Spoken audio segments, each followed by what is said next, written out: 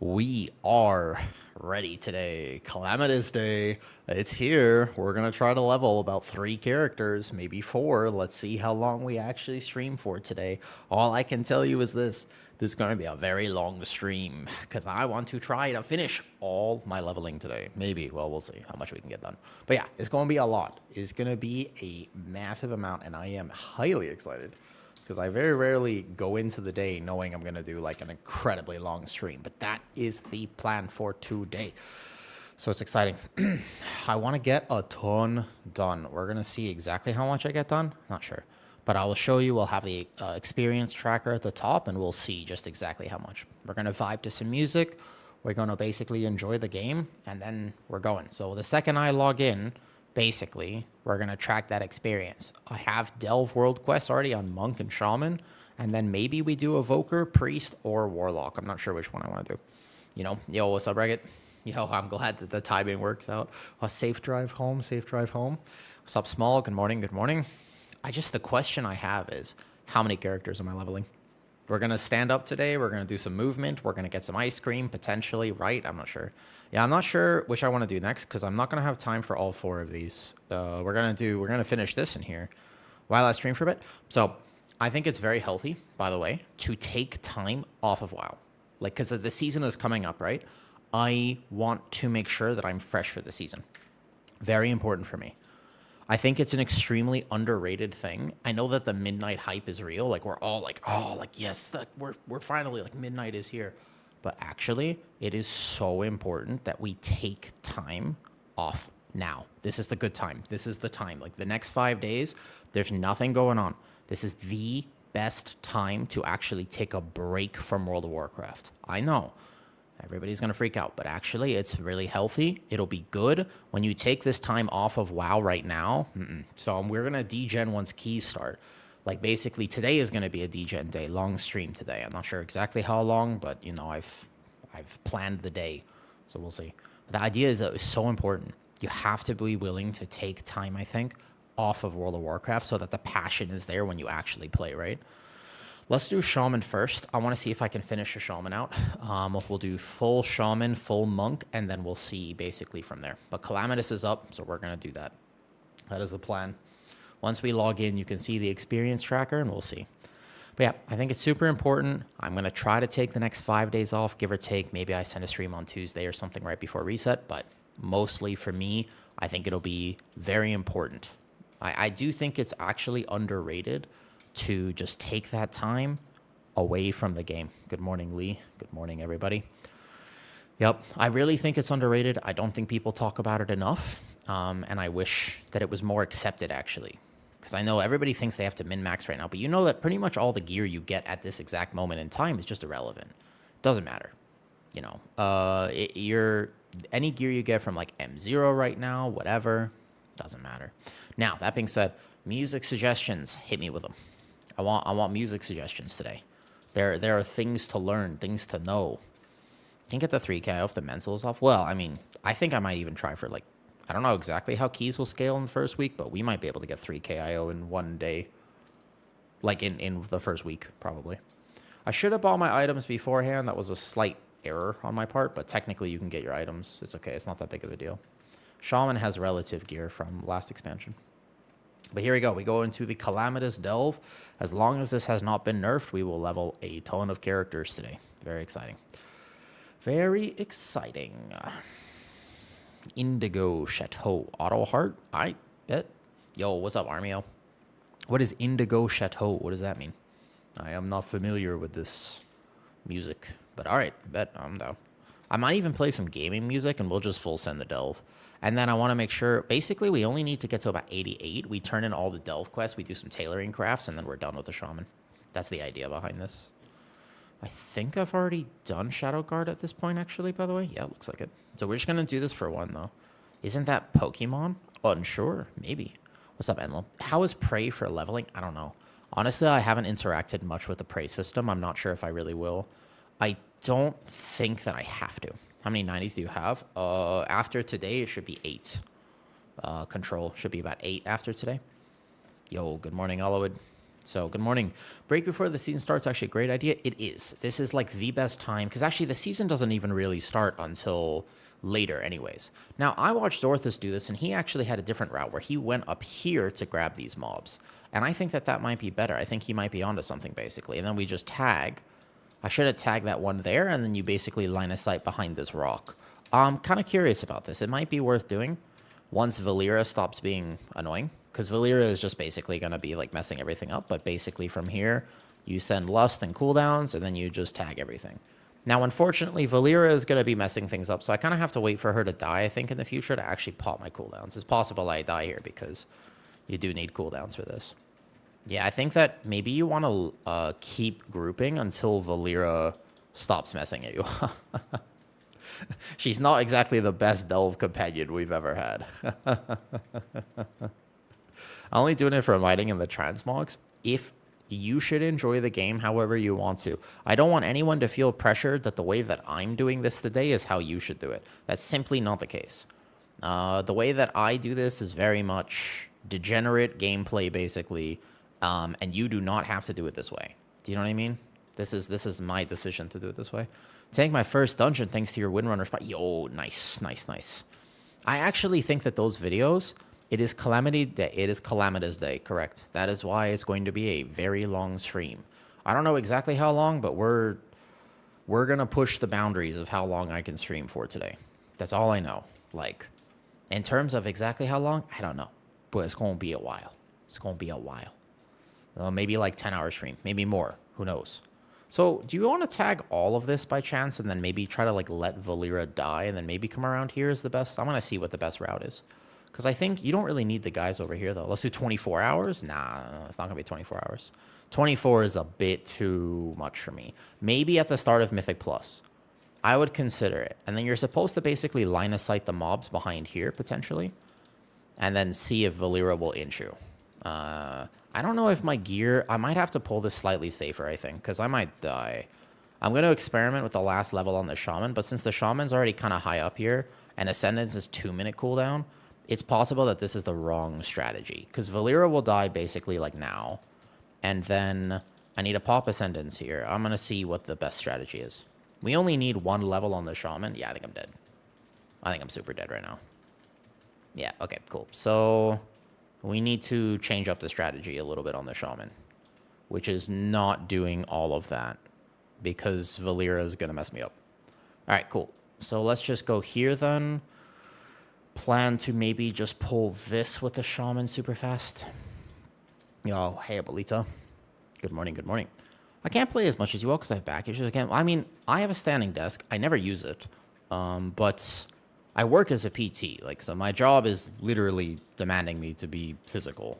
However, I used to have so many, like, joint issues and stuff, and I kind of managed to fix most of them, which is really good for me. Okay. Can I even do this on the Shaman? We're going to see exactly what the plan here is for the good old Elemental Shaman. Once we get into the flow of things, the Shaman is almost done. Like, I think I'm only going to spend less than an hour on the Shaman today, and then we go finish Monk. Monk will be a lot easier, I think. Yeah, I think you just go these guys. That's the key. That's the key once you get a little outscaled. That makes sense. All right, sounds good. But I'm excited. I think that it's just important to clarify, like, once again, you don't have to play the game any which way. It's only if you want to. And for me, my issue, right, is just, like, definitely nerf. Woo. There's 87 already. It's definitely nerfed. No, it's definitely not nerfed. This is exactly the same. You just have to rotate faster, Jeff Sense. I'll show you, basically. Today, I'll show you. This is going to be the hardest level. 87 to 88 here is going to take me the longest on the Shaman, just because Shaman. But this is absolutely not nerfed. Once we get going, especially on, like, one of my lower tunes, you'll see. We'll be averaging, I think, like, 1.5. I bet you it's going to be, like, 1.5 on a fresh tune for a while. Yeah, it's going to be something like that. Maybe, like, 1.2, potentially. You're going to go around here like this. This was... I kind of saw Zorthus doing it like this. They're about the same. I don't think it really matters too much, but this one will funnel them in a little better for, like, Shaman Earthquake. So then you hit Shift. I kind of wish Lust would reset after this. My main issue with the Shaman is that since I have Earthquake, Valera keeps dragging things out of Earthquake. What class are you going to focus on starting season? So my plan is that obviously I'm going to play Guardian Druid. We're going to see what the nerfs look like, but most likely I still play Guardian Druid because I love it. So I'll play Guardian Druid first and foremost, and I'll do most of my initial quote-unquote push keys with Guardian Druid, yeah? And then past that point, I'm not sure. You accidentally joined a full Spanish-Portuguese guild and no clue what they're saying, but they let me tank M0s. How's that going, Saito? I mean, you don't have to do it this way, Jeff Sense, but I promise you this is still really good experience. The only thing I'm not certain of is that this spot right here is better, because you see how Valera is just casually kiting literally every mob away from me? This is terrible. Like, I kind of wish that she died initially in the pool, because it's going to take... My kill time is going to be quite bad on the Shaman, but I'm still going to finish the last level like this. Yeah, like, because she... When you use this spot, I swear she kites farther away from you. So I'm not sure this is the right spot, though. What is your confidence in the tuning for Prot Warrior and Prot Pally right now? I don't hear people talking about that much because Guardian Druid Brewmaster. I think we're going to see on March 17th. I genuinely don't know how they're going to decide to tune. It's very, very uncertain in my opinion. Do they... I just don't know. They might... You know what I mean, though?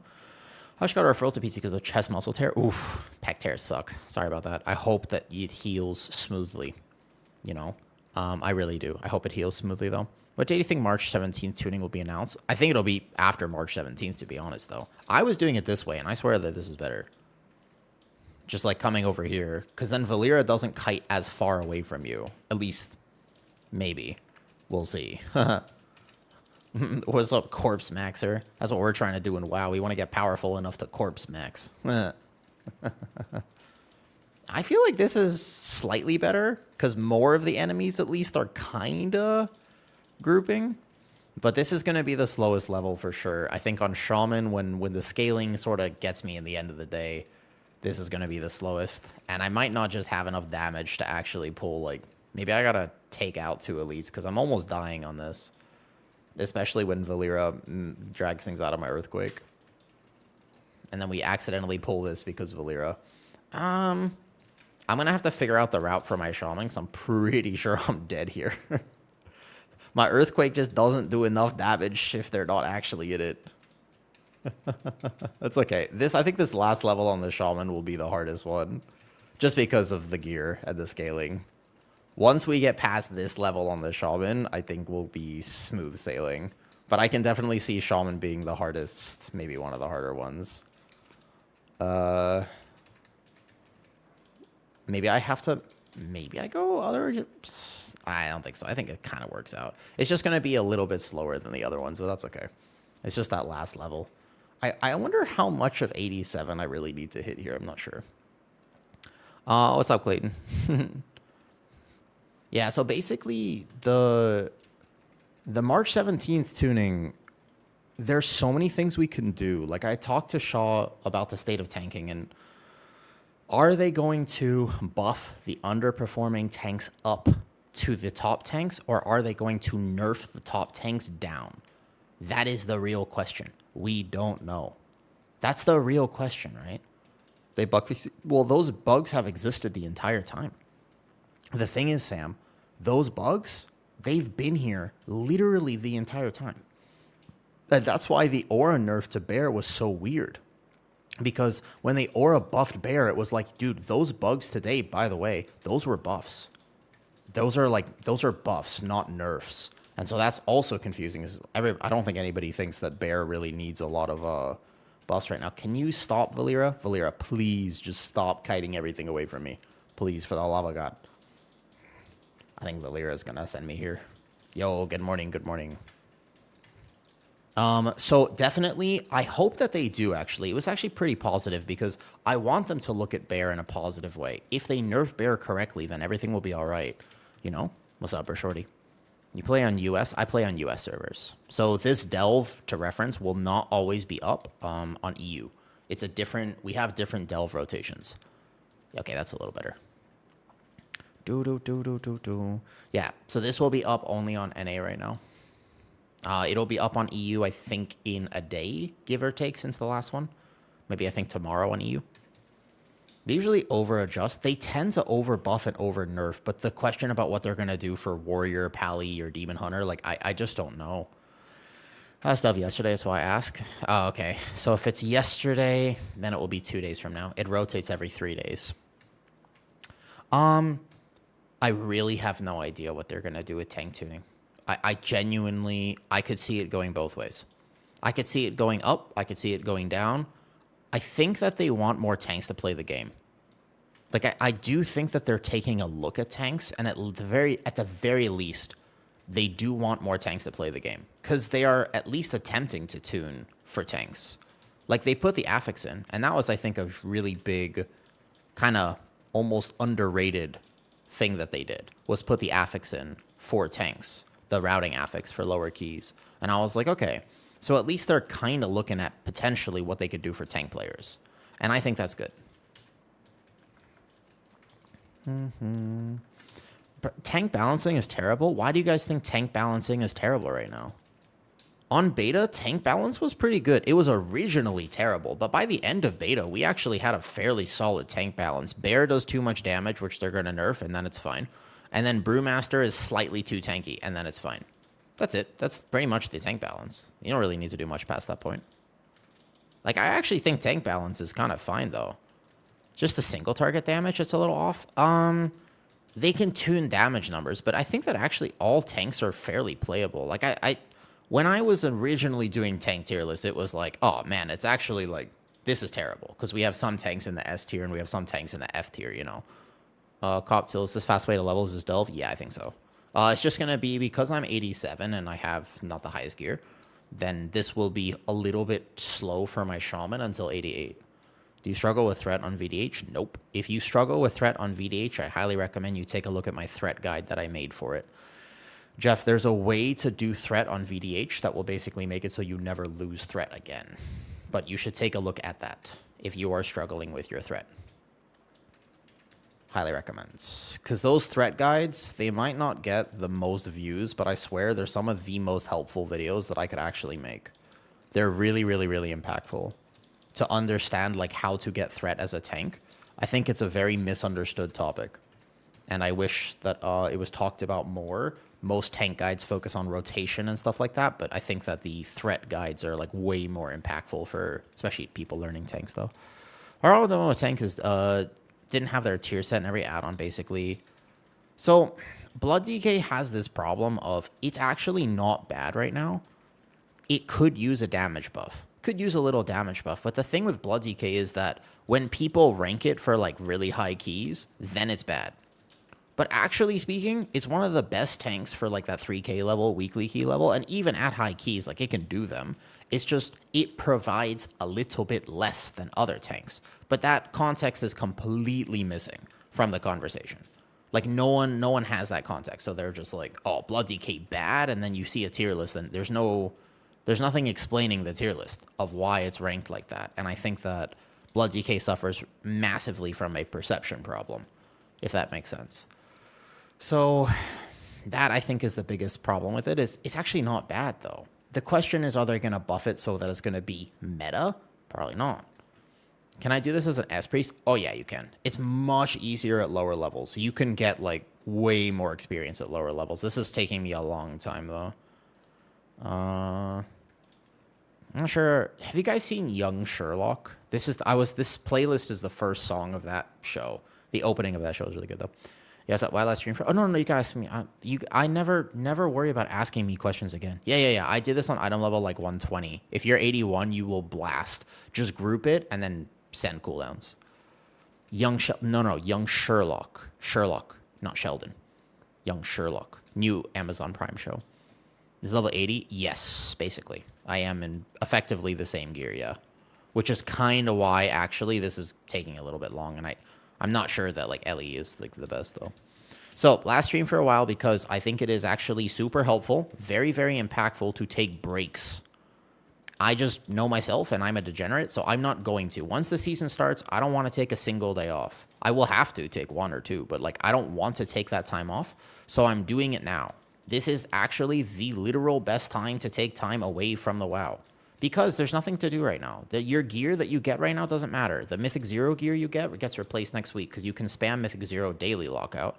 And on top of that, not only can you spam Mythic Zero daily lockout next week, but you can you'll get higher item level from it. So it's kind of pointless to do like to really be like gearing right now is a little bit, I think, the wrong mentality. You should hold your gearing for next week and then focus on leveling your characters right now. I just don't want to have to level in the season itself, so I'm trying to level like super fast right now. So yeah, last stream because mental health is really important, and it's important that you take that time away from the game so that you can, by the way, just blast. Like the season is where it's at. If people took time off work like now, I feel like you've trolled yourself a little bit. The best time to take off work and actually degen, slam monsters, send the gaming, the best time for that is definitely March 24th. Not even next week, it's the week after. When you can spam gear from Mythic Plus. That, you'll get the highest item level there. Morning, Ekamon. Do we not use Raise that on Blood DK? No, you just macro it in. It doesn't really do that much. Like, you do hit it cheeky, but you're not, like, that worried about it. Mythic Zero is higher item level. Correct, Jadery. It is 246 champion. Right now, you get veteran from it, whereas next week, it's not only spammable, but it's also 246, so it's, like, a little weird. I'm going to keep asking if people have seen Young Sherlock throughout the day, because that show is actually amazing. Oh, I got stunned. It is so good. I'm hooked. I haven't been hooked on a show in, like, a while. But I happened to start watching it because I love Sherlock, and it's really extremely good, though. Yes.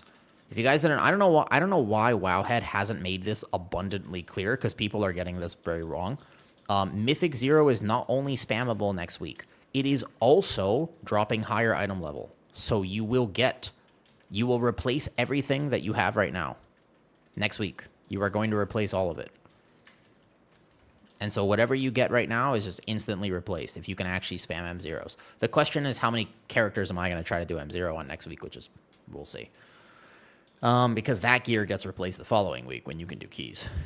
But it's harder to get gear from keys. Like, that will take a while. I might die. Hold up. Valera, help. Valera, help. God damn it, Valera. Yeah, she is a bad healer. She does not... Can I, like... Is there something better I can do? Is our shield get to maximum health? Our shield... Is there a better thing I can do? Because this is... I just need to get, like, 1 level on this, and then I'm done. Just 1 level. But I could use some gear, maybe. Exercise question about 5%. No, this all sucks. No, 1% upon reaching 15% regards to 30% of absorb shield. What was this? Comes with a chance to toss a grenade. Stun for X amount, though. Safely bounce on party members. I don't know what the best thing is to use. Do you have an idea? Yo, XP farming? Yeah, I just got to figure out exactly what I should do here, because this kind of seems bad. Motionless, overflowing. 27 party members deal. 20 out of combat. No, I don't need that. Is there anything better I can use? Sacred Mandate. If hires to do 1% target maximum health. I don't think this really helps that much. Well, okay. Yo, what's up, Deja? I need to figure out a slightly better way to do this on the Shaman. Am I absolutely trolling for wanting to main Prez? No, it's fine. What about, like, slightly past, like, 3 point? Yeah, you can, but you just might have a hard time getting invited. But I think that Prez is good. What's up, Cocktail? Yeah.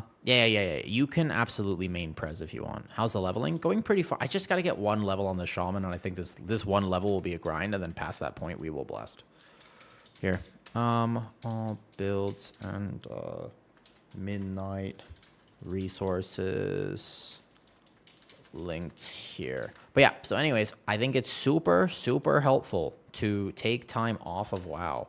And that's a really critical thing that not many people talk about, but the actual season, do not burn out. Burnout is real.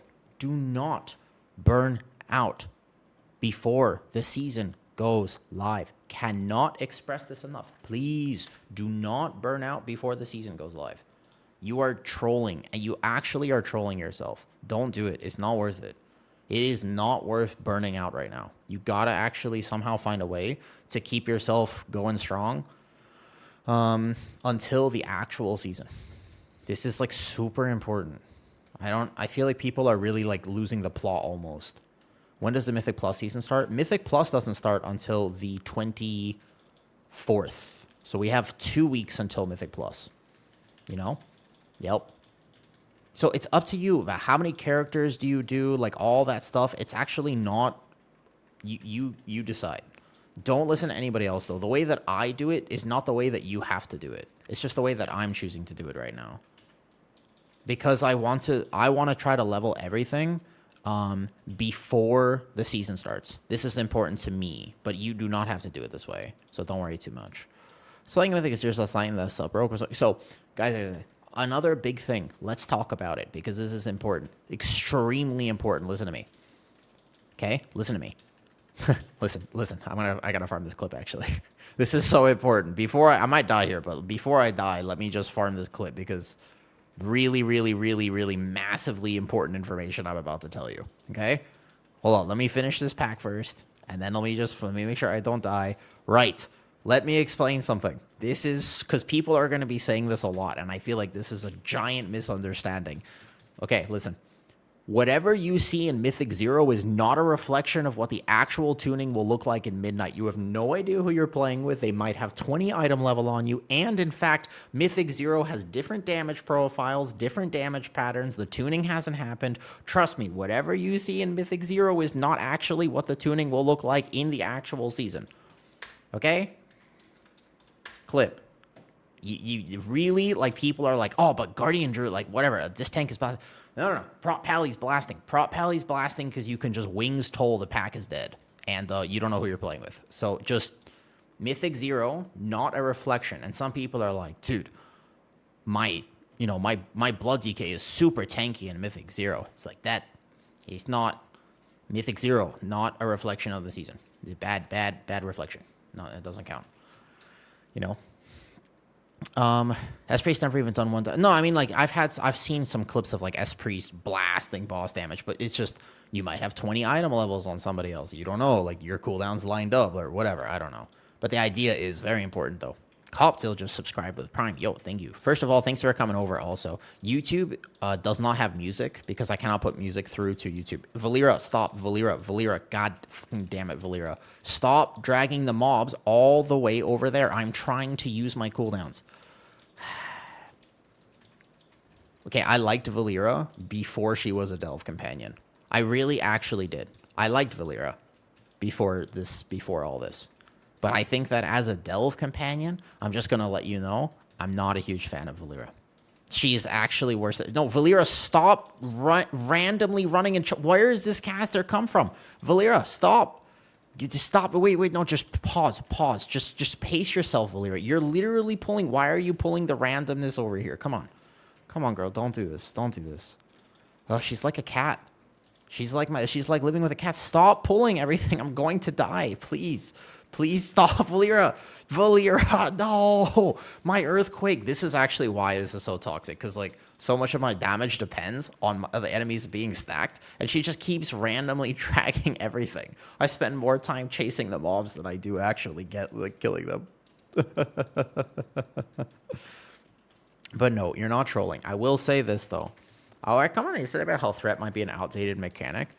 Oh, did you say, or did I respond to your comment? I can't respond to every YouTube comment these days, but I was trying to. I always try to see at the very least what people are saying. If you were the person who commented on the threat stuff, though, watch your Pally tanking magistrate, awesome shit. Did you like that Blitzcrank? Did you like the full masterclass guide? I have an idea, by the way, for next week. I'm going to put out dungeon guides that are going to be some of the best tank dungeon guides that you've ever seen. I will hold myself to that. But I have a much better way to do it than the master class, in my opinion. Do I plan on playing any Prez? It's a good question, Timmy Seaton. I don't know. It depends on who I level, because I can tell you right now that whoever I don't level, you ever seen Harry Potter? Basically, whoever doesn't get leveled this week, realistically, maybe even next week, I'm going to be honest with you, they're the Harry Potter.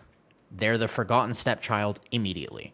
There's not even a doubt in my mind about this. If I don't level the character, pretty much like right now, it's not getting leveled. And it's just the way it is.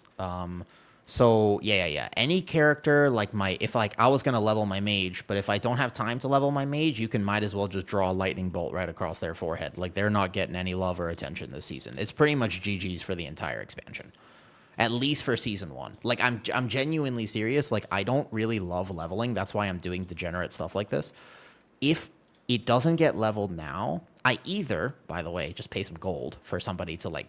I'll do the AFK power leveling method maybe later. But basically, like, maybe for the sake of, like, content. But normally speaking, it's GG's. Like, from that point, I don't level characters. And that's just how it is.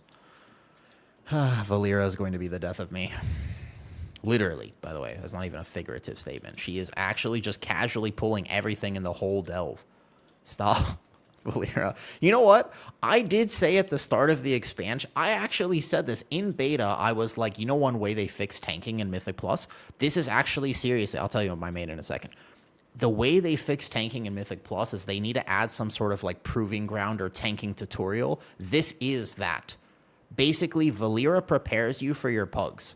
Because this is the worst experience, but this is actually what pugs do. So to be fair, she is preparing you for what's actually going to happen in keys. Okay? This is literally, it's true, because what she does is she'll rip threat from you, and then instead of running to you to group the mobs, she runs as far in the other direction and butt pulls literally everything. So it is, to be fair, good practice, because this is what your pugs are going to do. They never run toward you as a tank player. They run away from you, and then they continuously pull the entire dungeon. So just saying, though. Dude, the follower dungeons are extremely toxic. It's true. The follower dungeons are perhaps one of the worst experiences I have ever had playing World of Warcraft. That is very true.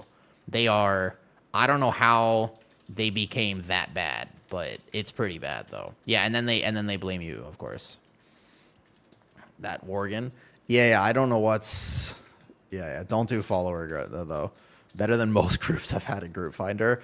I actually think that the follower dungeons were an experience, to say the least. To say the least, by the way. Yeah, Austin Huxworth, that's his name, correct.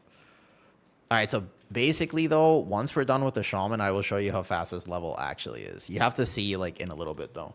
Do I spam tier 1 from level 80? No, not to 90. We just get to 88. The trick for this delve is I'm already getting outscaled on a Shaman without full gear. And so you can see this is taking me, like, I'm, like, going half the pace because my kill times are, like, 2 minutes right now. Let me show you in about, it should be about 45 minutes, that I go to one of my other characters, and I will show you how fast this is. So you're supposed to world tour delve, and then you turn in those delve quests when you get to about 88. And then that will carry you through to 99 and, like, a half, and then you just craft some tailoring stuff. Yeah. That's kind of the whole plan here. Otherwise, we'll vibe to music, though. You responded, don't worry. Okay, cool. What's up, G-Dub? So I think that tank threat, by the way, it does have to exist. I have thought about it. And originally, when I was making a bunch of tank videos, I was like, maybe they should just get rid of threat. Like, maybe it's an outdated mechanic, and they should just say, maybe not. Maybe threat is no longer a thing. However, I think it would actually create degenerate gameplay. I don't think it would help. You know what would help, though? What if they just buff tank threat by literally 2,000%? In other words, and what that would translate to is, if you touch something as a tank, you have aggro on it. It is that simple. Like, if you are in the pack, even if you have hit every single wrong global, I mean this, like, what if you've hit, let's just pretend that you're a Guardian Druid, and you have been swiping, swipe. If you touch something, you have aggro, and nothing is going to rip threat from you. I think that is probably going to be very helpful. I think they should buff tank threat so that it's just not toxic. Because what they can do with game design, I know World of Warcraft, it's not technically their job, but it is their job. They can create with game design less toxicity. And that's the thing I don't like. Overall, everybody here, you guys love WoW, right? I love WoW. I'm assuming that everybody here likes this game. I mean, sometimes maybe you get a pug and you hate the game for like a day. Maybe 2 days, maybe a week. Maybe you have really bad pugs. But the idea is, we all love this game, right? what I want more than anything is less toxicity. I don't want people to tell me that they're scared of tanking because people are rude. I just hate that. Because they're worried about party chat, you know? And MDI tanks would just pull the whole room and kite wall. So that's... Even right now, if you have decent threat, you can kite. But I know that threat has to exist, though. Right? Even on Ruly DPS, but is that actually helpful? Does it make the game better? I do think there's like a small I don't know why this camera... I'm supposed to get a new camera set up soon, Smokey. I started researching like how to get a new camera set up for stream, and then I got overwhelmed because it was complicated. Like, I wanted to get a new camera because he's AI. Maybe. My plan was to get like a whole... I wanted to actually invest, by the way. Like, I was thinking about getting like a camera, just to clarify. Like, maybe like a whole DSLR type setup. I've been told when I was younger that I had DSL, but I think I want maybe like a whole camera setup. They're expensive and pricey, but overall, I think it would be a good investment. However, I need to do my research and figure out like what will actually work for stream, and I got to make sure it like is for streaming and doesn't overheat and stuff like that. They're like $1,000. I mean, they're a lot of money. But I really like streaming. I'm going to continue streaming. Right now, I just have this webcam that does overheat and has a small delay. Nothing I can do about it. I've tried to fix it before, but my computer just does not like this webcam. So it's kind of unfortunate, but it is what it is. What do you think? Do you guys know anything about cameras? Like, I was thinking about actually investing. Like, let's say I had $1,000 to spend on a camera. That's hefty. I would rather spend not $1,000, but what would I do? This is actually a nice camera. It's just my computer hates it. This is an Instalink 360. It's just my computer doesn't like it. I don't know why. I've never been able to actually make it work. I have troubleshooted it. I've watched like a whole bunch of videos on it. And it's like, yeah, I think the Sony camera for streaming is what I've heard. The ZF Turbo V9 V6 tomato juice energy vitamin electrolyte badass vroom vroom, that one, whatever that is. I don't know why cameras and motorcycles, they all have like these crazy letters next to their name. It feels like bad advertising, doesn't it? You know what I'm talking about? Like, why can't they just call it, oh, this is like the new Harley? They always have to be like, this thing is actually like a V6 10,170 whatever this VX blah blah blah blah blah blah blah blah. I don't know why they have to have all these extra letters. It feels unnecessary, to be honest. You used to work for Sony.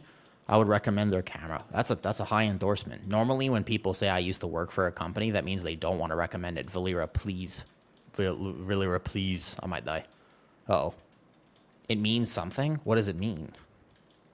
Is there a real big difference between the V600 10,000 blah blah blah blah blah versus the whatever though? You work for Canon as well. I mean, I think that I just need go for Sony. It's like complicated to set up though. You need to get like a dummy battery, then you need to get specific cables. You need to make sure that it doesn't overheat, because I live in Thailand, so that's a big issue. Is that like, if there's a window right there and it's hot. And so I was worried. I was like reading a lot of mixed reviews about this camera overheats, that one doesn't. But I do think it would be worth investing in like a proper thing though. You know what I mean though? A 600cc and a 900cc is a bit different. Is it? I don't know what the difference is. As somebody who is basically technologically illiterate, I actually am not familiar with the difference, to be honest with you. I have no idea what that is. Is there a way, by the way, to get Valera not to be like pulling everything away from me? Is there actually a way to do that? I don't think there is. I'm unsure. But yeah, I think there will be a slight delay until I can actually figure this out, though. Make her DPS. I do think she does heal me enough because, like I said, my gear, I'm not like super under geared, but it's not working the way I want it to. I can tell you that. I think I need her to be a healer. Otherwise, I can't do it. It's okay. I'm almost done with the shaman. I really think I only need about 88. So it's like a few more runs here and then we'll be fine. And then I'll do my monk next and see from here, though. It's not better to finish it up. No, no, no, no. That's like a huge... You won't be actually getting the speed leveling if you try to finish the delve. You want to avoid finishing the delve pretty much at all costs, though. Pull aggro, she won't pull from you. So that's why I'm trying to actually, like, walk with her now. Because I'm noticing that if I can at least kind of tag the mobs, then she doesn't really pull. And then I only activate cooldowns after.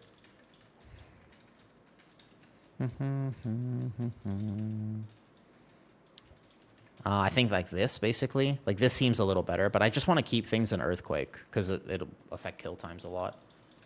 It's like, I don't think it'll be as toxic once I'm not playing an Elemental Shaman. I think after this, I do Monk, and then I'll do whatever else after. I'm slowly figuring out a strategy, though. What's up, Leth? Nope, it is definitely not better to finish the delve. It is... Some people were doing like a duo where you pull the entire delve, but I think it's way slower, though. Yeah, she actually does kind of heal. She just doesn't do any damage. But the healing, she does actually do healing, so it allows me to just stand here, though. How's leveling going? So far, so good today, but this is just... We're just the tail end of Shaman leveling. We haven't really pushed it today. The question is, how long am I going to stream for today is the real question, though. Do you recommend tier 1 from... Yeah. Just to about 88. And then you'll see what happens when I hit 88 here, though. How many 90 so far? 5. So I have the 25%. And then after this, I have a Monk. And then all my other characters can do the delve. We'll see. I'll have some rested experience, too, because I obviously did the tech. And I think I've banked the Dark Moon Fair buff as well, which is big tech if you didn't actually know you could do this. If you ever need it again, you won't need it for a while, because it doesn't affect rep. But the idea is for leveling... If the Dark Moon Fair is around, you can log in and then just basically like just get into the carousel, and then you'll maintain the buff even after the Dark Moon Fair ends. So right now, my characters will have 1 hour of the Dark Moon Fair buff, which is kind of nice. It's not like that I'm just going to come straight into Calamitous and maybe even get to like 88 and call it, and then I'll do Delve World Tour on my own time. But reminder, this will be most likely my last stream for a bit, because I will take a time, though. Yeah, I want to make sure... something I'll talk about a lot today. I know we all love World of Warcraft, but you want to be fresh for the season. You know? Like, it's so important. Don't feel pressured into rushing right now. The gear you get, like, if you're kind of done leveling, like, just take a little bit of time off if you so desire. You don't have to, but trust me, you're going to have a much better season if you use this time right now to kind of just, like, just chill a little bit, you know? Just, like, take your time. There's really no rush. Oh, I need to sell some stuff. Yo, what's up, Deco? Pog 20 stream streak, yo. I'm excited, Deco, for this season. It's just, like, one thing I want to do. I know not everybody has to do this. Like, some people, I know, like, Arson is just, like, he's just a gamer, and he'll be fine. But for what it's worth... It's actually, like, I think a lot of us have been going very hard on leveling if you have a bunch of characters. So it's just really, really, really take your time. This is not a good time to just actually full send and burn out. It would be so silly right now to just burn out at this point. Yeah. And so some people won't. I know that I will. I didn't even put my talent point in. Well, so I know myself, and... it's going to be important for me to take that time off. So after today, we just might be here for like 10 hours. I'm not sure. Well, I don't know how long I'm going to game for today, but if possible, if I can level most of my characters doing this today, that'd be awesome. I haven't fully decided, though. Exactly. And also, that even means next week. So next week, the goal is basically M0s. That's sort of my plan next week, is just going to be doing a lot of M0 type stuff. Because I think that that's going to be a really good use of my time. Next week, I think the M0 gear will kind of actually set you up for the season, but you can do daily lockout M0, so basically minimum item level next week should be 246, you know, give or take. You have 4 rep items, you do some M0s, and then they're 246, and that's really like the game plan. I think that that's like a really good game plan in my opinion, because that you can do 10s on 246. The 24th is too damn long after release. I don't know about that. I think it depends, Blath, because there are so many different types of players, and to be honest with you, I think a lot of people, from the conversations that I've had, actually are really loving this time. You got to understand that the majority of WoW players, they're not sweaty like me or you. They take showers. No, but like seriously, a lot of people are like, dude, the story, like I'm reading every quest and the story of Midnight is so good. And oh my God, she did what? Like I'm going to take an hour to process this information. Like it's a ton of people are just having the most amazing time playing the game. I am not one of them, but that doesn't mean that it's bad. It just means that I am not one of them. So there's a difference between how I enjoy the game and how other people do. And therefore, I also don't want to complain too much. Would I be happier if I could just do this in 2 hours? Absolutely. Would I be happier if I can just click a button and have my ults to max level? Hell yes. Please. Like, that would be amazing. But that's not the reality of the situation. However, I don't want to complain because Midnight is good. You know what I mean? Like, there's a lot of people right now who are, like, not realizing that Midnight's actually amazing. There's so much dooming around right now. It's just like, why? This expansion clearly seems to be, like, one of the best expansions perhaps they've ever released. I mean, doesn't it seem like that? Like, they put a lot of work into Midnight. I understand now why the end of the War Within kind of sucked. Because they were putting all their resource time into Midnight. Like, you know what I mean? Like, well, I was like, where was the class tuning at the end of the War Within? Never happened. Oh, that's because they were working so hard on this. Good. It's a good product right now. Midnight so far is amazing. And I'm very impressed with the zones. I'm very impressed with the open world content. I think that people who are not like me are actually going to have an absolutely amazing time in Midnight, and that's great. I want them to have an amazing time in Midnight. So, yeah, the dooming is just unnecessary. The toxicity in WoW in general from the player base is just unnecessary, you know? Exactly. Aesthetically, if I just take a moment and actually appreciate it, bro, Silvermoon City, amazing. Silvermoon is beautiful to look at and just like endless things to explore in Silvermoon. The open world, there's like actually interesting stuff. I don't know why. I feel like the last few expansions haven't felt like that to me. And I feel like I'm back home a little bit in Azeroth. I just personally don't, it's not my thing anymore. And I just want to get to keys. And once keys start, I'm hyped. I'm super excited, right? But for now, it's not my thing. And that's okay, by the way. That's like totally fine. It doesn't have to be your thing. Exactly. It's really, really cool. And I think that if we just don't appreciate that, I think we're messing up, though. You know? Wasn't kiting meta a problem and Legion when threat was stronger?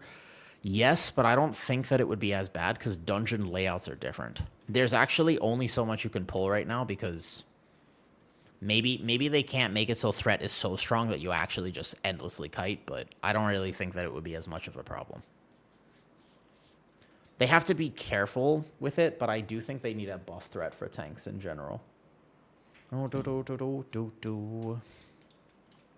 Okay, wait, mount. We only have about one more run here, and then the Shaman's done. This did take an extra while on the Shaman. This last level, I think, is the hardest, especially without gear. I want to see what it will feel like on my other characters. I probably just buy some auction house gear to really kind of like mitigate some of the scaling issues. So from here, in fact, this actually might be the last run. Maybe like one more after this. Come here, come here, come here.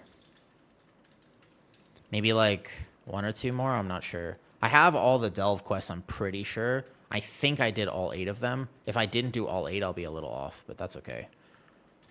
It's give or take to 88 that we need to do. Block Sacrilege showing perma the mobs. That was due to range. They fixed that where they will lose threat. I also think that that's another way that they can do like to solve the kiting meta. But I also think that nowadays tank damage is like kind of competitive. In terms of the fact that, like, tanks, even if they can kite, they don't want to. Because they want to be doing damage, though. I do think this delve is the fastest way.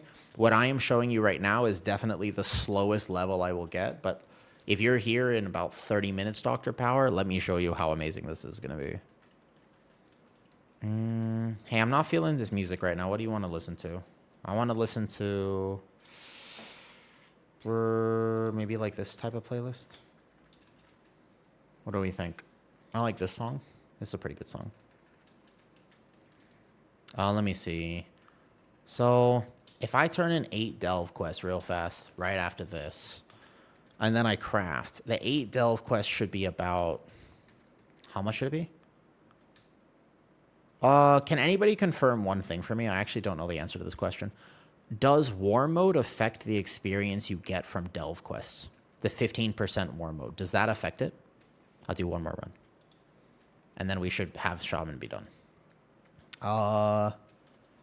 Can anybody confirm or deny whether war mode would affect the delve experience quests, the turn-ins? It is a quest, so it should technically affect it. I think that it would affect it, right? It does? Okay, great. So let's do that first, though. Yo. What's up, Small? Wait, gifted subs. Thank you, Small. Did you ever get your seal pet, by the way? It does? Okay. So I should get even more than that because this is like 25% now. So I have the full experience boost. Let's see how much I get after this.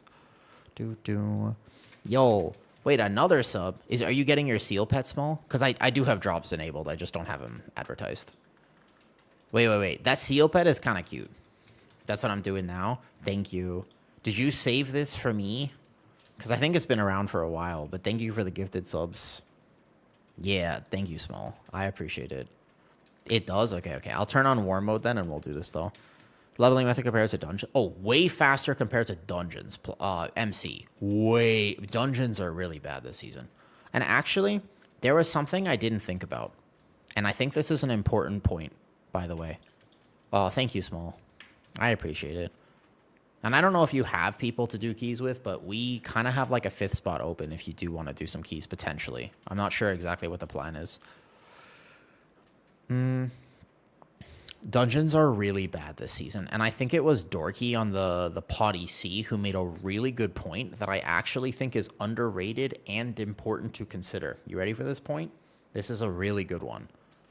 The social elements of World of Warcraft is missing from the way that you're leveling this midnight season because the new expansion hype is real. And I actually think that if there was better social leveling, as in, by the way, oh, wait, shit, sorry, I didn't have my thing open. I just saw a $5 donation on YouTube. Thank you. Sorry, Arlenaut.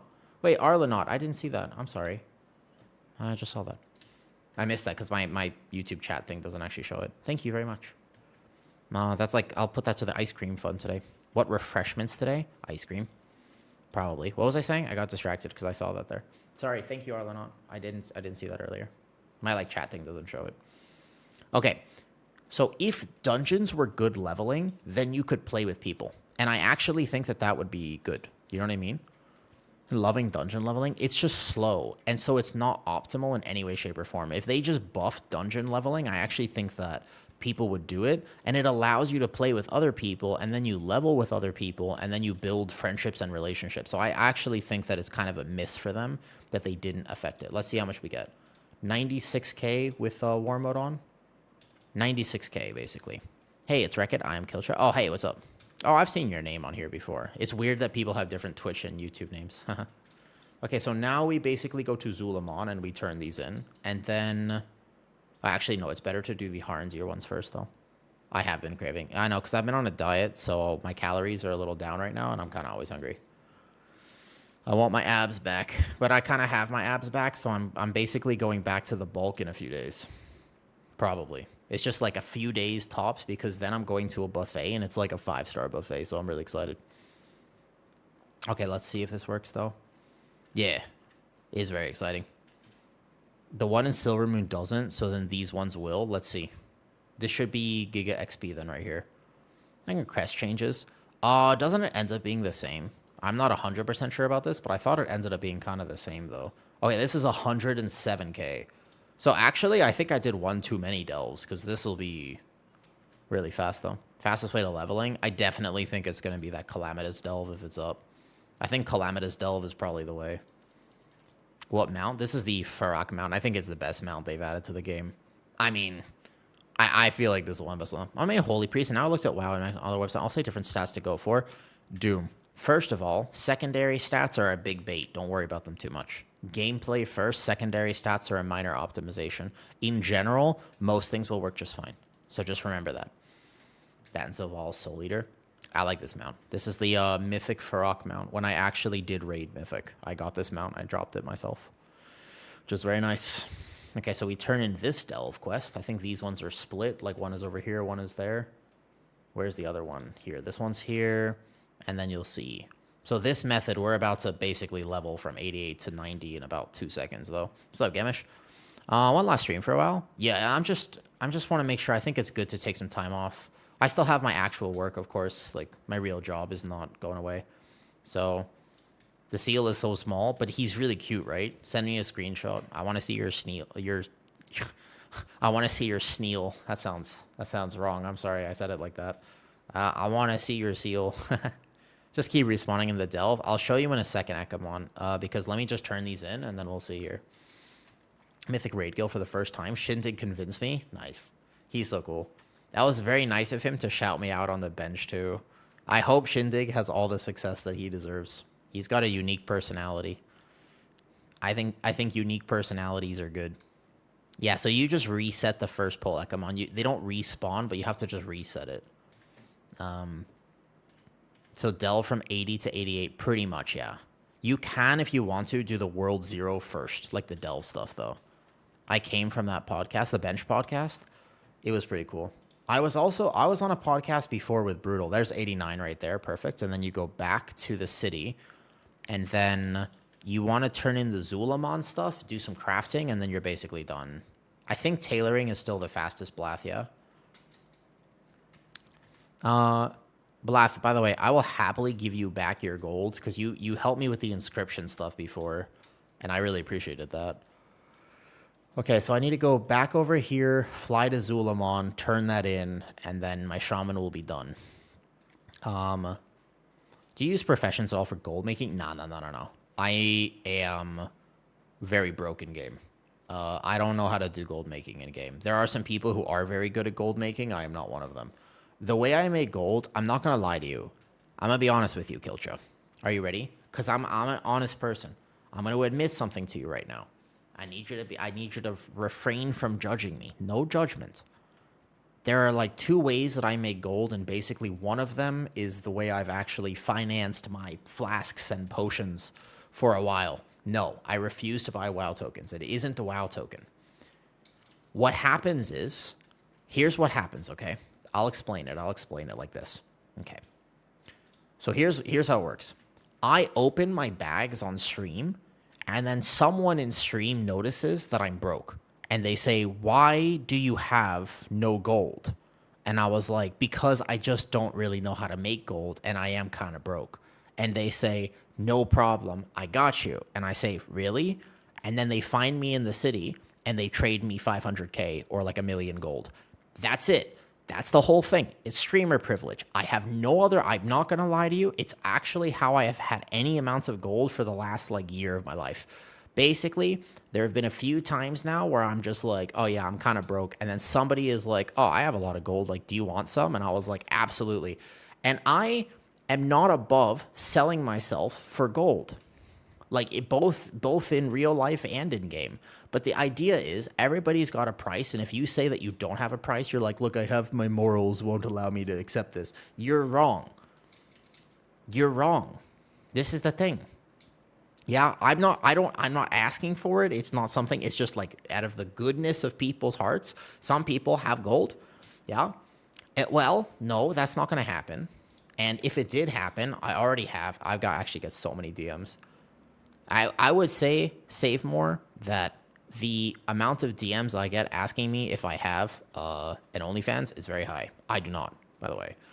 But that would definitely be a gold making in real life strategy. Because a lot of people are like, how much do you want?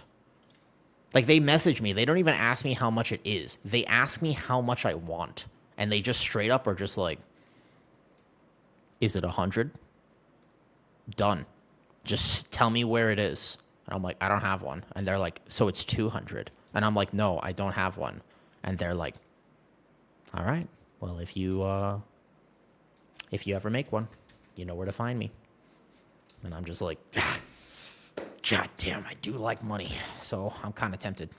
Enough people message me that, and you never know. Never say never, right?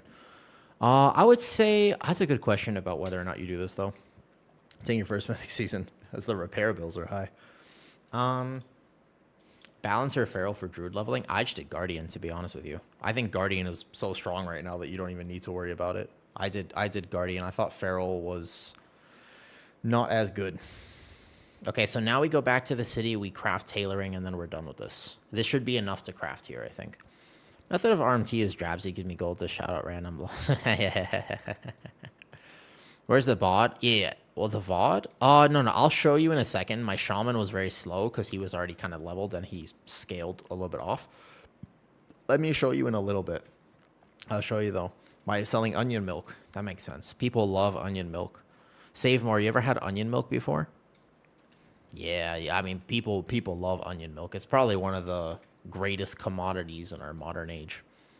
Yeah, never underestimate the general public's love for onion milk. These are big onion milk enjoyers.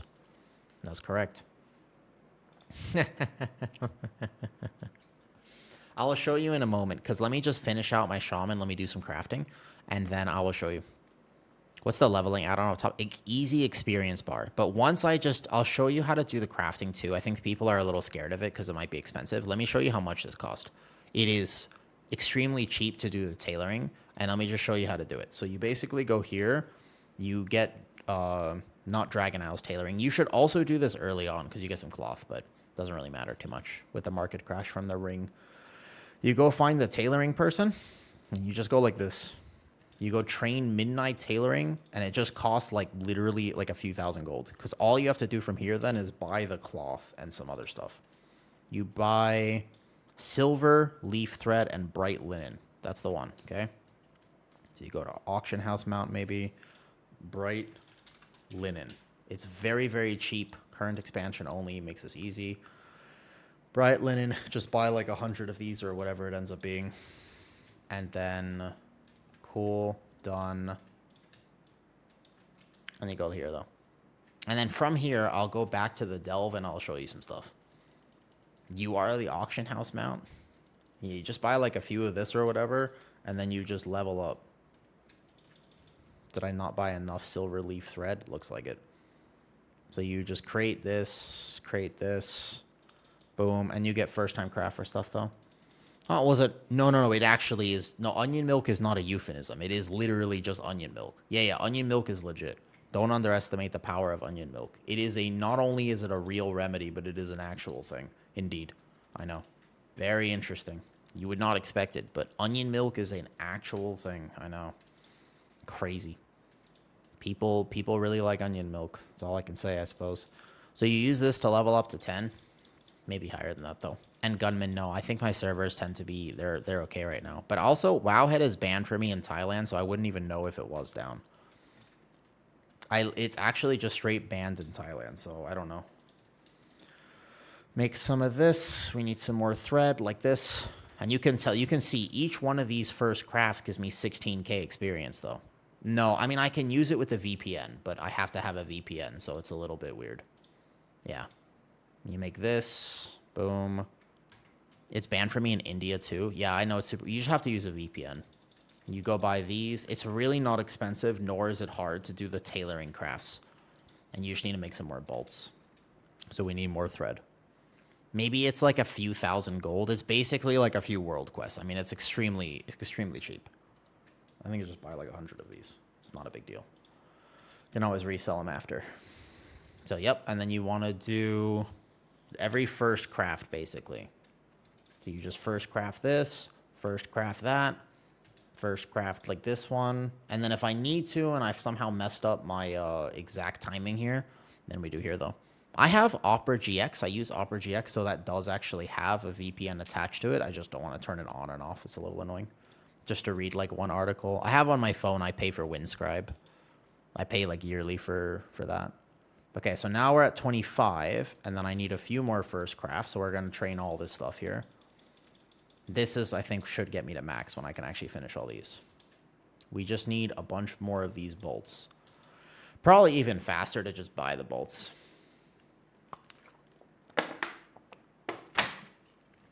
That is all the mats for this part. That actually makes sense. You can do that.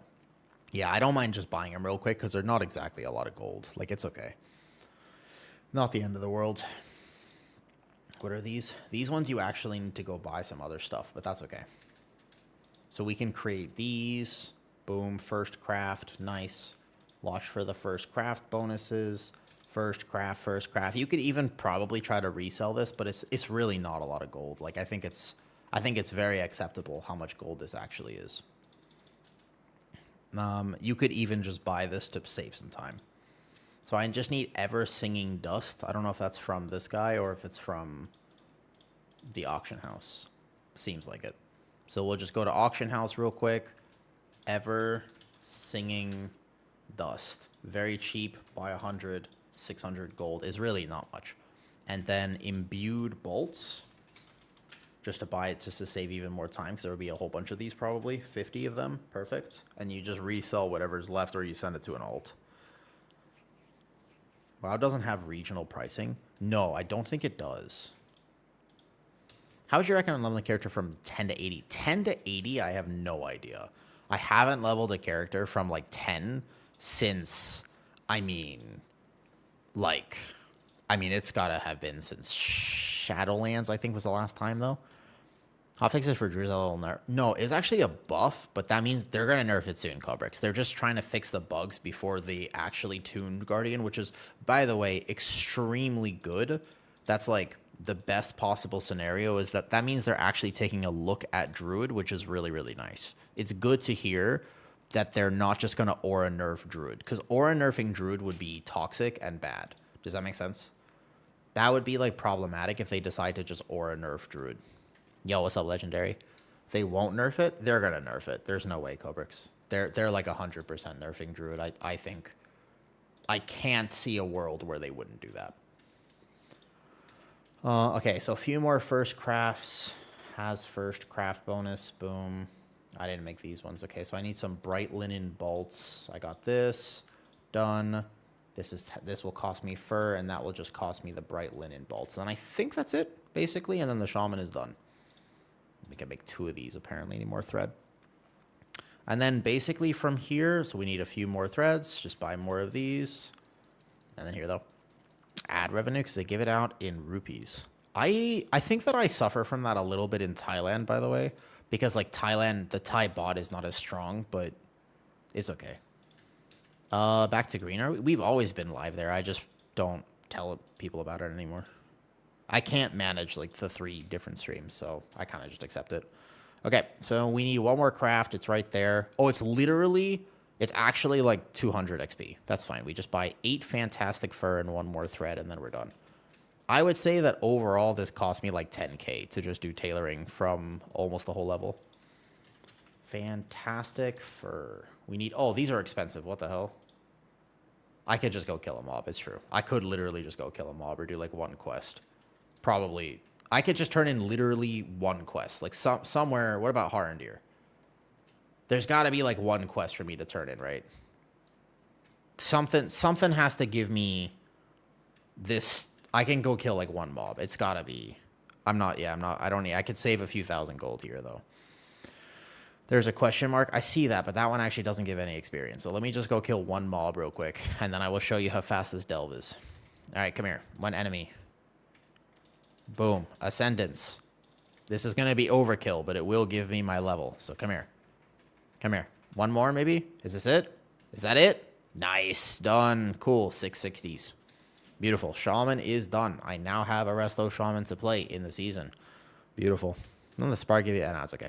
All these websites... What website for a WoW guide would you recommend? You mean for Talents, Doom? Talents is hard. I don't think that Talents is an easy one because sometimes the guides on Wowhead or Icy Veins are good. Sometimes, though, they are literally the worst recommendations possible. Yo, Above T just subscribed on the YouTube. Thank you. Very new to World of Warcraft. Thank you for your build guides. You're welcome. They recently understand have got me okay. Nice, nice, nice.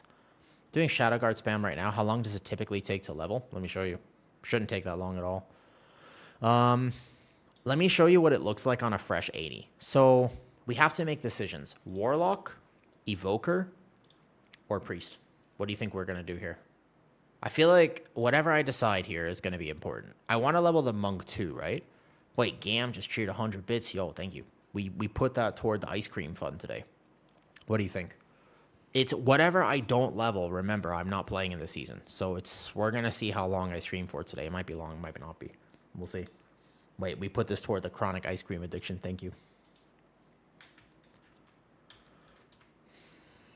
Warlock can't tank? Well, I mean, I'm already going to have all my tanks. The monk is the last tank that I actually have. Are you going to be gone for a while? Because I'm taking some time off, though. Prez is fun, even if it's complex. It is true. I like Prez. I vote not Evoker. Really, Small? Aren't you in literal Evoker? Why is a Wu-Tank an Evoker that can't tank? Because when I transferred the character, I needed to do this. Evoker. I see some Priest here, so it's going to be one of these. This would be Holy, most likely. I don't really love Shadow and stuff, though. Here's another for Ice Cream Fun. Yo. Yeah, I'll stream for a while. By the way, this is the same Gambit from YouTube. Yo. I see you there, Gambit. Good character, by the way. Glad he got time in one movie, at least. That's why less competition? I see. Otherwise, I could just finish the Monk, too. I don't mind. We could also just finish Monk. I don't mind. But let me show you how fast the Delve is, though. Holy Boy, do Priest. I guess I have to learn how to play Shadow. We're going to make a decision. Or Warlock, by the way. Warlock is another option that we could do. This is another option. I'm kind of cool with either. How did you like leveling Shaman to 80? I mean, Shaman, I want to play Resto is the problem. So, say Monk if it's on the table. I could play Monk. How long it takes to level to 90 from 80? I think I can get it in about 3 hours right now. Do you remember when you were an Evoker main a long time ago? Yeah. Thank you, Gambit. I appreciate it. And I am glad that you like the content. I'm really excited to make more. I've just actually been kind of overwhelmed with how long leveling is taking. I wasn't expecting leveling to take this long. I actually thought leveling would be faster, so I wasn't anticipating it. When I take the time off stream, I'll use that time to make some of the best tank and healer guides for YouTube that I can. What's up, Lady Ladrin? How are you? Doing pretty good. Overall, excited for today. Calamitous spam. We're going to make a decision. Monk or Warlock? That is actually... Monk, Warlock, or Evoker? These are one of the 3 choices here. I don't know why. I mean, I could just continue with the Monk. It's not a problem. Let's go Monk. I don't know why. I'm making an executive decision. I'm just putting Monk. I'm sorry I asked. I know you guys said Priest, but I'm ixnaying that decision. I don't want to play Shadow. I'm not sure how I'll do my Priest. I mean, technically speaking, you can level later, but all good. I'll be here, Small. We are degenerate streaming today. It's only been an hour. We finish up the Shaman, though. Fresh boosting Monk. It's already 83, and I have done all zeros, I think. I did actually finish, I think, all zeros. If not, maybe I'm shy on one. I'm in Tornagal, so let me just get back over here. I think I did my Delve World Zero tier. I just need maybe like one of the Shadow Point ones stuff or something like that. So this will just be here. Curious how you pull these? Let's find out. The main problem with my Monk is that I did buy my 180 pieces, but it's quite behind in terms of, like, I'm using Cersei's Circlet, so we'll see. Got work in the morning. Aight, Ekamon. Yo, good luck with work. Yeah, I'm curious to know, too, how the Monk is going to go. I could use some gear is the problem. Doing good. How's your day going? So far, so good. I plan to degenerately play World of Warcraft today, and then basically I won't stream for a bit. This will be my last stream for a little. I will still be uploading a ton of content to both the YouTube and the Patreon, of course. Some free stuff. Many free stuff, in fact. So don't worry. I will have many, many things coming. I got a bunch of cool projects. The problem with those projects is that it actually requires me to film them. Oh, let me turn this off. I know this goes through to YouTube. Hey, if you're watching on YouTube, good question. Quick question for you. Can you guys hear WoW game volume today? There should be some WoW game volume going through to YouTube. You can't hear the music, but you should be able to hear that, though. Is it a vacation? It's just time off, to be honest. It's not even a vacation or anything like that. It's just... I just think it's important to actually take time away from World of Warcraft. Like, I actually think that it's so important, in fact. You know? No, you can't hear any WoW game volume? There should be WoW game volume. Properties, World of Warcraft. Let me try this. Like maybe like this. What if I refresh the source? Yo, Shindig Shadow on the Bench podcast and love your YouTube content. It is cool. I did not expect him to do that. And that was very nice of him indeed. Next week, we have raid normal. Correct. We have raid with normal raid, heroic raid, raid finder, and that's it, though. And then mythic zeros become daily lockout, and you get 246 gear. Yeah, that was very cool. I wonder if they would ever have me on, Mickey. I feel like I'm very new to the WoW content creation scene, so I'm very curious. Like, I have no idea. It was pretty cool, though. It's quiet, but it's there. Okay. Do you guys want it to be louder? Should it be louder for you guys? I just can't hear it through to the other stream because I have it split. Okay, what I'm going to do, this is my plan. I'm going to buy some gear off the auction house, though. Yes. What's the quickest way to level? Definitely what I'm about to do right now. I'll show you. But I have to, first of all, just go grab some gear, I think. That would be super cool, Mickey. If you... Hey, guys, actually, I don't normally ask stuff like this, but it would be really cool. You guys know the Bench podcast? If you are interested, okay? No, I'm here. I'm going to show you this right now. So let me just go find some gear because this will be helpful. The gear is really not expensive, and you can just at least get minimum item level. I think, like, look, 165 is not that bad at all. You can even get this 178 item. Okay. If you want to see me on the bench, could y'all go comment on the recent The Bench episode? And just be like, yo, a Wu tank is awesome. You should totally have him on. No joke. I actually think that might work.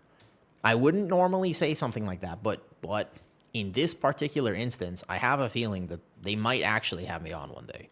So in this particular instance, if you were just to go find this YouTube video and be like, yo, a Wu tank is awesome, y'all should totally have him on. It might. What if it worked? Would be cool. Name from 80. That's the Harlden one. The bench versus. I listen to both. I mean, I like both of them. So yeah, I actually, by the way, am kind of serious about this. I kind of want to start my own podcast. Why not?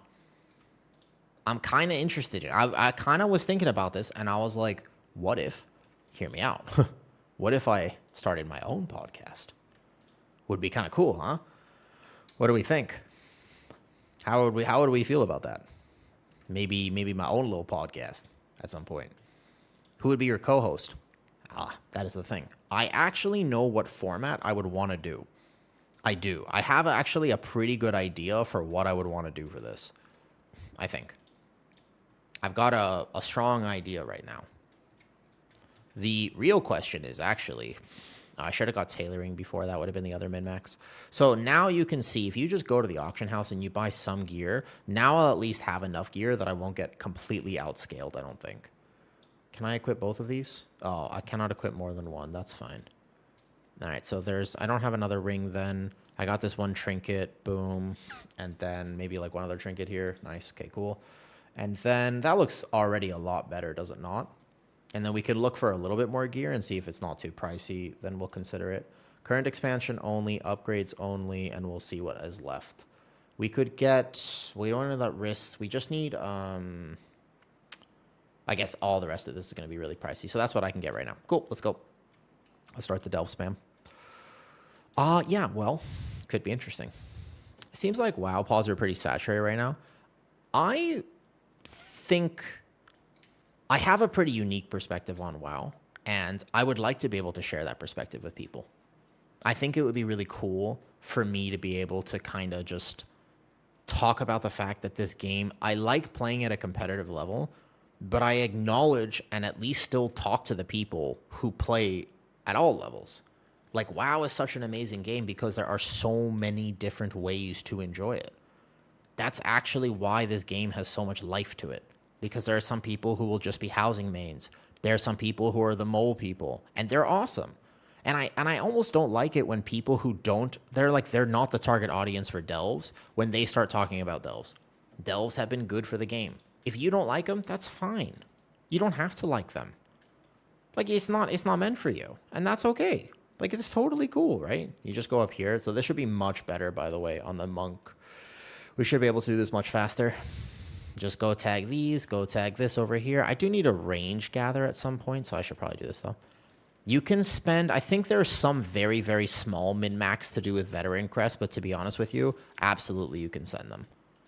The only thing you don't want, the only two actual mistakes you can make, by the way, with gearing is going to be wasting your spark and wasting your heroic crest, though.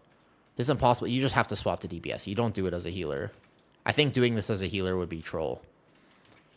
Message posted on bed. Dude, honestly, if you don't mind, it would be kind of cool. Just be like, yo, a Wu-Tank is super cool. Like, you should totally have him on. I think that'd be awesome. I would love to be on the bench.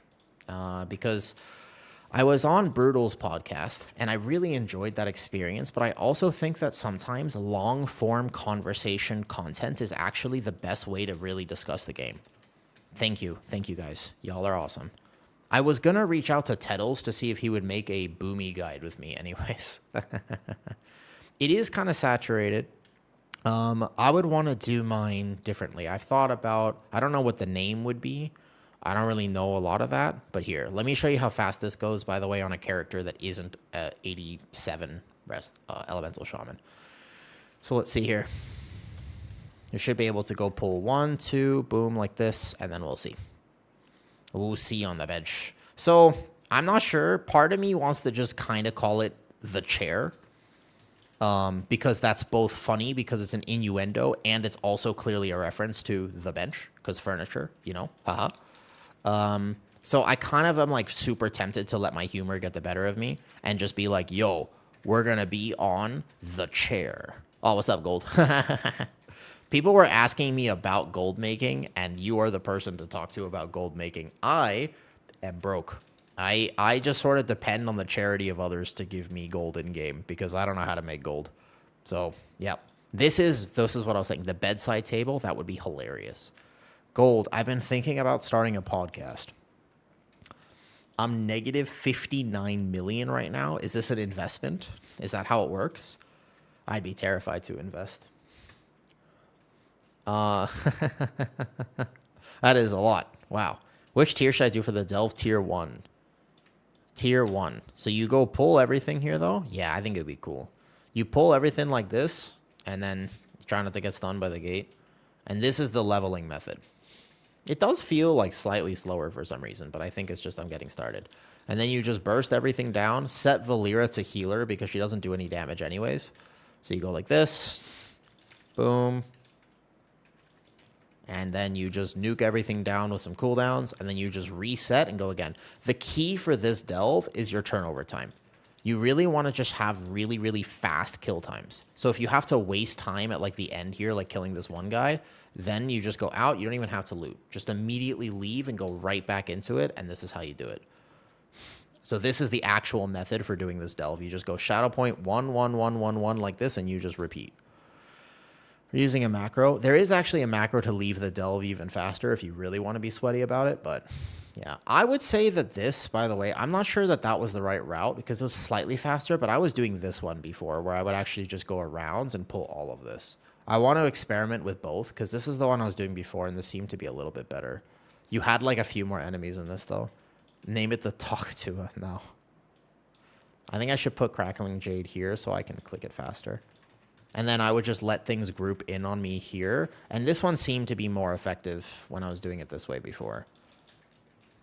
Just make sure that you don't do it. I think you just don't want to do it as a tank or a healer. You just really want to do it as a DPS. If Valera is a healer, you shouldn't die as long as your gear is reasonable. If your gear is not reasonable, then actually all you have to do, by the way, is just buy it from the auction house. They're not that pricey. Get a few pieces, though. Yo, Golden just subscribed. Thank you for the sub, dude. You rated and you subscribed. Thank you. Much appreciated. Unsure if this route is actually faster, though. Thank you. Well, I mean, this is my 7th character now. We're putting in work, Gold. And today is probably going to be my last stream for a little bit, but also, like, a long stream, though. Oh, if you're on EU, you got to make sure, sorry, this has to be Calamitous. Should probably pin this message, to be honest. Has to be the Calamitous Delve. If it says stolen mana or captured wildlife, it will not work. This is important. Has to be the Calamitous Delve. That's probably what you're... So if it's on EU and NA, do not have the same reset. Yep. Goat, where are you going? I'm not going anywhere. I'm staying home. But basically, I think it's I think it's healthy to take some time off. Wow. I have a lot of content that I want to make. I got to target that one with the crackling. No, they do. Not only do they not have the same reset, but they have different delves because of that. Yeah. So it's kind of like toxic because if you see me doing this, but you're EU, you don't actually have it on the same day. You know? Next week the plan. So just to clarify for you guys, you don't have to min-max like this, but let's say that you did want to min-max. The important thing to understand is this. The following week, the only thing that you want to be spending your time doing is either raiding or gearing. You don't want to have to be leveling next week because next week you get farmable mythic zeros. This is the important thing. Next week, mythic zeros become daily lockout instead of weekly lockout. They also drop 246 champion pieces, which means that mythic zero this week just doesn't matter. You don't need to do mythic zero this week because it doesn't matter, if that makes sense. Collegiate Camelot, no, it's Shadow Point Delve. Shadow Point Delve. It's the Shadow Point in Voidstorm, but it has to be the Calamitous variant. There are 3 story variants. It rotates. If you don't have it up right now, that means it will be up, I think, in either a day or 2. So it's only 1 day, which is why we're going so hard right now. This guy should auto pull. He should body pull. That's right. Cool. Perfect. This is the reason that I'm doing like a long ass stream today, is because I want to basically min-max my time in this delve. How can you check the one you have? You just hover over it on the map. I'll show you momentarily though. Yo, thank you, Gold. I appreciate it. I'm excited to do a lot more of the collab stuff that I've been doing and make a ton of content on my days off. It's not really days off. It'll be off. Like, I don't want to have to log into WoW, but I do actually want to be making a whole bunch of guides. In particular, I have some guides that I haven't planned right now, and I think that they're giga. Like, I have some really, really, really cool ideas for how I can really help people in their Mythic Plus season right now. I got trapped. If you miss a mob like this, like if Valera is just casually fighting something over here, then it can be a little toxic. But I need to actually sit down and film them. And because leveling has taken me so long, I actually, unfortunately, have not gotten to film as much that I wanted to. So I'm just a little bit behind on the content that I actually wanted to post. I'll still be updating Patreon and YouTube with a whole bunch of cool stuff, but I won't be streaming for a little bit. It's way more important for me that I level my characters during this and then take time off because it is required. It's so important. Make sure that you relax, take time off. Very important. This is actually slightly slower than it was. I don't know if it's just that I'm ramping right now, but I should have 25%. I don't have Dark Moon. It seems slightly slower. You have an editor? Oh, no, I don't have an editor. I just started MC, so like I don't have enough money to hire. Editors are actually expensive. My videos don't make nearly enough for me to hire an editor. That'd be cool, but no. Maybe one day, huh? That's the dream. That's the dream. Dude, it can be like $100 to edit a video, and I'm like, dude, none of my videos make $100. I think that people drastically overestimate how much you make as like a new content creator. Like, you don't really make that much. So I would have no ability to afford that at this point in time. Have you tried the Grudge Pit? That one's fixed. Yeah, that one's fixed though. Try the Grudge Pit delve for farm? No. Oh, you mean the actual delve there? Oh, I'm not sure. I haven't tried that. It looks like my kill times on Monk are about a minute. It's ramping still. Yeah, no, the experience per hour is ramping. We're doing good. So far, so good. Good technique for targeting enemies that are kickable. Just tab. You can actually just tab, actually, because tab will normally, if you're facing the direction of the thing that's casting, though. Charges 100 a video. That's a steal. Yeah, but, like, how much do you think my videos make? They make, like, it's like $10 or, like, $20 or something. You don't really... The reason I make the videos is certainly not for that. That's not why I do them. Okay, so I think that I like the route that I'm doing here, where I kind of run around for a second, actually. Instead of what Zorthus was doing. Yeah. So personally speaking, though, I'm an aspiring. You said a lot. If you need help editing. Oh, I mean, I appreciate the offer, but I can't afford it. Like it would not make sense to me. I don't know if you guys have noticed, my YouTube videos have a pretty unique style. The style is this. I don't edit my videos. Every single video you see on my channel is one take. And the reason I don't edit my videos is pretty simple. I don't know how. Not only do I not know how to edit them, but if I have to take the time to edit them, I actively lose so much money. I'm not going to do it. Like, I have a real job. So for me, streaming is like a passion project. If I want to make some cool videos, it's basically I hit record, and then whatever happens in the next following 10, 15 minutes or whatever is exactly what I post. It is that simple. I don't have time to, like, re-record a bunch of stuff and, like, get it perfect. It's just not something that actually, I can't do it. If I had to actually sit and edit my videos, it wouldn't be worth doing, if that makes sense. Like, if it takes me an hour or 2 hours to actually go and edit a video or, like, even make a thumbnail, like, I can't do that. Because normally, like, let's say, for example, tonight, let's say I do a long stream. Okay, that means I won't have time to go to the gym, which is fine because I'm very sore from yesterday. But let's say yesterday as an example, okay? So yesterday I do like a 7-hour stream, finishing stuff up. And then immediately after stream, I have like 10 minutes to kind of just like chill for a second, like wrap things up, turn off my computer. And then I immediately go to the gym. Go? Yeah, exactly. So I'm going to go to the gym from there. And then I come home. I have about 30 minutes to like shower, try to eat something real fast. And then I'm straight away, I need to make a thumbnail for the Shaw video that I was posting, which again is not edited. So I just quickly make a thumbnail. It takes me like 5 minutes because he showed me how to do it, which is nice. And then directly following this, I have work. So I got to hop on calls. And then it's like midnight and it's like, cool, now I need to try to get some sleep. And that's it. That's my schedule. And then I wake up the following day and do it again. So it depends. Some days I have more work at night, but I work late nights and early mornings. Valera, stop pulling things all the way over here. As someone new to Mythic Dungeons, when do I know when I should use crests on items? Okay, Azira, do you know... I think it depends. If you're not going to be able to do higher stuff for a while, the beginning, since Rita has helped me a while, by the way. Oh, no. I don't even know how to send you the file. I think I'm not at that point yet, but maybe it would be cool if one day I was. I don't mind. The reason I make videos is, in general, I might just be old school on this MC. Like, the way that I think about just doing things in my life, I don't know. I don't know if it's from my family or if I don't know if I'm just old school, but the idea is I like to think like this. It's pretty simple. I just think to myself, does this help people? If the answer is yes, do it. If the answer is no, don't do it because I'm busy and my time is really valuable. I have a real job. If I only cared about making money, I would just not stream, but that's not how I want to spend my day. Like, I'm in a pretty fortunate position where I can pay my rent. You know, I live in a country which is not overpriced.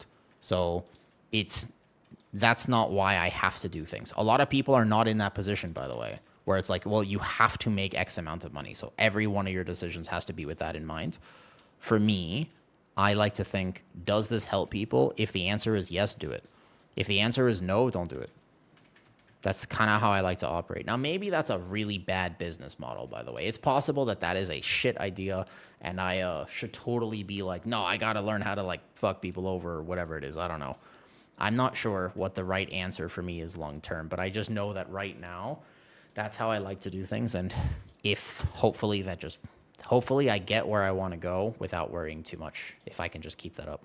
Does that make sense? I don't know. You know what I mean, though? Yeah, like, even the way I want to make dungeon guides, I don't want to make them how I want them. I want to make them how I think would best help people. And at first, I was going to do those master classes, and I do like the fact that I did them. But at the same time, I actually don't think that they're the best way to do it. I think there's probably a different way to think about the master classes. And I want to try a different way to make them because that information is not very well absorbed if I do them in the way that I had done them before. So I'm going to redo them, but I just need like a day to film it. I know the dungeons really well, so I don't think it'll take me that many. It'll take me like a few hours. Yeah, I haven't played my monk in a while. I'm not exactly good at Monk. It's been a neglected class for me for a while. Valera, stop pulling everything, please. Why don't you trigger lockout? Delves don't trigger lockout. So you can just reset this permanently. But you can see I'm now at 1,000,000 XP per hour. So this hasn't been nerfed that much. It's just that Valera will sometimes pull everything. So it takes a second extra. But yeah, you just basically sit here and you'll get... This will be, what, like 30 minutes for 83 to 84? The early levels are the easiest, too. So realistically, it would probably behoove me today, actually, to instead of trying to finish the Monk, if we just went to like 87 while this Delve was up, then you can always do whatever else from like 87 to 88, and then you just turn in the Delve quest, and then you're done. You could even do like some rep stuff or whatever you need to do still. But most likely, that's the idea. Has Calamitous been nerfed? I don't think so. I'm still at 1,000,000, even though this character is not like the most geared. So I think I'm ramping up. I think it's like 1.2 mil right now. About 30 minutes from 83 to 84 is about right to me. The early levels are like 15, and then I think that this is... I don't think it's been nerfed. I think it was shadow nerfed. Somebody told me it was shadow nerfed at one point, but I don't really think that's true. Yeah, I got to use my elemental potion of ultimate power. I get 11 primary stat from this. The hard part is just tracking down all the mobs that Valera pulls away from me. Yo, it was pretty funny, by the way, Sam. You sent me that they apparently awarded title to all the people who pushed in postseason. Didn't they do that before as well? I feel like that's not the first time they've made that mistake. I vaguely remember this happening before, actually, though. Yeah, technically speaking, you can do it while you're 80, right before you actually do this. Or you can do it at 87. I don't think it matters that much. One day. We trust it's daily reset. So if you're on NA, it will reset in like 8 hours. Hence why I will be doing this for about 8 hours. Because if you get your character to like 87 through this, then at least you know you can always just do the delves in your own time. You can always just log in, do a delve or two, and then log out. But I just think that like the bulk of the leveling is the scary part. If you look at a character next week and that character is 81, I feel like that character just never gets played. At least for me, personally speaking. Like, the second that the next week the actual season starts and I have things to do, man, I'm kind of in despair. So I have to track where Valera is. Valera, please. Don't do this, Valera. Bring the mobs up to me, please. Valera, don't do it. Valera. No. Oh, she died already. Fantastic. Honestly, I don't like toxic behavior in World of Warcraft, but I just wish that she died instantly on every one of these delves. It would make the process so much smoother for me if she just did not make it to the pole. There are daily lockouts next week on Mythic 0, Tier 8 delves or hires. Should be the only other option. No. Mythic 0 gives you champion gear. So you'll get 246 every slot next week if you do Mythic Zeros. And they're daily, so you don't have to worry about that. Yeah. The key next week is Mythic 0 at a base level. But again, you don't want to be leveling. Because if you have 7 characters like me, if you think about how long that will actually take you, like do the math basically on like, okay, dude, that's a lot. Like you're going to be in Mythic 0 hell for a little bit if you do that next week. So it's important to realize Mythic 0 going to take you a while. If you are curious, like if depends on how many characters you want to do. If you have 1, it's possible that you just loot all your items or at least enough items that you don't have to worry about it early on. But otherwise, yeah, you're going to be a little bit in despair about how many Mythic Zeros you have to do. If you're good about it, you should do them and try to like get an armor stack that is still very worth doing if possible. Like I might, if I do a leather, like let's say I do my monk toward the end of the week, it's possible I might be able to get people who are already kind of geared and they could just pass me the leather gear though. Yeah, probably when I say for a while, I'm imagining until start of season. So my thought process on how long would be maybe 5 days. Last stream for 5 days, probably, give or take. Not like a crazy long time. Just for the next 4 or 5 days, I don't want to log into WoW. That's my goal for 3 days, at least 3 days. I just not only do I not want to stream, I don't want to log into WoW. Because even though I took a week off, I took the first week off, bro, I still played WoW.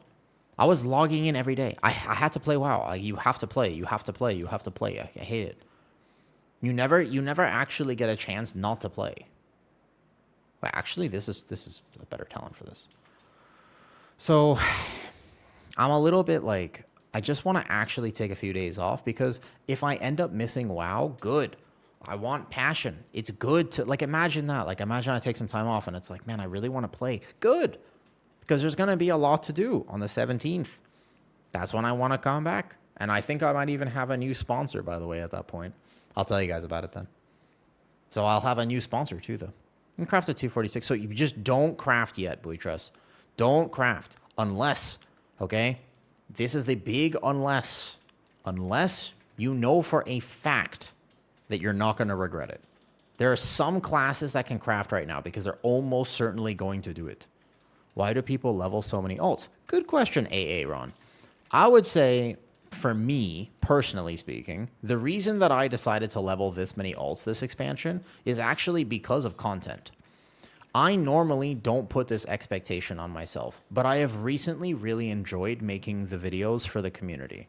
I want to basically mostly focus one character. I'm an altaholic, so I like 2 characters potentially. And then I want to help people get better at their keystones. That's my goal. At the end of the day, I want to make tank guides so tanks feel a little bit safer in their keys and they don't die as much. I want to make healer guides so that your healers can actually do well in their keys. I want to do some DPS stuff. But in order for me to do it the way I want to, which is quality content, I also need the characters leveled. Because my goal for this is very simple. If somebody says to me, hey, I'm a blood DK, how do I do, like, I'm struggling with Skyreach on my blood DK. I say, okay, I'll show you. And I just log over to my blood DK and do Skyreach. You see? Like, that's what I want to have. Or, like, let's say that you're a healer and you say, hey, like, I see that you're playing your Resto Shaman, but I am a Preservation Evoker. How would you handle this mechanic on Preservation Evoker? I go, oh, okay, no problem. I'll do the next key as Prez. And just, like, I really, really, really liked that in this last beta cycle, where I was able to just log over because every character was fully geared. That's why I love beta so much, is that I can just be like, yeah, or you say, hey, how do you play Warlock? And I'll be like, oh, I got you. This is how you do this on Warlock. Because why not? Like, I can just do that, right? So I think that that's, like, my ultimate goal, if that makes sense, is just to have all my characters set so that when you ask me a question, I can answer it properly. And I want to be able to help the community and make that sort of content. In order for me to do that, though, it requires me to just grind for a few weeks. It's basically a sacrifice I am making for the sake of just the fact that I want to help people in the season. Because I know I won't level later. Does that make sense? That's why I'm doing it personally, though. After using Veteran Crest without Spark. Oh, yeah, you can craft, like, basic items, but it won't matter, boy. Trust. Don't worry about it. I'm serious. Anything right now, they're all... If you want to do it, sure, you can, by the way. Completely. You totally can. If you'd like to. But you don't have to gear your characters right now, which this one I'm doing right now, Loco. To level up Delve tiers? Oh, I don't know. That means, like, completed Delves? No idea. I don't know about that. I suppose next week the max vault might be from Delves again, so you might have to actually just Delve next week to do the max reward from the... That's what happened last season, at least. Okay, Valera, stop pulling everything. Okay, good job, Valera. Don't do it. Don't do it.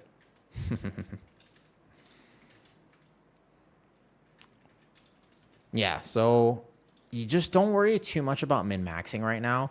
Definitely, this is the right time to just enjoy yourself. If you're having a good time, excellent, you're doing it right. That's like the key at this moment in time. You don't have to worry about doing any degenerate grinding or anything like that. Just enjoy the game. Best thing you can do right now is actually just have a very, very good time playing the game. Because if you're having a good time, then you'll keep going, though. I feel like Collegiate is probably a good one. I think that one is pretty fast overall. There's occasionally just a rotation of something that was like, oh, that delve is super easy to do. But yeah, Mickey, personally, if you're like new to my content, though, I just think it's so important to remember. It's like you want to have a fun time playing the game. Reorder my Joker cards in Balatro. I don't actually know what Balatro is. I've never played it before. I'm not familiar with what that is. Like, I've heard about it, but I've never played it myself. So, yeah, just make sure that no matter what you decide to do, like, have a good time doing it. Passion is important. And also in terms of, like, people always talk about, like, the meta pick. We don't even know what the tuning is going to be. If you like your spec, you spend more time on your favorite spec. If you spend more time on your favorite spec, then you actually end up getting better at your favorite spec. If you end up getting better at your favorite spec, congratulations, you will do better. And then you will play better. If you can express mastery over your spec, then you will be better than the meta, regardless, even if your spec is off meta. For most key levels, that's how that works. Now, there are some key levels where that's not true, but for the most people, if you just get really, really good at your thing, a good off-meta pick is better than a bad meta pick. You see this all the time with Fodom rerollers and stuff.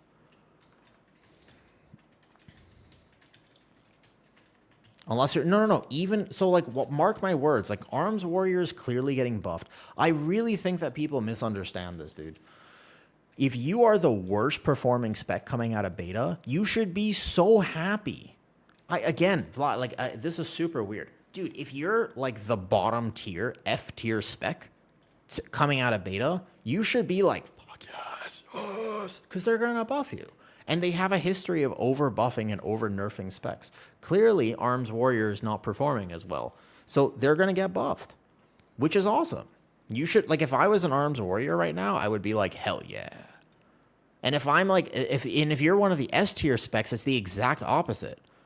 Like, it's super, super backwards. The WoW community is, like, way too meta-driven in terms of how beta is performing. Like, that's... If you look at a tier list and you're like, what is S tier? And you think it's S tier because of current tuning, not because of its playstyle or its dungeon, like, utility, dude, you're in trouble. Anyone who re-rolled, for example, to, like, Guardian Druid because it was overperforming is making the wrong decision. But you are literally trolling yourself because it's very... I mean, we all know they're nerfing Guardian. We don't know how much. We don't know how. So it might affect its meta viability. It might not. Maybe they don't touch it enough. But in general, if you're picking based on the current tuning, it's like, I don't think so. Hey, man, what's the fastest way to level after the main campaign? What I'm doing right now. Calamitous Delve spam. There's also a questing route if you really do like questing. There is... Haraldin made, like, a very fast questing route and an add-on that you can get for free. It's just called Follow the Arrow. If you like questing, though. Doing the same thing. I was wondering what your DPS is at the moment. I would do it as Windwalker. Don't do it as Brew. Brew is going to be a lot slower, in my opinion, though. I don't know what my deep... Well, here, let me... I can just turn this on. I haven't even turned this on. Let's see. Let's see what my DPS is here, though. Brew needs to get us stop being used with caster. Like, I think the tank balance was pretty good on beta Ashlands. Like, maybe only like 5-10%. Let me see. Nukes, let's find out what my actual DPS is. The first thing is that I have to gather, and then I have to chase down whatever Valera is doing. So once you chase down Valera, and you find her, and hopefully she dies, like, immediately. Not to be toxic, but here. Then you go here, and then you just blast. I think it depends slightly on your pull, but let's see what my DPS actually looks like. I don't think I'm doing that high damage right now. Looks like about 20k. So not that like this, though. Prediction on Blood DK buffs. If they buff Blood DK, they're just going to buff its damage. Its survivability is decent. If they put the armor buff in, I think that will help it in keys. But the problem with Blood DK is that it tends to overperform in raid. So that spec has a fundamental issue of if it's good in raid, especially if they decide to play it in Race to World first, it's very unlikely you see buffs to it. It depends. If there's no Blood DK in Race to World first, maybe they actually take a look at it. Blood DK wasn't even that bad on beta. In fact, I like the changes to it, but you know what I mean? Got flat pretty quickly if I do the same pull. Not too bad. I'm 147 item level on my brew. Didn't I get a new weapon? Oh, shit. I never even equipped the weapon. That's big. Should do that. 153, apparently. How do you level Dragon with Delves? I would just do Devastation. Just don't do it as, like, Prez or Og, obviously. Just swap to DPS, basically. I don't see Guardian Druid getting that big of a nerf. Unbearable. You are alone in that. I have a feeling that Guardian Druid is getting freaking banished to the Shadow Realm. Like, I just don't know how they're going to banish it to the Shadow Realm. But the only thing that you can pray, if you are a Guardian Druid main and you really, really like how they're currently playing right now, you really should start investing in a pyramid necklace. And you're like, why a pyramid necklace? Is this some weird Illuminati reference? No. It's just that you need the heart of the cards. If you don't have the heart of your cards, you are probably not winning this battle. You know what I mean? It's very important. You really need the heart of the cards. This is incredibly important if you don't know this. What level key do you think will be the record for Season 1? That is a great question. I have no idea. In terms of what key level we're going to see, I don't think we know how to predict that because, again, I don't know. Is there going to be a turbo boost? Is there not going to be a turbo boost? On beta, at max item level, we were doing 19s and 20s. I was not, but most people were. Like 20 then, 21, Season 1. But Season 1 tends to be much less than before. Lunar Beams in next month. I don't know. There is a right way to nerf this and a wrong way, though. After this checks Dorthus is a level dragon at the moment, though. Yeah, if you play Dev, I feel like that is going to be awesome, though. As yet again, they nerf it. Mapco. There are some specs that don't tend to have a very good track record of getting buffed and nerfed by Blizzard. One of them is Windwalker Monk, actually. Monk tends to get ignored, but I'm not sure. All I know is that Brewmaster and Mistweaver both tend to look extremely good in every beta cycle, and they almost never end up being meta. I don't know. I think we can make some fair predictions right now, but we have to be careful about saying that we definitely know everything that is for sure going to happen, because we don't. It's like it would be trolling and just a straight up lie if I told you I know exactly what's going to happen. Valera, help. Valera, help. Valera, help. Oh, my refreshing healing potion did nothing. You know why it did nothing? Because this potion is from Dragonflight. What's up, Mega? I think the Prot Warrior seems decent. Prot Warrior, if Prot Warrior got like a 10 to 15% damage buff, even like a 20% damage buff, that tank is S tier. Yeah, that tank is really good right now. Like, there's nothing wrong with Warrior on beta, except maybe at the highest key levels, it could have some survivability problem with some of the damage intake on these dungeons, but I think Prot Warrior is actually in a really decent spot at the moment. I would not underestimate the Prot Warrior at the very least. Cool, and you just basically go spam. I'm at about 1.1 right now on the Monk. If I started from level 80, the real question is, until what level do I do this on the Monk? Maybe like 86, maybe 87. Could probably look for some auction house gear because a few of my pieces are still like, this is 104, these legs. And my shoulders and stuff. Like, just a few gear upgrades would definitely make this a little smoother once I hit 85. Maybe I'll take a moment to just look. And you only really need to do until 88.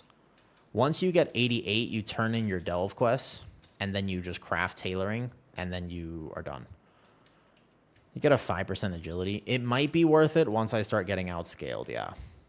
Because scaling will eventually get me on something like a Windwalker Monk. They're not exactly the tankiest spec. They're pretty bursty, so they're not like... I wouldn't say they're bad at this. It's better than my Elemental Shaman, because they're a bit more mobile, and they don't depend on Valera not absolutely trolling me. But I definitely... I like this way of doing it. I was doing it around that corner at the start, though. Yeah. I think that's maybe actually long-term, you're right, Scuffix. I think that could be worth it. What I actually need is Valera to stop doing this with the mobs. Like, I really need her to just stop actually sending everything to the side. All good. So far, so good. Just remind me to move today, because I'm going to be doing this for a lot, and I definitely need... Remind me to, like, eat actual food and move.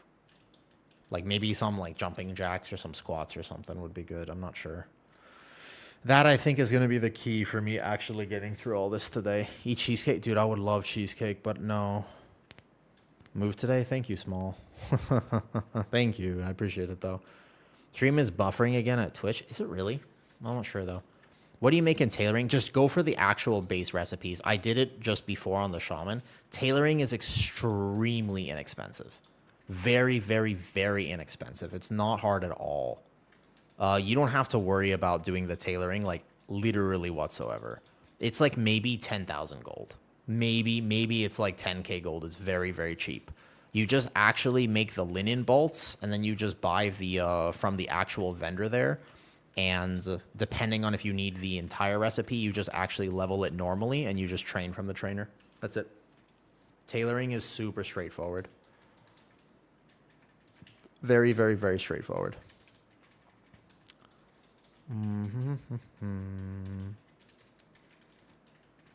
I definitely wouldn't do something like Inscription was more expensive and stuff. 6 p.m. for me, haven't eaten yet, stuck in the grind. Well, the plan is, so we're going to finish the monk today, like, no problem. Monk is 100%. This is easy. So we're going to finish the monk. Yeah, I think I'll just do the campfire attack for like a second. We'll sit here. It takes me, what, like 5 extra seconds? I'm not that worried. Yeah, we're at like, so 1.1 mil XP per hour is pretty decent for being already level 83. My other characters, like when I start my dragon, I bet you I get 1.5, 1.6 mil an hour. Like easily on the dragon, because the dragon will start at 80, has some gear, and also I think has Camp the Darkmoon Fair buff. So when you combine all those factors together, ooh, that's going to be spicy. That's going to be real good. Valera, don't do it, Valera. Stop. Ugh. Valera is like that one pug that you do not want to have added to your friends list. Mostly the delve spam. I actually do find it entertaining, but oh my god. Yeah, I think that like it's those early levels that you really want to be doing this on. Yeah, because it will actually, your kill times will be like 30 seconds. It seems like on my monk right now, my kill times are about 1 minute already. So it's going to be slowing down actually, not speeding up.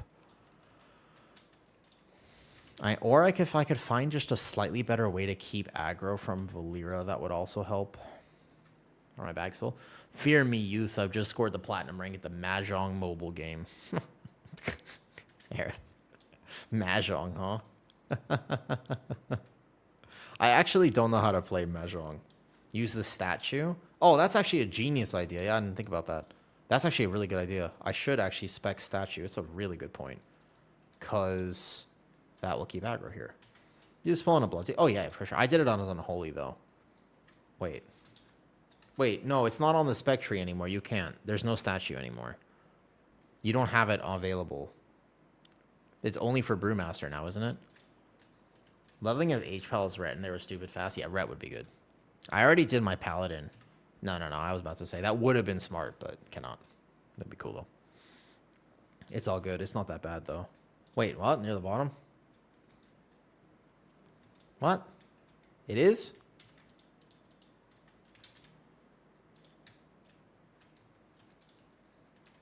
What? Race the World Fur prediction, Liquid or Echo? Ooh, I don't know. I feel like... I think it would be crazy if Liquid won again. Overall, do we have Liquid or Echo enjoyers in the chat? If you had to say, are you a Liquid or Echo enjoyer? Which one? Choose. What do you mean last stream for a while?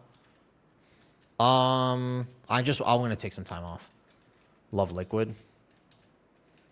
I'm curious about this though. Honestly, don't care. Fair enough. I would say that I'm generally speaking a Liquid enjoyer. And the reason, I will clarify though, the reason I'm a Liquid enjoyer has more to do with the fact that their aloof attitude is kind of funny to me. Like, that's how I would want to be. If I was in the Race to World first, which I will never be because I absolutely never want to do that. Sounds like misery. But if I was, I would want to be in an environment more like Liquid than Echo, personally speaking. Don't do it small. That would be an abuse of power. The prep sounds horrid. It does, though. Last stream for a while. No. I think I'll be like about four or 5 days off at the very least. Basically, I'll come back for season 1. Maybe the day before season 1, but most likely the actual season 1. Like right when, because I'm going to have to spam Mythic Zeros. My plan is not going to be to raid. I probably will try to get into a liquid split just to clear like one full normal and maybe like some heroic. Because I don't want to have to pug raid. Pugging raid is kind of toxic. Was your ass getting fat? No, actually, nerds. I've been cutting recently though. I have been on a diet, but that will all, I think like around, I already lost kind of the, like I just needed to lose like a kilo, give or take. And so I have been working out extremely hard and my recovery is starting to get impacted. Cause like I worked out yesterday, right? And I was at the gym and like, bro, I got owned. Like I was actually like in despair. I did not recover nearly well enough. So that normally means that I'm pushing my calories too low. If I don't recover at all, by the way, then I normally need to up my calories. I probably went a little bit too low. It's not like I have a ton to alter with how I eat. You know, my diet is so weirdly strict because of the medical issues that I just, if I need to like lose weight, I just don't drink a shit ton of milk. That's it. That's like the only thing I actually alter. Everything else is exactly the same though. Level my priest. I feel like that one. I feel like Shadow Priest as well would be a little bit maybe hard in here.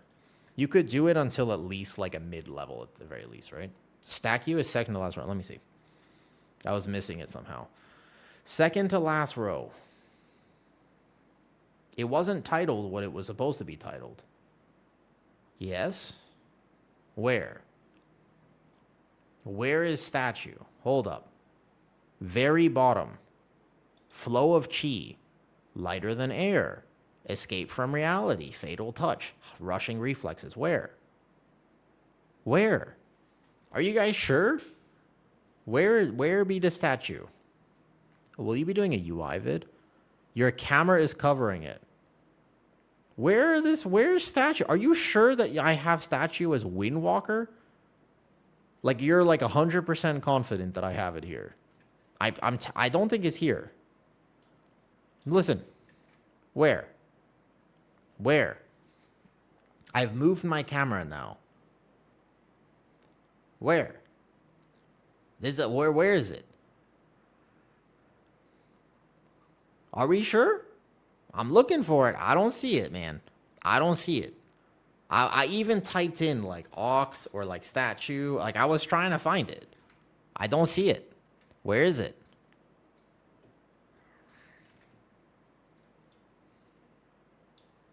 I don't see it, man.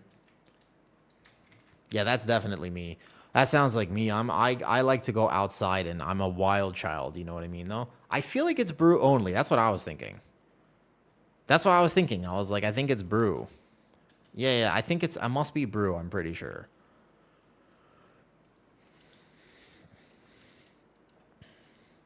It doesn't have it anymore. That's what I was thinking as well. Okay, that's what I was like pretty certain about that as well. But it would be nice actually to have statue here. I feel like Brewmaster wouldn't even be that bad at this, but I definitely doing it on a DPS spec if you can is better.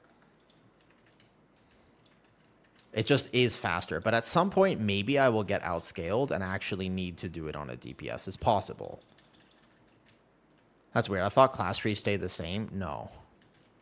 There are some differences between the class trees. I actually wish they did that more because if anything, it's kind of toxic that sometimes I don't know, not every spec has this, but some specs have this actual clinical issue where if they nerf your compatriot spec, then you get accidentally inted. Like when they nerfed Demo the last time on beta, they nerfed it via its hero talent tree. The problem is that Aflock also uses that hero talent tree. So Aflock got nerfed, which was super sad because it did not need it, right? I level 86. I think that, I feel like at 86 I might start getting hit kind of harder, but also buy some auction house gear. And also if you're really, by the way, what I would recommend, you can pick up 4 180 pieces. You can get gloves, belt at 180 at 81. You only need 81 for this. You have the helmet, the neck, and this from your renown. You only need renown 2, which means if you have an ult, you automatically had it. Like, you definitely have this item. So just remember that you can pick up those pieces before you actually start to spam. You just need to go visit the renowned vendors. You don't have to do it, but it's, if you want to, while you're doing your World Zero, like what you're doing your Delve World Tour, that's what I would do personally, though. You could even craft if you really wanted to, but I feel like that is a level of effort that I'm not going to put in. But yes, you could do that as well.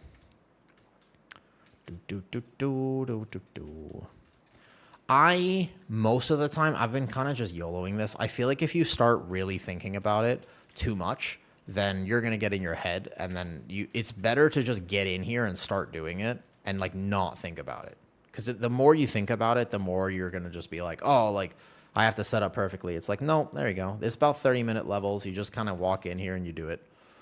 Not too bad. Not too bad.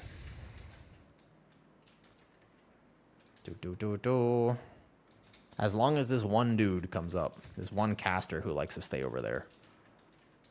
They cost 50 gold and are 171. Wait, what? For what are the like just base crafted stuff? Really? So what I would do now is, because my monk was super undergeared actually walking in here though.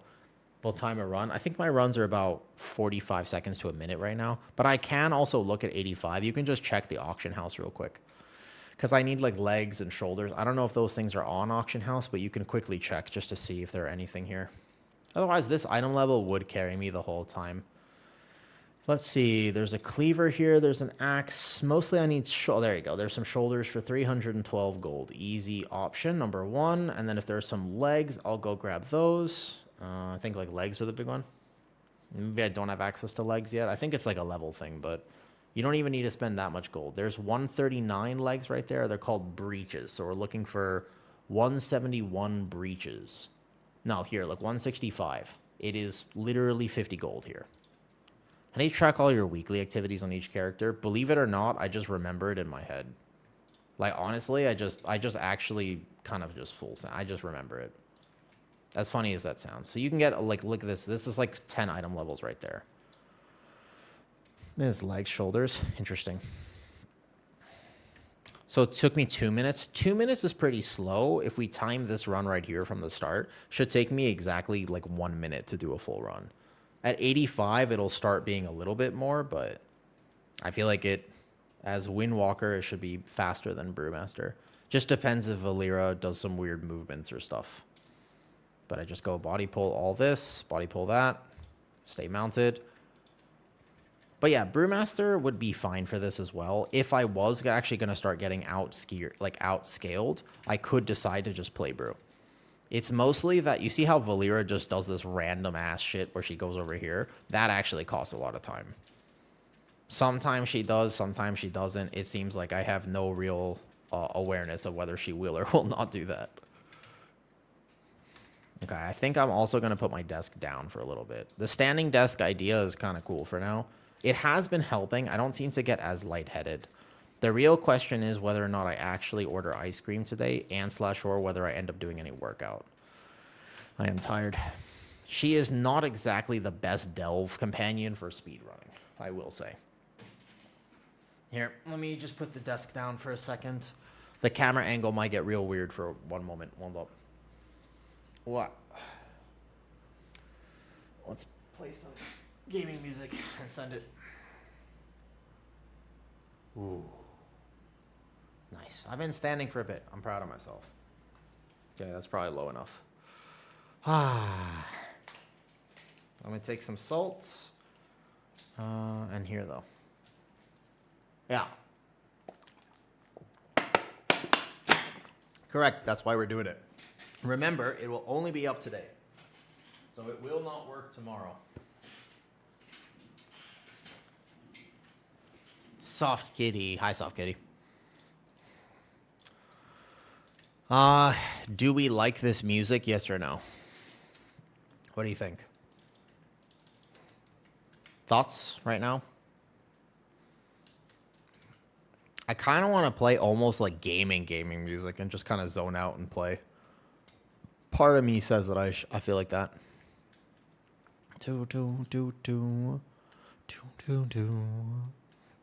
But I also think that for me personally, I don't know about you guys, I just don't like questing. So this is also just more fun for me. Like there's something that's just painful about like if I have to do the follow the arrow strat from Harlden, it's just painful for me. I wish it wasn't. I wish that I was somebody who really, really enjoyed it, but I just don't. And it would be cool if I did, to be honest with you. Because I love, like, I have so much passion for WoW. I really like WoW, but I absolutely hate the campaign part of WoW. I wish I didn't. Yeah, pretty much. I just like grinding. Like, I was basically a terror at my high school prom because all I want to do is grind. I played RuneScape and Diablo 2. Like, I just like doing things on repeat over and over again. That's actually interesting. What's the name of the add-on? You mean this one? Easy Experience Bar.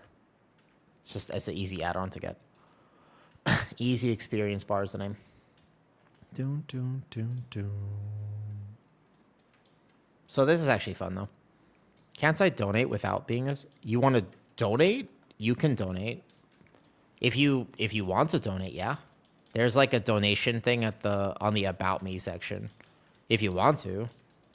I don't think you have to be a sub. But very few people actually know that the donation button exists because I never really talk about it. I think King is one of like 5 people who has ever actually used the donation feature on stream. Maybe like every now and again there's something.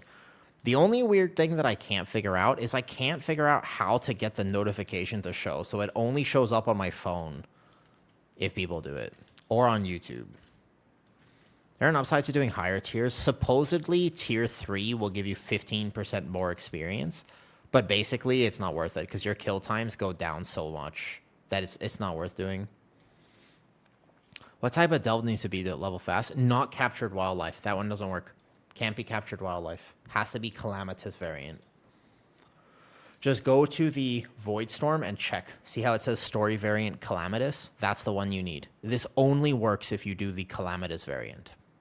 Has to be that one. On the same page, I love sub characters right now. Yeah.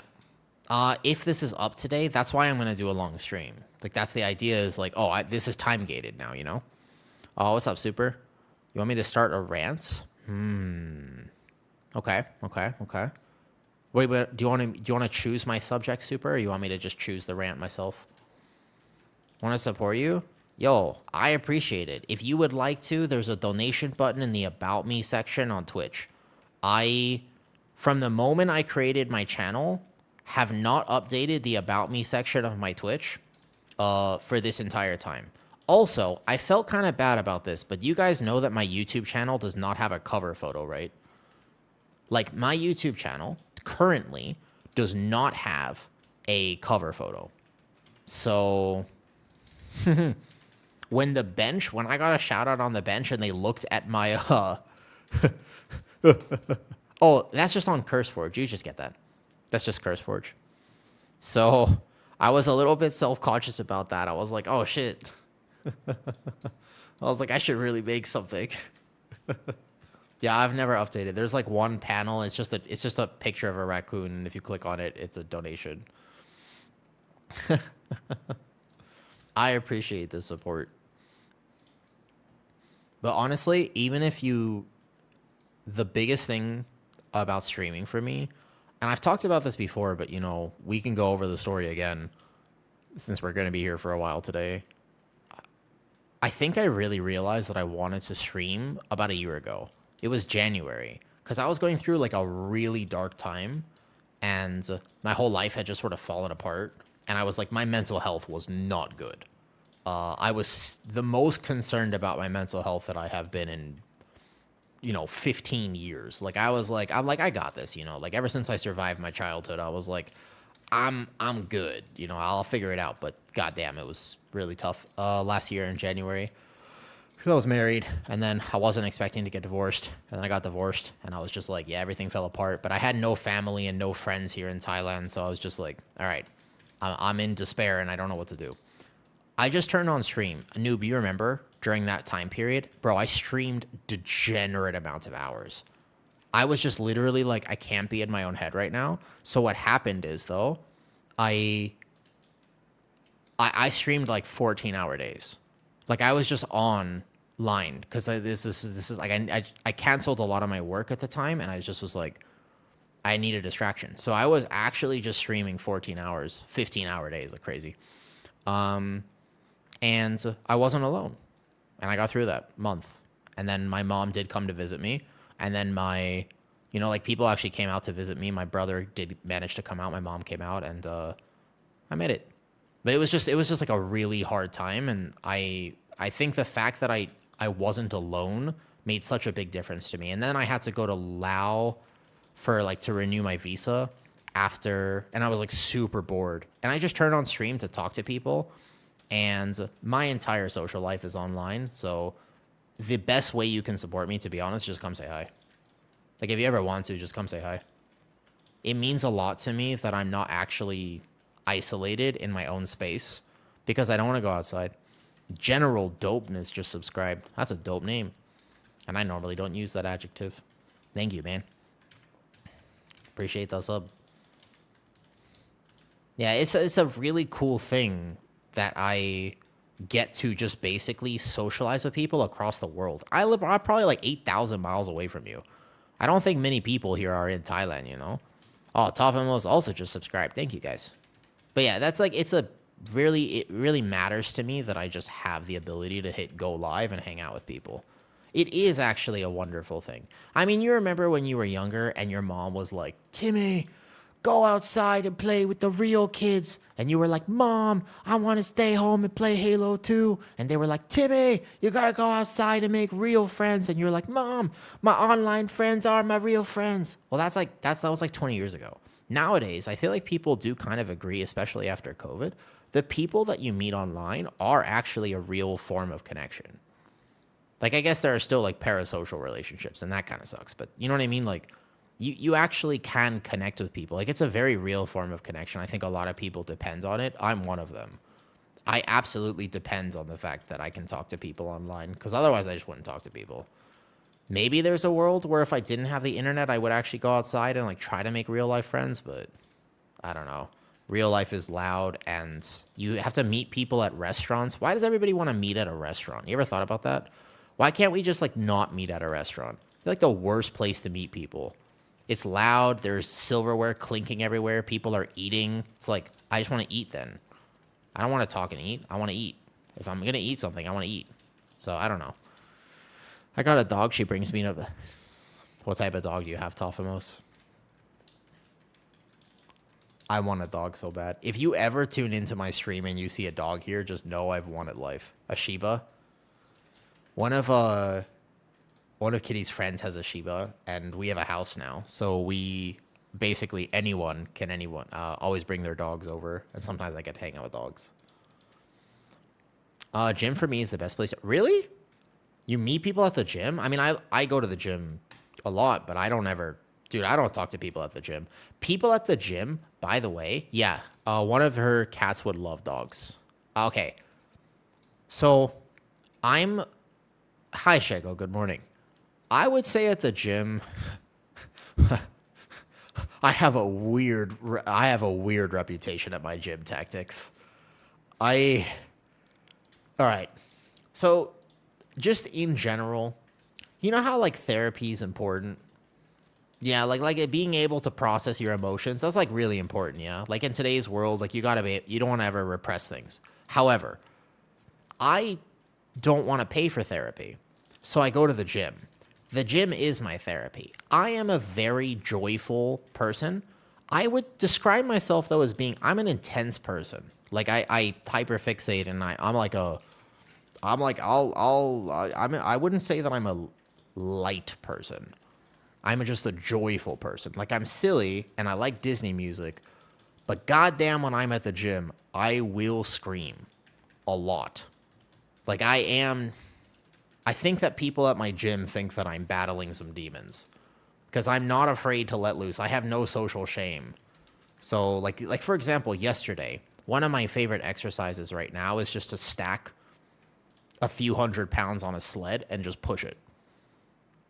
Yeah, you know what I mean? Like I just basically stack as much weight as I can on a sled and I push until I fall. And I'm just like literally screaming and yeah, you know. I basically sound like I'm trying to be intimate with Karlak. Like I'm having a good time, but it's painful. While I stream for a while, I'm just taking some time off though. Yes, it would actually. Actually, it would be good if I had spec tailoring right before this. I just forgot. It's not that big of a deal. Why is everyone barely doing over 1k damage, basically, though? Voritos just subscribed. Yo, thank you for this. Oh, thank you, Voritos. It's just, I think that it'll be really good to take this time off now because there's so much more to do next week. This is not really the best time to, like, push hard in World of Warcraft. There's so much more happening next week. So I want to be able to play more next week and then especially the week after that with keys. So this is the time where I want to basically take my little WoW detox. I think it's very healthy to take time off the game. You know? Why is everyone barely doing 1k damage the best gear possible? They did do a stat squish, but I think it should be more than 1k. Yo, what's up, Mats?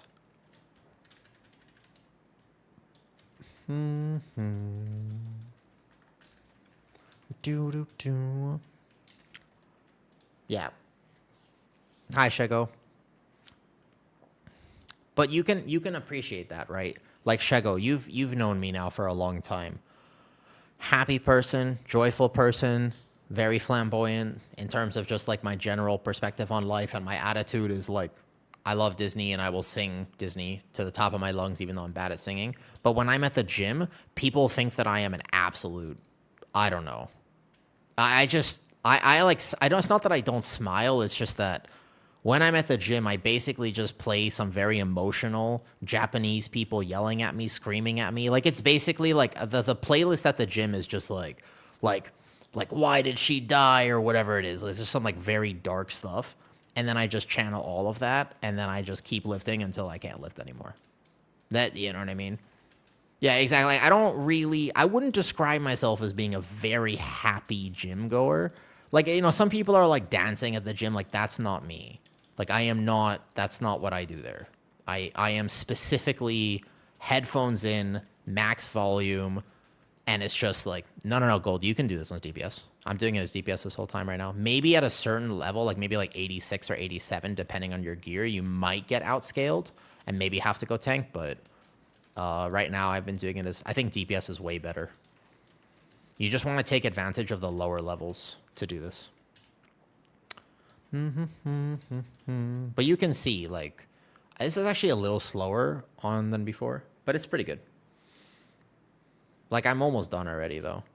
I am curious about the multi-boxing potential if you're going to do that, though. Blood looking like it's going to be able to throw absolutely a Wally. Blood is fine. It's just, when you look at meta tier list, they're going to rank it lower for the highest level keys. You know?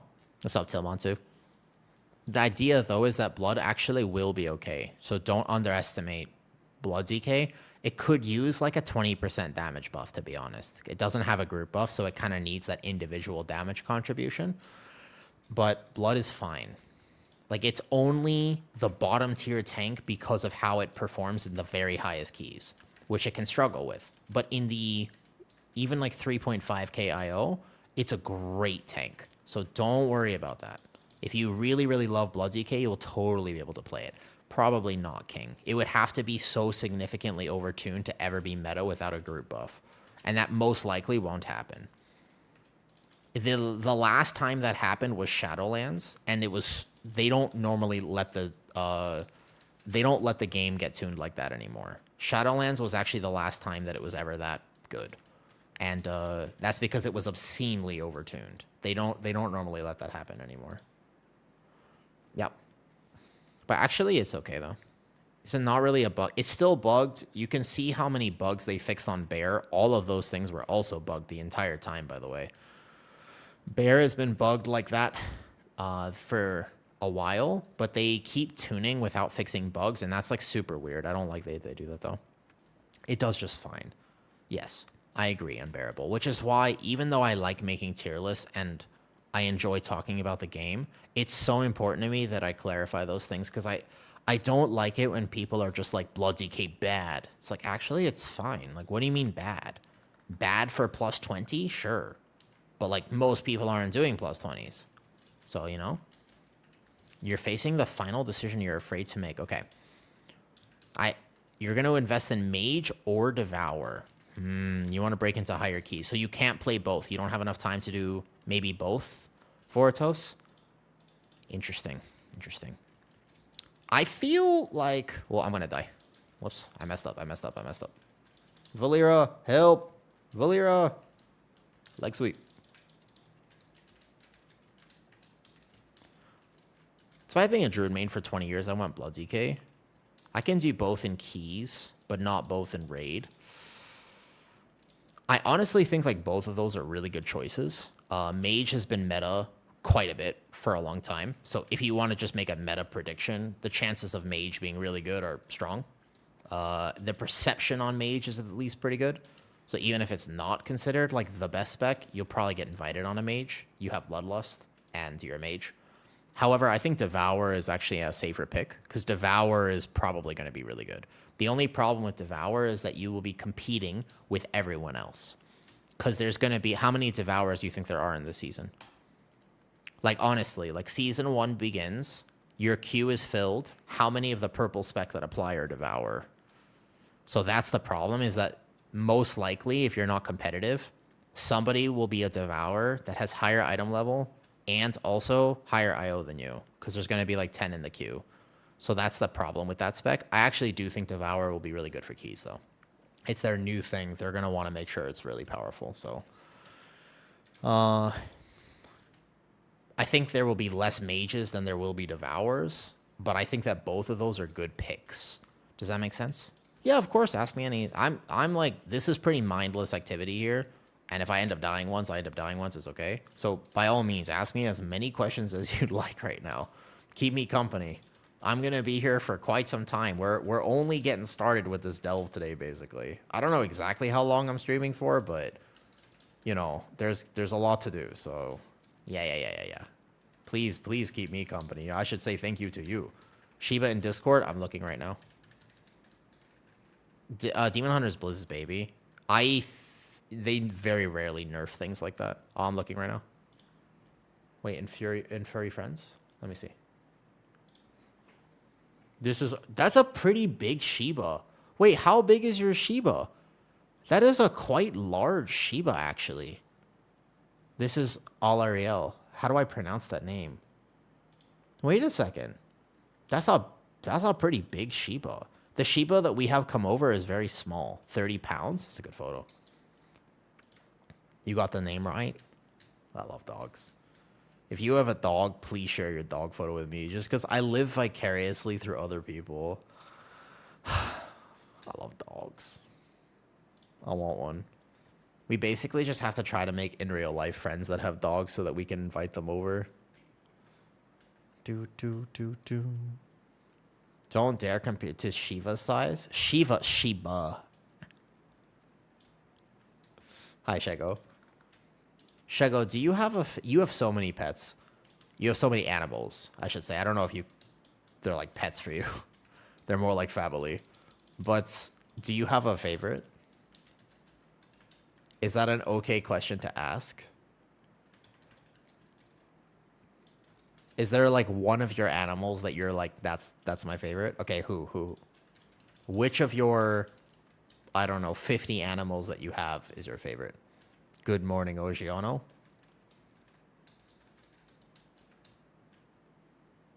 I can't tell. Okay, it's a secret. Fair enough. That's okay. It's just kind of like how every parent has a favorite child, right? But you're not supposed to say it. The shock after read last stream for a while. Not crazy long. Just maybe like 5 days or something like that, though. What's your favorite new zone to level quest in? Eversong Woods. Eversong for sure. I like the classic vibes. Like, it just reminds me of, like, World of Warcraft. It feels like Azeroth. So Eversong for sure is the answer there. I really like the Eversong Woods experience. So by the way, this whole level, you can see 24 minutes. It took me 25 minutes to go from 85 to 86. That's pretty fast. Like 85 to 86 at this that's a pretty fast level right there. Because I'm not even benefiting from scaling right now. Brand new 3 baby shrimps. So, Shego, exciting news is that we have a tiny little pond outside, right? Yes, I know. That would be nice. We have a tiny little pond outside. And I've been wondering if I bought fish for the pond, if they would survive. Because it's like an outdoor pond, yeah? It's not like filtered water or anything. So I did a little research, and apparently I can get like some guppies or whatever, and they won't die. Yeah, it's like a tiny little thing. And I went to a shop. I have to go to the shop to buy worms for my lizards anyways. So every time I've been going now, I've been adding 1 or 2 fish to the pond, and they're all alive right now. I think they're very cute. There's 86 right there. Took me about 25 minutes to get to 86. Yeah. Great new video with Shaw on YouTube. Thank you. That's a good video, I know. We have another video too, though. Last time we'll be back in Northrend. They should do it. I don't know why WoW wouldn't actually use old zones. It seems like it's a good decision anyways. Work well on a survival hunter. I don't know how this would function on multi, because you still have to actually play. That's why I was wondering if multi-box would or would not work, to be honest, Golden. Unsure.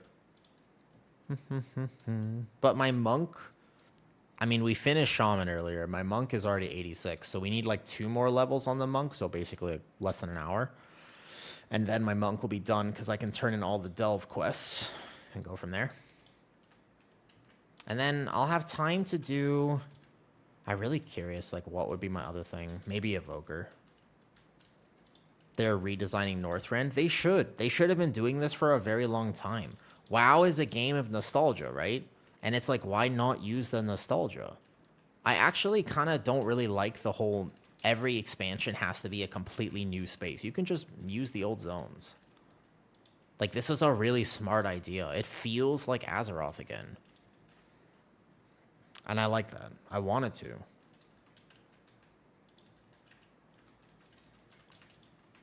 I don't know what they're going to do, though. Yeah, I feel like, you know, there's something... If you capitalize on nostalgic, it's just a better product. It's fast solo. I wonder if... I feel like I could do it with a few characters, maybe, if I was, like, properly set up. Maybe from, like, 80 to 83, at least. I posted my puppers for you. I'm looking. Oh, my God. Wait a second. How old is she? Wait a second. She decides to shit on your desk when I work from... She was my wife's anniversary gift. Wait, unbearable. How old is she? Wait.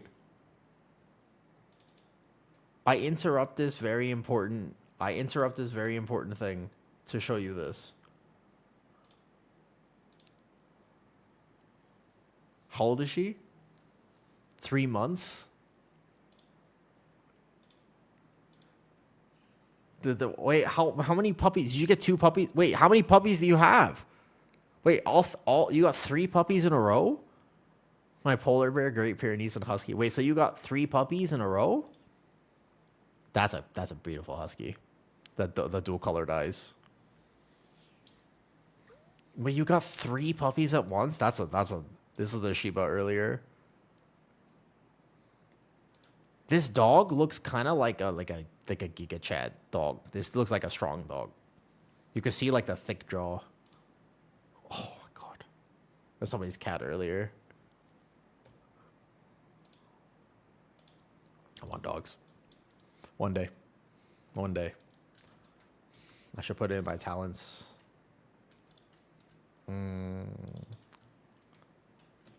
She's pretty tough. This makes sense.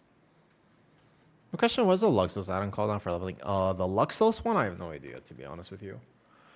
I'm not sure about the Luxos one. I know that the one I'm using here is called Easy Experience Bar. This one's like pretty straightforward and good.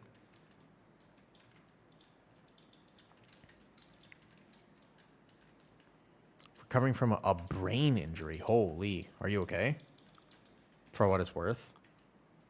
Wait, what's brain injury is kind of intense. Is everything... I mean, not always everything's okay, but recovering, going okay? Yeah, just so you know, if you don't want to do this delve, there is a questing route that you can do. Supposedly, the fastest one is from Harlden, but his sub 2 hour run is not going to be repeatable for most people. Most people will not be able to repeat the sub 2 hour run. Can I shadow meld, by the way, and just like, let me try something. I am Night Elf. Can I shadow meld, leave delve? Oh, you can. That's easy. I should do that. Yeah, he like practiced it. Recovering from brain injury. And you had one of those things though. You bought the dogs for each other though. There's so many masks that just enchant for enchanting. I should actually, if I do this again on another character, remind me to pick up enchanting and tailoring first. It's free mats. You might as well. Oh, last June 3. Going back in the house, I found a cerebral fluid. That's crazy though. Here's the macro. Okay, let me get that in a second. Pick up inscription and tailoring. Really?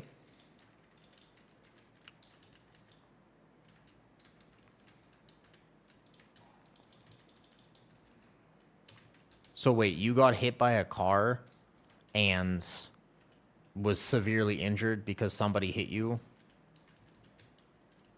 That sucks. It is crazy that something we all take for granted, like driving, can just turn your life upside down very, very fast. Yeah, I think that I'm going to use Cell personally. I want to stick with Cell personally, though. Yeah, I hope so, too. It is crazy. I don't personally drive. I don't have to in Thailand because transportation is so cheap here. But that's crazy, though. Lean forward on my camera bag. She didn't stop. Ouch. Cell is properly back. Supposedly, as of yesterday, it was updated, yeah. Supposedly, yes. I haven't checked it myself. Like, I haven't set it up because the day was just going to be Calamitous Spellman. I don't need it for that. But yeah, supposedly it is actually back as of yesterday. But I need to confirm it, and I need to see if it has the same functionality that it did before. I don't know. All I know is that I am excited to do keys again. Unbearable. I am sorry to hear that. That is wild. Certainly, I mean, I've had enough happen in my life that just... You don't take things for granted, huh? I feel like the advantage of going through so much trauma early on in your life is that you learn that lesson early, right? Like, that's the thing. I think that I'm kind of glad that my childhood sucked because of that, I learned the lesson that I'm here on bonus time. I learned that way earlier on in my life, so I didn't have to wait till I was like 50 to learn it, which honestly was very helpful. Probably the most impactful lesson I ever learned in my life was just don't take things for granted. Like, it is awesome that I'm here, you know? Coordination for my next 90. You absolutely can do that, but also remember that you can bank your Dark Moon Fair buff, which is kind of cool. Let me get the macro for Leave Delve. 85 to 86. Yep. Correct. It took me about 27 minutes, Carl. Let me see. Here's the macro. /run. Got you. Let me macro it here. General macro. We'll put it like this. Boom. Ba, ba, ba. Save. And then we just push this button to leave the delve. Sounds good to me. I didn't want to mess with Danders. Exactly. That's what I was worried about too. I hadn't set up my Danders because I knew I wanted to use Cell for this whole time. But I was worried they wouldn't update. So now I'm glad that they have updated. I can set up my healing frames. Dude, I healed 3.5 months, by the way. 3.5 months of beta with base UI. It does work, but there were some things that I wish that I had. So it's not like base UI doesn't work, but yeah, I knew I was going to use a healing add-on pretty early on. Are you playing on Oceanic servers? I play from Asia, like I live in Asia, Melkor, but in general, I think that I play on NA or OCE. Some of my characters are OCE, some of my characters are NA. I just make do with ping. How's my ping? It's always bad. Every single key that you ever see from me will probably be about 200 plus ping. I just get used to it. It's not the end of the world. You learn to adapt if it's something that you just want to do. I'm not gonna not play WoW, so I'll figure it out. Oh, yo, what's up, Arson? Speak of the devil. What's up, Arson? Yeah, so every single key, Arson, by the way, that's my warlock that we're gonna play with. Not my warlock. He doesn't belong to anybody. He's his own independent person. But the idea is, yeah, I should play EU technically, but then I wouldn't be able to play with my friends. That is the Affliction Warlock I was mentioning earlier.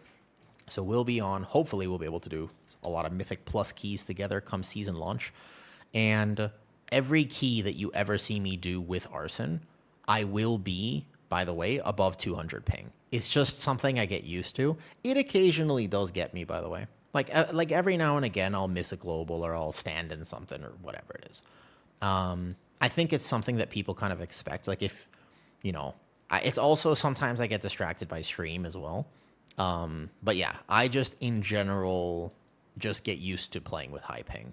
There are some mechanics you learn that you have to be pre-moving for, and it's a slightly different thing. I think the biggest thing for me is that I lose globals. So there are some tanks that I'm better at than others in terms of like getting the most out of that tank, because any tank that is like super spammy, I can tend to lose globals on. It's also one reason I like macroing my Iron Fur as Guardian, just because ping does get me on occasion. Good night, Arson. This is my last stream for a bit, so I will see you on the other side in Season 1. I'll be preparing through Mythic Zeros next week. That's kind of how I'm planning to gear my characters. But hello, welcome in, everyone. You try doing those exit... I do have exit lag. Yeah, I do play with exit lag. It's like required. If you don't play with exit lag, sometimes your ping will literally spike. I used to have like ping spikes to like 15,000. Like, holy. My average leveling time, it's about 25 to 30-minute levels. Now that I'm 86, it'll slow down a little bit. Macro Iron Fur. So in terms of macroing your Iron Fur right now, I can't tell you whether we will or will not be able to do that. We have to wait for March 17th at this point. No, I mean, it works for me. I have screenshots of my ping literally getting to like 21,000. I think 21,000 was the highest I've ever had. But because without it, it's like, oh, I'm fine. And then all of a sudden, it's just like, it's over. And my ping will spike, and then I can't cast anything, and then I die. So I used to have to do keys like that. I will always use it. Exit lag is always turned on for me. It's just like, it actually just starts running when I open my computer for the day. For me, it seems to help a lot. I don't know if it will help with every game, but they do not sponsor me. They should. I should totally get sponsored by Exit Lag because I talk about them all the time. If you are an Exit Lag employee, please sponsor me. But the idea is I just will use it 100%. It actually enables me to play the game. And Melkor, did you say that you're also in Bangkok, by the way? Did I see that right? You're a Thailand gamer? Very few people in Thailand play World of Warcraft. It's almost sad. Like, I think WoW is awesome, but it's not a very big game in Thailand. I don't know why. It just never took off here. Can I speak Thai? A little bit. I live in the Philippines and it helps a lot. Yeah, no, I can't actually play without it. It's not really optional. Like, if I can't use exit lag, I basically can't play WoW. Can I speak Thai? Thai is a tonal language. So Thai works like this. It goes ma, ma, ma, ma, ma. And it's like tough. So if you're going to macro your Iron Fur, when did you move to Thailand? Oh, I mean, I got nothing but time today, so I'll tell you the story. Oh, yo, Kitty, are we ordering ice cream today? Oh, you still have your ice cream cake. So Thai's, it's a little hard for me to speak Thai because it's a tonal language and I'm kind of tone deaf. Like, I wish I could sing, but I cannot sing. Overall, I can kind of speak Thai a little bit. I have lived here for 8 years, so I should be able to speak way better Thai. My main issue with that is that I don't go outside. You see, the issue with me speaking Thai here is that I don't actually go outside enough, so I don't get to practice my Thai.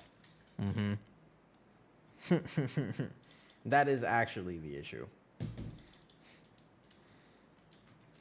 Because most Thai live gacha MMOs. Well, there are other. No, I mean, gaming is big in Thailand, but like World of Warcraft never took off here. Bear Tank Zeros. I think that you can still macro your Ironfur if you play the build that I was playing on beta. But keep in mind, don't tell any other bear that you're playing that build. If you decide to play the Elun's Chosen build that I have in my Discord, and your goal is to macro your Ironfur because you want a simpler, easier time playing the game, do not tell anyone that you're doing it because they will flame you. Even though it does actually work and it'll probably be fine. We have to wait for tuning to really confirm that, but basically it should be fine if you want to do it. Just don't tell anyone you're doing it. Or you will get blacklisted by every community. What's up, Wisdom? There are some people... Yeah, well, there are some people who believe that you have to play the game their way, you know, the quote-unquote optimal way, or never. Yes, it is Kamikaze Kids. In fact, I at one point did a photo shoot. I was hired by PUBG to do a cosplay character for them. You want to see it after this? Who said that? So I can... Literally everyone in the Guardian Druid... Okay, not everyone. There are some great people in the Guardian Druid Discord, but they do not like me right now. Yes, of course, yes, Bear. Just because on beta, because it was beta, I was testing like... I tested like 15 different builds, like 12 or 15 different builds, to be honest, on Guardian. Because it was beta. Why? Like, why not? Like, I don't know why people think you have to play the most optimal meta build on beta. It's meant for testing. So I was playing some builds that maybe weren't the best, but I was enjoying them, and I was playing for fun on beta. And I shared those builds in my Discord, and I was like, all right, so if you want to macro your Ironfur, this is how I would play. It still does decent damage. Like, I was holding never lost aggro, was giga omega tanky, is probably maybe even borderline tankier, felt great, did well. Here are some logs. And then every single time I try to share one of those logs just to show that it does work, I get told to be better and maybe jump off a cliff. Like, it's really quite drastic. That it's just not the meta. It's not what everyone else will play. So, you know, they keep our survivability. Yeah, I'm curious about what they do for Bear. We'll see. Well, because part of Bear's survivability is tied to its damage, so it depends on how they nerf its damage. We want to see the castaway pictures. Well, I'll show you some of the other stuff, though. It's not even the elitist punker. It's just the fact that a lot of class discords get caught up with dogma. YS Bear, if you've got a second, I'll get to the Thailand story. Don't worry. I will kind of hop around subjects today. You can't sleep? Well, welcome back, Small. Welcome back into stream. I am happy to be a wonderful location if you cannot sleep. Yeah, you're chilling? All right, cool. So we'll talk about Thailand in a second. But I want to finish the class Discord debate because I think that I wanted to really... I think it's important to clarify that there are people in every class Discord who genuinely do want to help. But there are more people who are just want to reinforce their dogma. And it's almost like a social status thing where it's like, I'm a mod in this Discord. Like, I'm a Reddit mod. Like, I have to be right. And so they don't really want to have conversations. They just want to tell you what they know, and then that's it. And then it's just like, it's an echo chamber where they just repeat, you know? Not efficient, just doing campaign, to be honest. It is 20-minute levels. So I don't know how fast you're leveling in campaign, but for me, the campaign was like 1 hour per level. So it's twice as fast for me personally. I might just be a slow quester.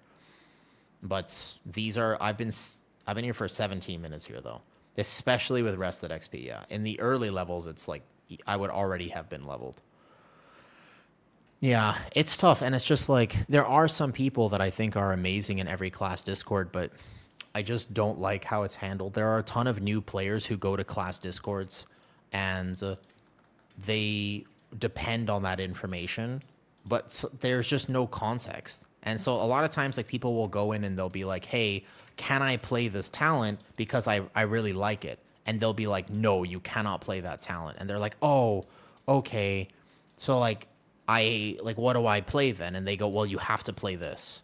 Even though it's a way more complicated version. But they didn't stop to ask. They're like, what are you trying to do? Because a lot of times those people are like 50 years old. And they're just trying to do a +2.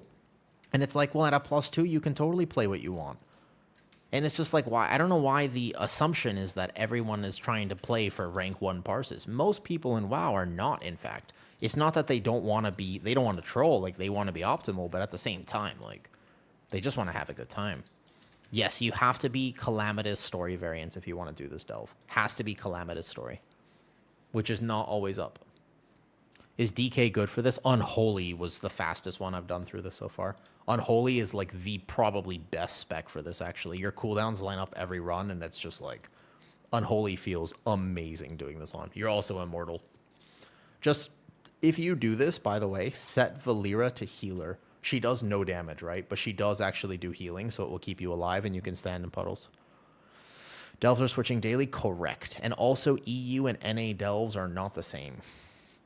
But one thing I don't like about class Discord, they always say, well, we get asked the same question 20 times a day. It's like, yeah, but if you put yourself in a position of education, then if you ask me the same question, like for example, the amount of times that I've already been asked today, hey, is this delve up or does it switch daily? I don't know. We're already probably at 20. And if you ask me 20 more times, I'll respond kindly 20 times. That doesn't give me an excuse to be rude. Like, I'm not going to be like, oh, Vindex, we've already answered that. Just check the pins. It's like, no. Ask me anytime. No problem. If I'm putting myself out there as a resource for people, then you can ask me as many times as you'd like. No problem. No problem. All good. Yeah, ask me as many times. I'll answer it. However many times you want me to answer it. That's fine. I'm not in a rush. Are you going somewhere? I'm not going anywhere. I'm here for the next several hours, so you can ask me as many times as you'd like. There's never a bad question. You know, there's no such thing as a stupid question, at least not to me. Like, if you want to learn, awesome. I'm so happy that you want to learn more about this game. I like talking about the game. You know what I mean? And it's just like, fantastic. Thank you for asking. Do you know how cool it is that you're willing to ask a question to improve your own gameplay? Like, let's say that you're a new tank or a new healer. It's like, thank you for taking the time to ask, because it clearly means that you care about your group. Like, that already tells me that you're going to be at least decent, because like you care enough to ask. Whereas most people, maybe they don't even bother with that. They're just, you know what I mean? Like that's actually such a cool thing that you thought to ask somebody for help. And that should never ever be flamed, if that makes sense. That should never be considered a bad thing. And I really am quite passionate about, if you are willing to ask for help, then let me see how much I can help you. And so hopefully I can make a bunch of videos. During my time off stream, I will be making a ton of videos. And I have some ideas, you know? My second 90. Oh, gold. No, this will be my 7th.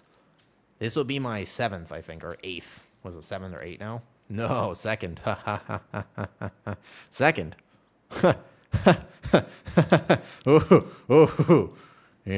Second. Yeah, you just have to be on NA right now, because this won't be up on EU. EU and NA have different lockouts.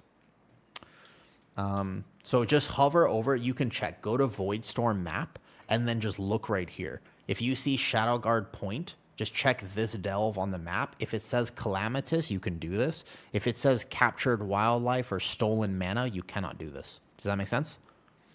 Also, let me go find this. Wait a second. Shego shared a whole bunch of photos of her animals. All right, we're looking at it. EU was yesterday, so it won't be up for a while. Let me find the... Oh, this is PUBG. Let me show you. I did an official shoot for PUBG. I show you. This was me. This was like 7 years ago, to be fair. But this was for one of the skins they had in PUBG. Long time ago. Maybe like 7 years ago at this point, though. Yeah. Way back in the day. This shoot, by the way, absolutely toxic, because they put all this armor on me before we actually hiked up a mountain for this location.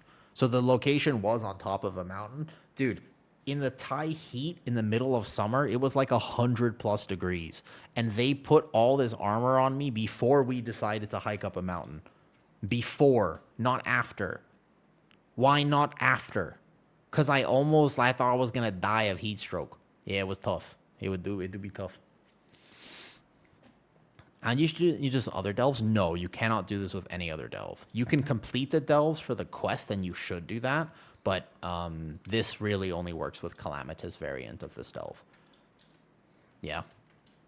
Yeah, I used to do some cosplay work way back in the day. When I first moved to Thailand, the first few months that I was here, I didn't have any work because I didn't plan to move here. All right, let's answer the Thailand question. Yes, Bear. Good question. Why did I move to Thailand? First thing to know is that I didn't actually plan to move to Thailand. I had never been here before. I had never been to Asia before. I had basically never left the US before, actually. I had only ever been outside the country, I think, once or twice for like a few days or something like that. But I was 19, almost 20, and I had just had a business that failed, and I was really kind of a little depressed. I sort of moved back. I was living in Ohio for 2 years trying to make something work, and then I got sick, and it didn't work. And not only did it not work, I had a hard time with it, and I was like, well, that sucks. So I had just moved back to LA. I had moved back in with my parents. I had nothing going on. This was around August. And then in October, I was working odd jobs. I was working as like a brand ambassador. I was just selling things at Costco, or, like those people who sell the little products at like Costco or the grocery store and stuff. I was just selling things around and like working odd jobs. I didn't have any career.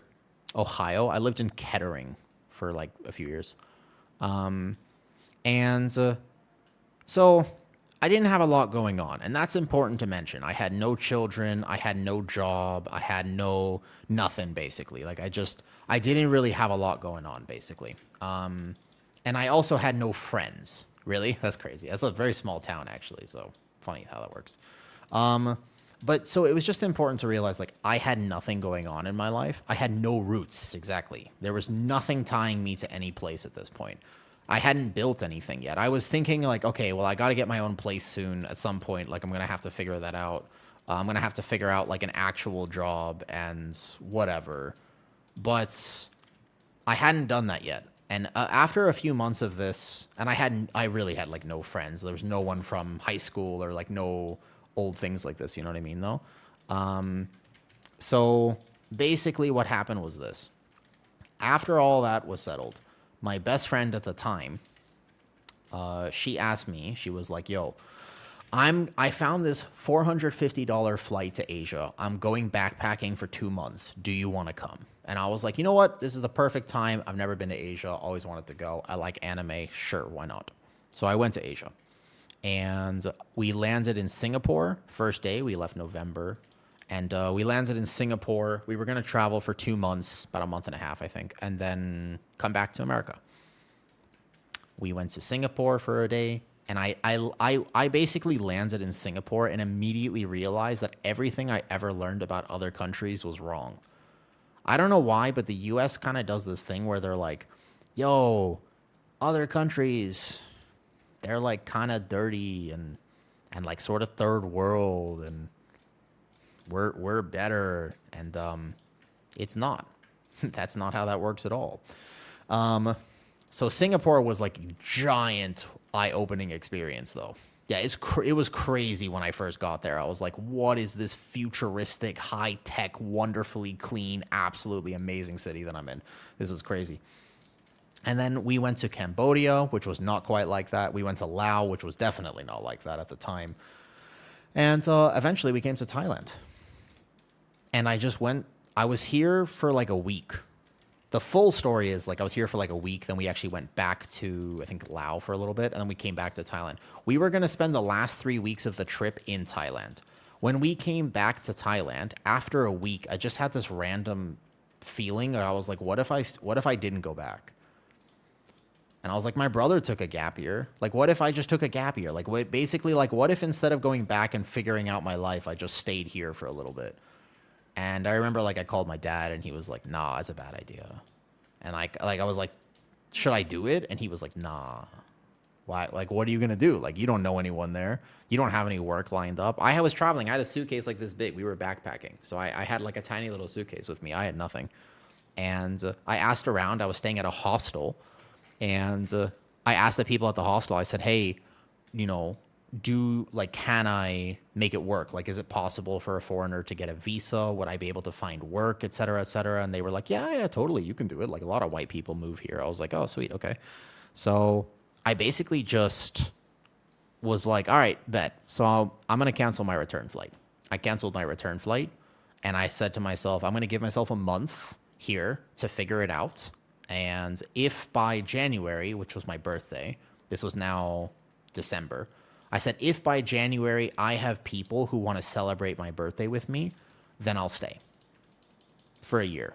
That's what I told myself, which was actually a really good way of thinking about it because, once again, never been very social in real life. So I've never had that. Like, when I moved back from Ohio, I realized I'd never invested in friendships. So I didn't have anyone. And I thought to myself, well, I want to do things differently this time. So that was my goal, and that was my metric of success. If I actually manage to meet people who care enough about me that they want to celebrate my birthday with me, then I'll stay. Lo and behold, after a month, I had like a dozen people at the hostel who were all like, what are you doing for your birthday? Like, you want to go out? Like, what are you doing? What are you doing? And I was like, oh, how interesting. A flex redeem. All right, bet. Flex redeem. Strong muscles. I've been working out really hard. That was, by the way, a 27-minute level. So now 87 to 88 is the hardest.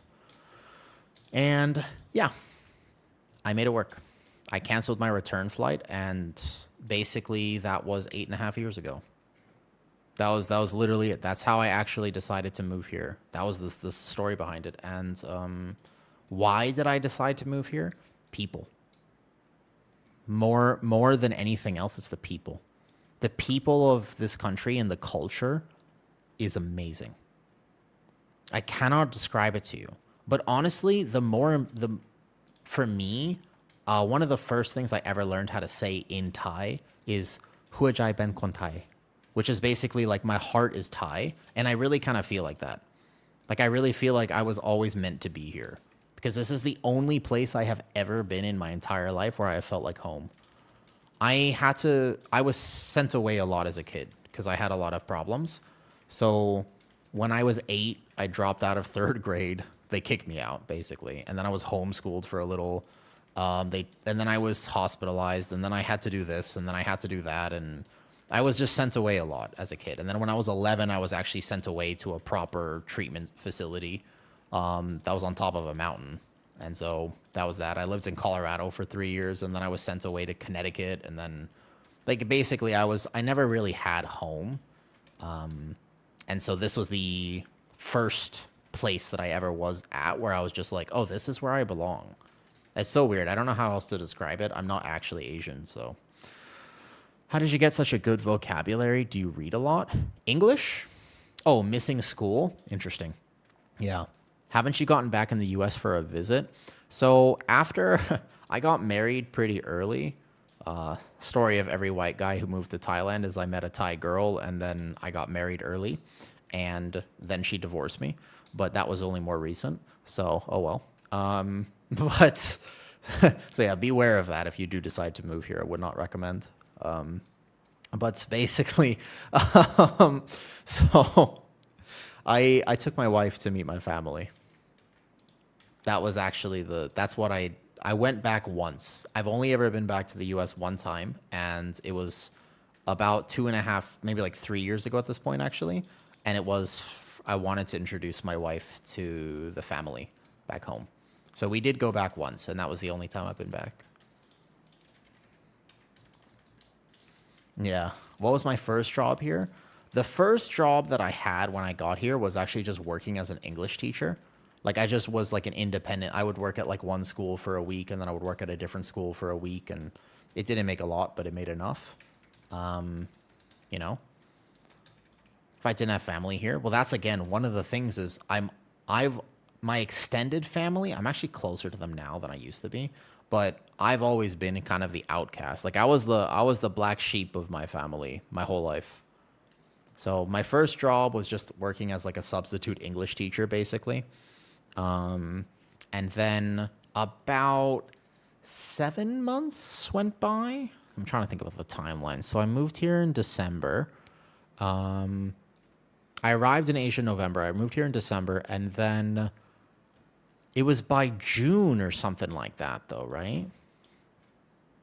Yeah, I think by June I actually got my first modeling job. And I started, the first cosplay job was that by like November or something like that. So what happened was I didn't realize there were cosplay events in Thailand. And at one point, by the way, I met people off Tinder. I was very open with people. I was like, look, I ain't trying to do the whole knocking boots situation. I don't know how else to meet people here. So, I met people through Tinder. And I remember one person was like, I'm going to a cosplay event. Like, do you want to come? And I was like, absolutely. So I remember in like April or something, I went to a cosplay event and I found this girl wearing a Pikachu hat. And that was my first like real friend that I made in Thailand. So yeah. Basically, she introduced me to some cosplayers and then they became my friends. And then I started going to all the cosplay events. And then people knew me as that one random white guy who showed up at the cosplay events. And then they introduced me because she was getting hired by the company that did ROV in Thailand, which is like, Arena of Valor, the mobile game. It's called Easy Experience add-on, by the way. Easy Experience Bar, easy. It's just literally called Easy Experience Bar, by the way, First Nation. So did you go to Fairmont? Where? Fairmont. No, I lived in Ohio. I was already graduated high school. And I didn't really go out in Ohio. I'm not going to lie. Like, I lived behind a Planet Fitness. How do you reset the data? I think you have to log out. What's up, Kiana? I've heard in DR it's like that. Does it? Pale eyes gives you status. It's because I'm young and I have pale skin. Yes. If you don't have Calamitous, I would just do the Delve World Tour, and then I would maybe consider questing if you need a level today. Yeah. They glorify whiteness, which is really strange to me, but it's something that does happen, and it is a fact of living here, is like, you get more opportunities if you are foreign, which is super strange, because there are, for example, Thai people who might be better at a job than me, but in general, I will get paid more and have like more likelihood of getting hired. I don't know where it comes from. I think it's actually just the difference of tourism is like the main part of Thailand's GDP. Like, it's a huge thing in Thailand, How old am I? I'm 29 at this point, though. Me and my sister cosplay as a slutty Team Rocket. It's a good cosplay. Let me see if I can find the other job that I originally worked for. The first cosplay job was it was Richter from, here. This one, me. You can see here. Voila. That was me. I know where you used to live, probably. It was like around a Planet Fitness or something like that. Like up on something like that, though. Was it Professional Giraffe Kisser? No, it was this. This is Richter. They provided the cosplay, and I drank bubble tea during my breaks. This was me. Back in the day. Yep. Cool job, actually. I got to carry around a giant sword on the camera. Pretty cool. It is a small world, yeah. Yeah, I really was known for my bubble tea. It was a chronic addiction, I swear. Just like nowadays, I have ice cream for treats, though. The big sword, thank you. Yeah, such a massive sword. I have a hard time walking sometimes, Sean, just because of how big the sword is. Yo, what's up? Any reason why last stream? I think it's really important to take breaks for mental health reasons. So I will basically finish leveling. I'm going to finish my monk soon, and then I'll do one more character today, probably. And maybe even two more, depending on how long we stream for. I probably plan on long stream today.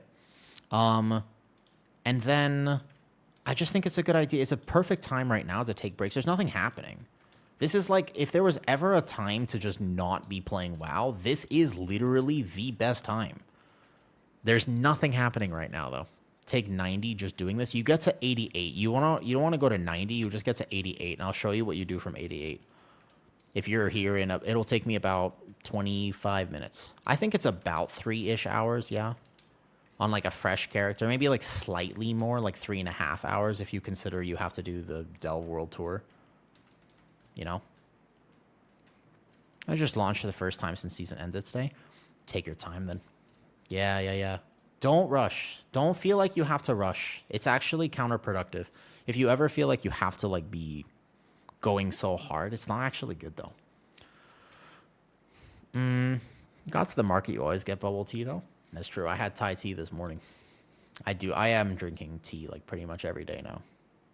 But no coffee for me. Not allowed to do coffee. Yep, no coffee. But you'll see. I mean, I finished my shaman, and then my monk will be done kind of soon. But keep in mind, I already kind of did the Delve World Tour.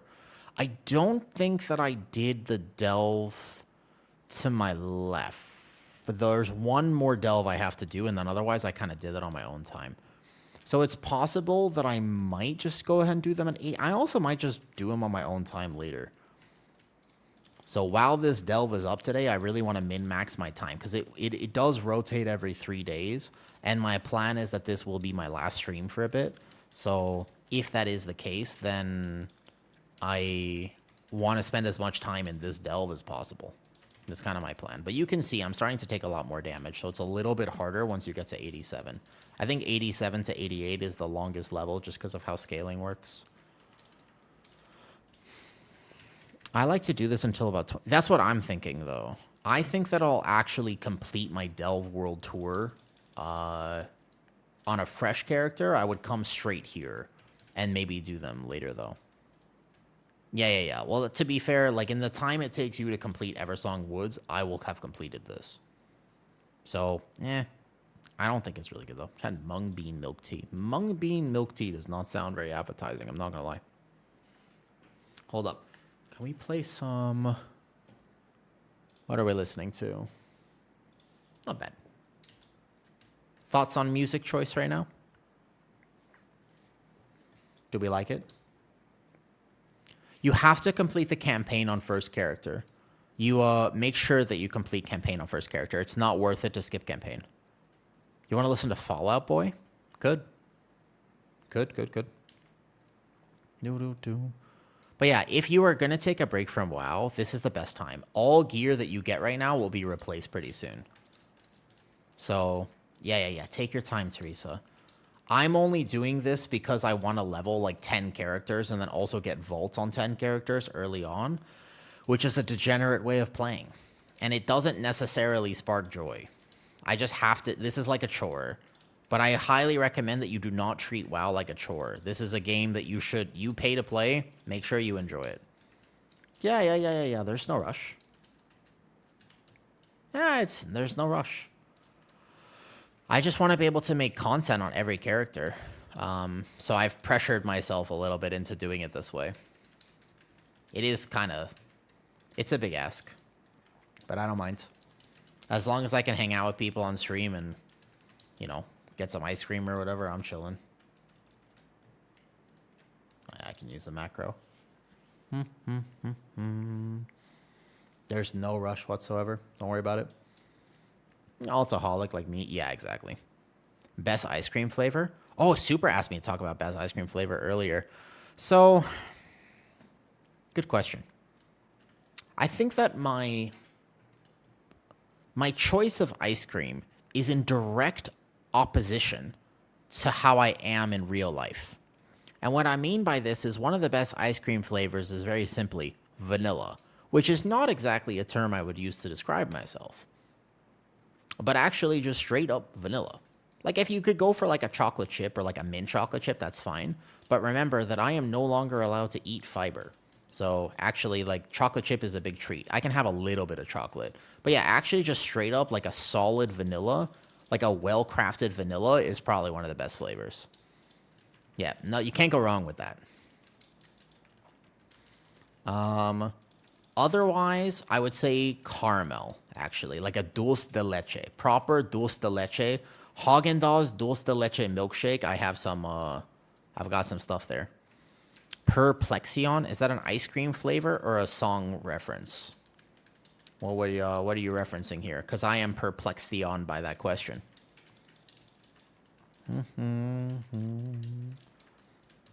I am a caramel / toffee girl. It's a solid choice. Can't really go wrong with that. I like a good Maillard reaction. You gotta fry up and caramelize some onions. I only know what a Maillard reaction is, you know, specifically because, small. You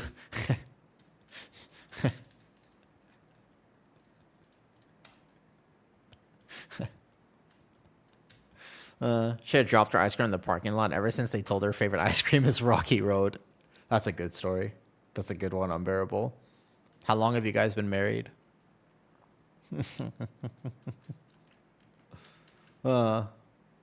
Salted caramel is best. I'm a huge salted caramel enjoyer. In fact, Kitty actually made homemade salted caramel the other day, and probably one of the best things I ever had in my life. Easily. 10 years this July. Congratulations.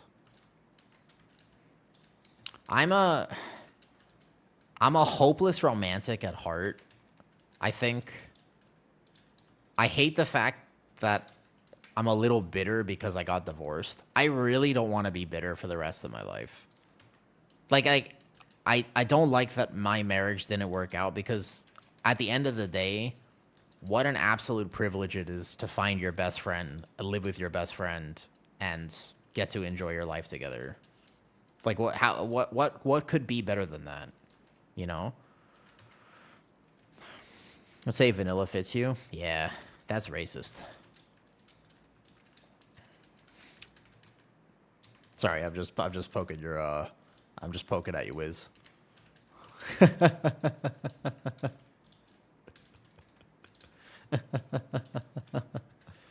It was the path you were meant to take.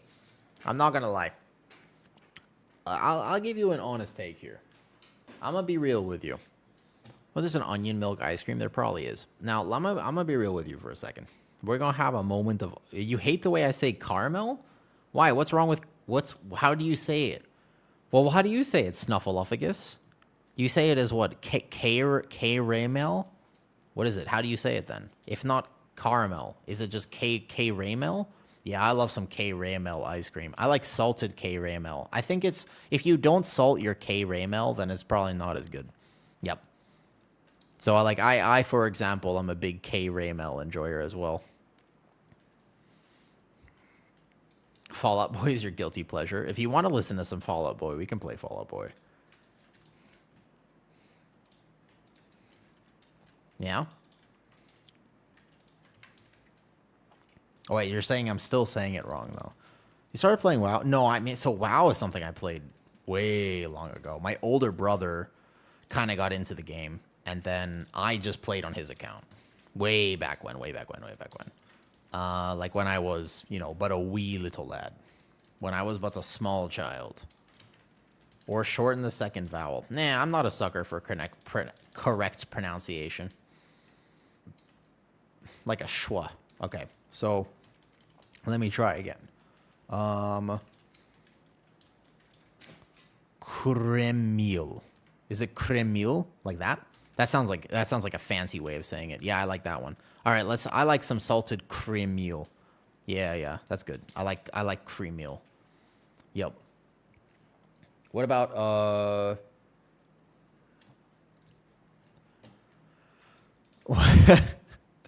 what was the first character you made in WoW? I don't think I remember. I was too young. I mean, I was like 7. I was like 7 or 8. I think I was about 8 maybe. I don't remember. It was way too long ago. I vaguely remember being a mage of some kind, I think, but I don't really remember all the way back then. I feel, yeah, this is a very fast way to level. Like, my monk is actually almost done already. We're getting there. And then after the monk, we're going to do something. Yep. This is why I waited for this. And this is also why I will do a long stream today. Because since this isn't up all the time, it's kind of like the old push key, where I'm just like, all right, guys, time to log in. Like, Calamitous is up. It's Calamitous Day. Like, we got to log in. Time to log in. This is how I feel. This is actually such an amazing... I don't mind that this exists. I think the ring leveling method was kind of degenerate, but I like this one. This one's good. I think I know how to say, what is it actually?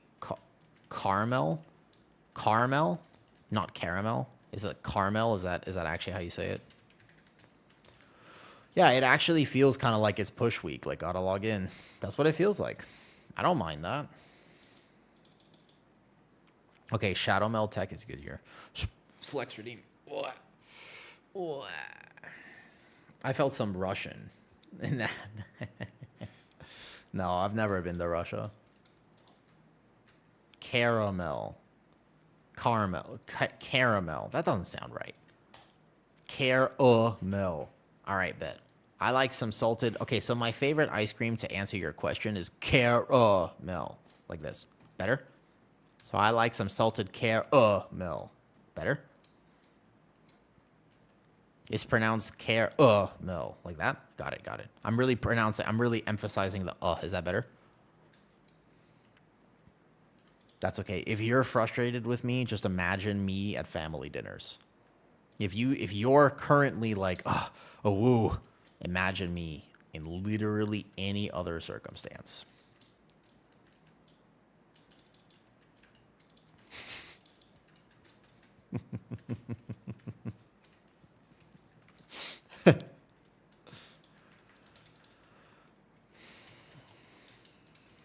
What are you working on right now in game?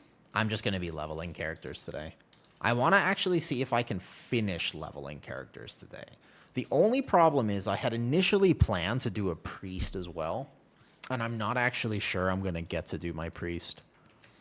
It's possible that the adaptation I make for the fact that leveling is taking much longer this expansion is the fact that I don't level as many characters as I had originally planned to. Like that'll be okay. If that's what it is, then that's what it is. It might actually be all right though. Yeah, I'm going to do the delve method pretty much. This works better for me. It's still I'm averaging like 1.1, 1.2 mil XP. It's pretty solid. It's very, very strong. And it's also it fits my playstyle. It's pretty mindless, it's grindy, but I don't mind it. I actually have fun doing this though. It's possible, King. I'm not sure. We had a conversation about it a few days ago, and she was like, "You can do better." I was like, "Really?" And she was like, "Yes."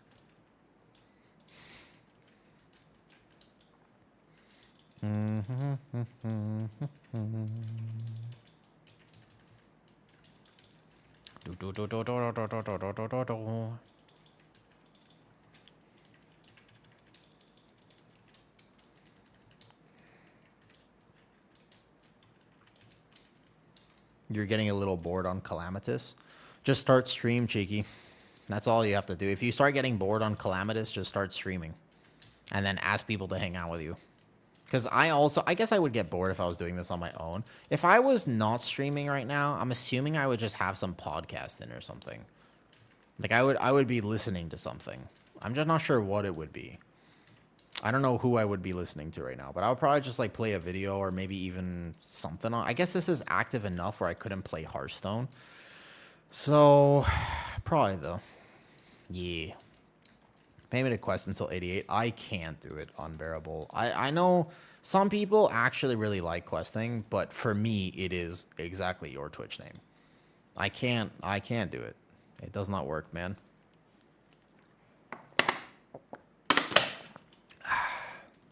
I do hope. If you guys could go anywhere in the world, where would you go? If you could travel. Let's say that you were going to travel somewhere. Where would you go? Boston? Why? Is it for their pies? Jomtien. Really? Do you have a fixed party in doing Mythic Plus? You also. I've pugged my entire life, Boss Krill, but this upcoming season, I actually have potentially some people. Yep. I might actually have a little team going on. Most days, I actually do think I'm going to have a team, though. Your house. What would you do in my house? What would you... What are you going to do in my house? But also, why is my house and that in the same sentence? I probably want to visit Tokyo again. I actually think Japan is on my list, by the way. I would really like to go to Japan. I think I would like it, probably because it's just... I don't actually, by the way, the culture of Japan and me probably won't actually work. I don't think that I would like the Japanese culture because I'm very lackadaisical. Like, I am a lazy person. I don't actually like grind culture. And the Japanese are very structured. I don't like structure. in that sense. Like, I think Thailand is like almost the opposite of Japanese culture in many ways. Thailand is actually a culture of pure expression, as in you can be whoever you want to be, and no one will judge you for it. Literally, it's actually such an amazing place because whoever you want to be, you can be that. But in Japan, there's a lot more of a formality and a lot more of a strictness in their customs and their culture and their communication and the way that you live there. So I want to visit. I would love to visit Japan for all the reasons of the fact that I grew up watching anime and still do. But in actuality, I don't think I would like living there. Does that make sense? I think that a lot of times if you've never been to Asia, Asia gets like grouped in for like, oh, you know what I mean? Like everywhere in Asia is like what you see in the movies, but actually no. There's a lot of different Asian countries, and a lot of them are actually quite a bit different than how you see here. Yeah, whereas the Thai culture is like Thai people do work very hard, but then, you know, they basically just like chill and drink beer and whatever else at the end of the day. Like it's a completely different mentality. You know, you want to go to Brazil? Why Brazil? I've actually always kind of wanted to go to Carnival. I think that I would enjoy it. Yeah, but what's wrong with that, Zealous? Tokyo to Bangkok, and this was a culture shock. Correct. Massive culture shock. Very, very, very different places. They're both in Asia, but they are not similar whatsoever. Just reminding. Yeah, but what's wrong with that? Yo, what's up, Berg? How's it going? I'm from Brazil. Have you? Okay, so I have a feeling that I would like to participate one day. Like, not like, maybe not participate, but I think I would want to see Carnival. Is that actually a thing, Harith? Like, describe to me what it is, because I don't actually think I know what it is. But it feels like something that I would want to witness once in my life, because I like experiencing new things, and I would be curious. Also, you know, in general, I like them thick, so it would be cool to visit Brazil for completely wholesome reasons, of course. Ah, I got stunned. Oh, shit, this is actually going to go bad. Wait a second. We might die. That was a bad stun there. Wait a second. That was actually like a really bad stun. Valera, help. The one time I need you, Valera, please. Valera, don't do it. Valera, help. Valera, I'm sorry I got stunned. Valera, please. Valera, help. Where is your healing? I expect... Oh, God damn it, Valera. You did nothing. You were pointless. You did not help. Bad, Valera. Actually, it was my fault. I got stunned. It's just a lot of people on the street throwing junk around. Okay, then never mind. Cool thought, I guess. We're almost done with the monk, because right when you hit 88, you can just basically level through the previous method. I think I actually need... I need to do that one delve. I need to do the Sunkiller Sanctum. Like, one delve there would be fine. So this is actually my last run on the monk. It would be worth just doing that real quick, I think. Just hearts on the floor and leech. Yeah, but I gave her a lot of time to heal me, so I feel like she could have done better. I don't want to blame her for my mistakes, but also in that one instance, she could have helped me.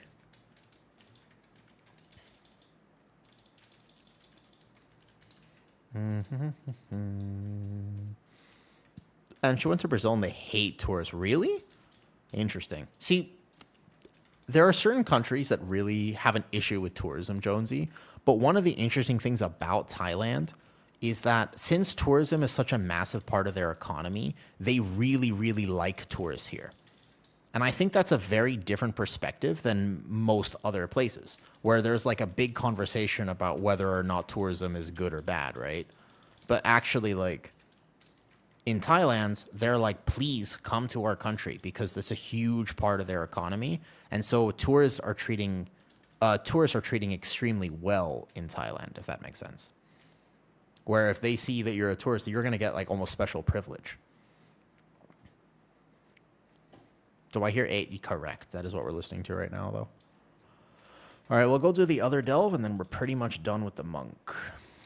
Peru is amazing. Never been, to be honest, though. There's not a lot of places I would really want to go to. I think I want to go to Germany. Germany's on the list. I've always wanted to go to Germany and Japan. Thai and Brazil could be very much alike. I wonder about that, though. I love Brazilians, their mentality. Portuguese sounds fantastic, though. Okay, so we got to do this one delve real fast, though. German here, good morning. Good morning. I actually think, though, stay in Asia, mate. No, not to live there, but just to visit. There's a lot of, I've always wanted to go to Germany, actually. I'm curious about the culture, actually. For me, vibes are kind of everything. And in terms of what people like vibe-wise, not everybody would like Thailand, for example, though, right? Yo, what's up, Zozimos? Zozimos. That sounds like a RuneScape reference. France, maybe? I have a problem with France, and it's a silly problem. It's a silly problem, but I can't... Listen, there is a part of me... Zezima is the RuneScape reference, right? I know. So, I can't say I like France. And it's not a good reason. And I'm telling you right now, it's a silly reason. But ultimately, I don't want to go to France. The reason that I don't like France is this. Would you like to hear? I'll tell you. Okay, listen. Here's why. At the end of the day, I went to France once. I was there for 8 hours when I was 14. It was my first time ever out of the country. In fact, France was the very first destination, the very first foreign country I ever got to go to. So you would think that it would actually be great. But what you have to understand about me is that I was a very large child. Just from looking at me, it was very clear that I liked food. A lot. Okay? I was a highly food-motivated child. It was the only thing that gave me any amount of joy. So here's the problem.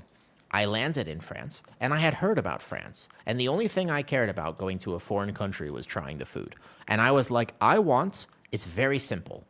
I want a crepe. That's all I ever wanted. I just knew for a fact, I was like, it is time. All I want is a crepe. Give me the crepe.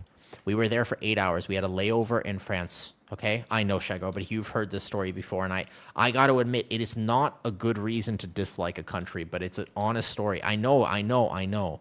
But I've stayed with me forever, and I've never forgotten it. I've never forgave them. There's a part of my heart that is completely sealed off, and I will never forgive the French people for doing this to me. It's not fair.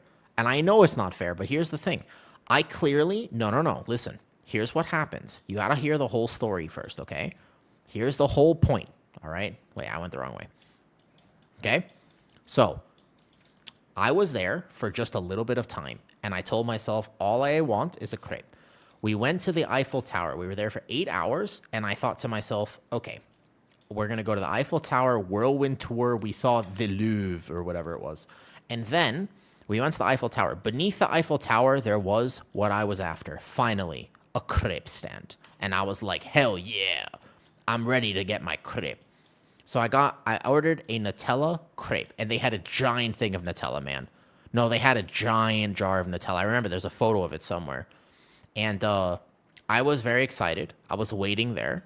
And then they served me a fucking Belgian waffle. Now, you're like, well, Belgian waffle isn't bad. Correct, Belgian waffles are delicious. But this one happened to taste like cardboard. Worst Belgian waffle I ever had in my life. And it ruined the entire country for me. This one little vendor had no idea that he was about to make an enemy for life. Now, but it was pretty obvious. Like, if you saw, again, like, as a child, it was very clear I was food motivated. So he gave me the most stale, cardboard-tasting, dry Belgian waffle that I've ever had in my entire life. And from this point, I have never forgiven France. It's the only thing. A beautiful country? I don't know. Great country? I don't know. What are the people like? I don't know. All I know is that their crepes are actually dry Belgian waffles. That's it. That's the whole point. That's all I know. And that's honestly, and that's it's not fair. And I don't want to like discriminate, but that's why I don't like France. And if you gave me a choice of like going back, I would be like, no, it's not worth it. But why would I go back? You see? This is the truth. This is the actual story of why I don't like French. Come to find out the vendor's Asian. No, I don't. I mean, he wasn't. I don't remember exactly because my whole trip was colored by this. Like, I actually have zero. I don't remember anything other than that. It was just, you got to be careful. Like, if you see a very large American child coming toward your crepe stall, you better give them a damn crepe. Like, it doesn't even have to be the best crepe. You got to give them a second chance. No second chances. Not for this particular instance. And now, of course, I have celiac, so I'm not even allowed to eat it anymore. That was the only time. They didn't know. That was the only time I was ever going to get a chance to have a real crepe. And I'll never have another one. It was over from this point. So no, I refuse. I will never forgive them. Yeah. As funny of a story as that sounds like, you can ask my mom. I wish my mom would ever. I think it would be so hilarious if one day my mom came on stream. Like, if she ever came to visit me, I actually would love to have her on stream so that you guys can confirm or deny any of the stories I tell you about. Because they're all real stories, by the way. Like, they're legit stories. Like, you can confirm with her at any point. You could be like, so about that France trip, and she'll be like, the crepe. And I was like, yep. It is the way it is.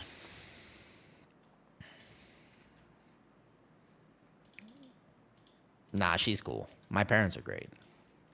Do you know if we just send veteran credits? So right now, the thing with gear is that it's all going to get replaced next week.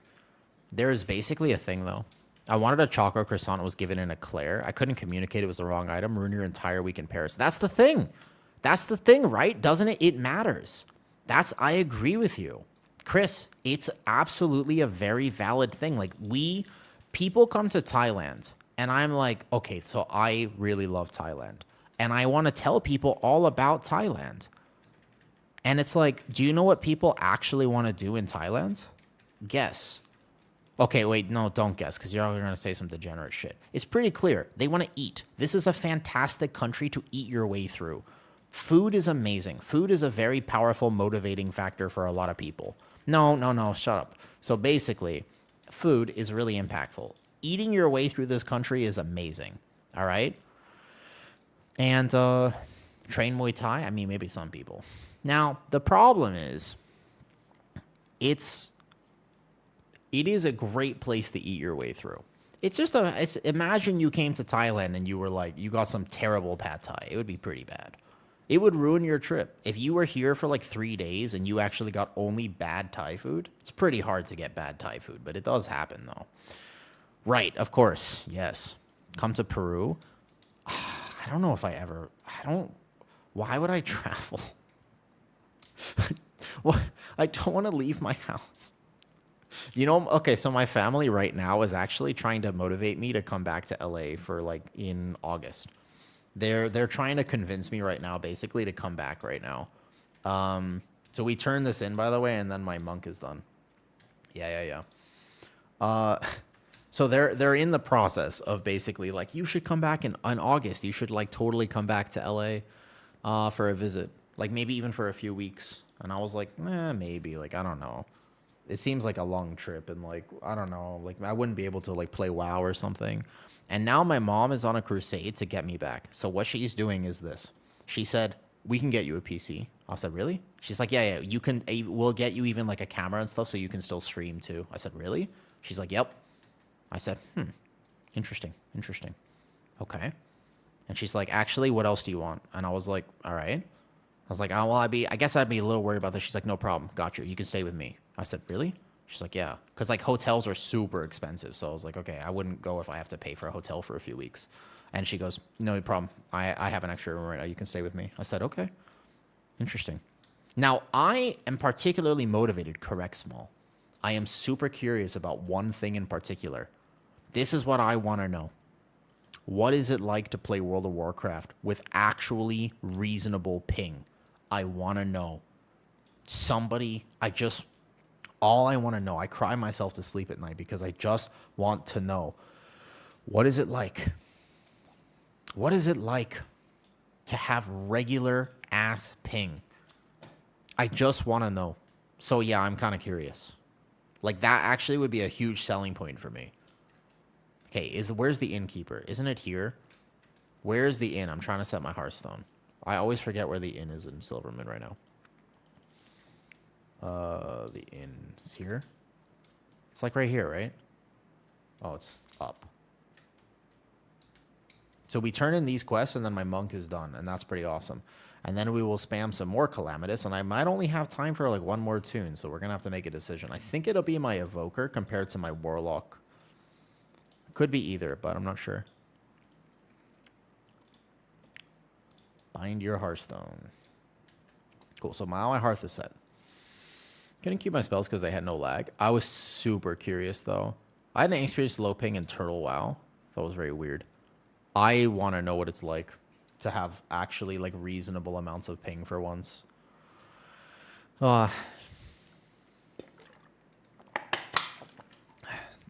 So maybe I will go back to LA for like a little bit.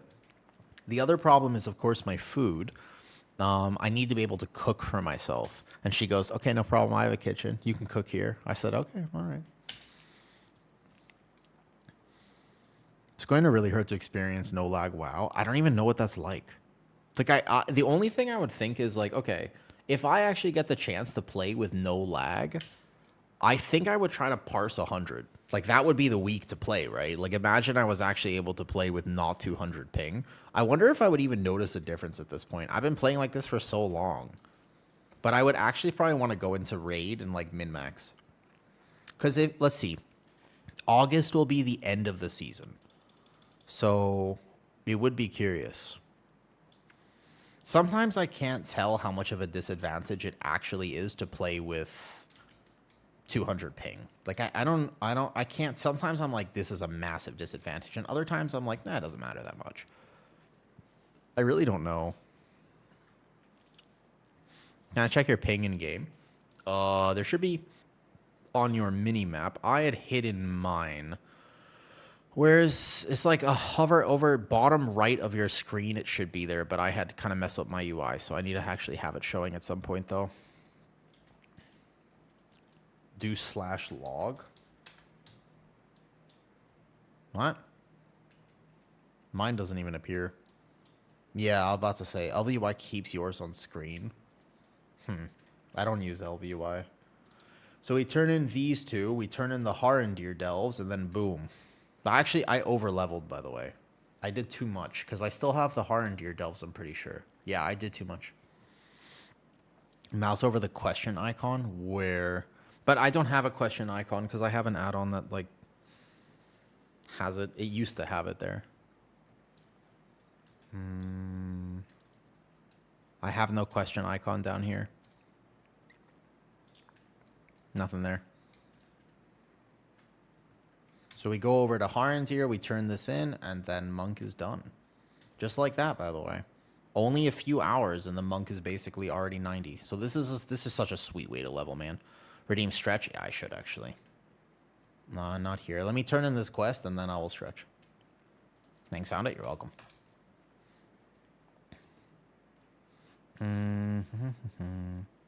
They with 500 ping. I think 500 ping is basically unplayable. That actually gets to the point where it's unplayable. All I know is that I miss a few globals. Like, that's actually the end of the... Like, and then I have to pre-move for some mechanics. Like, it makes me memorize some mechanics way more than other people have to. The level strat or guide? I'll show you in a second, Zen, because we're about to start a new character. If you want to see from, like, actually start to finish what it looks like, I'm about to do it on a new character, so I'll show you then. It'll be probably Delve World Tour, and then just otherwise do this. So you turn this in here, and then we're going to go like this, and here, though. It's doable, but so all it just means is that I could have gotten a few more globals in. When I have looked at logs to actually be competitive and, like, check stuff, it's like my rotation is never that wrong, but the idea is I just end up missing, like, somebody else has 3 more casts than me. And I just think to myself, how can I get that? It's not a haste difference. It's not a this difference. It's just a... It's actually just a... It's a ping diff. Sometimes it's worse than others. All right, we turn this in. Nice. And then from here, we just tailoring to max. Yeah, let's actually stand up again. Let me go get a snack. We didn't quite hit the ice cream fun today, but no problem. I can still get ice cream.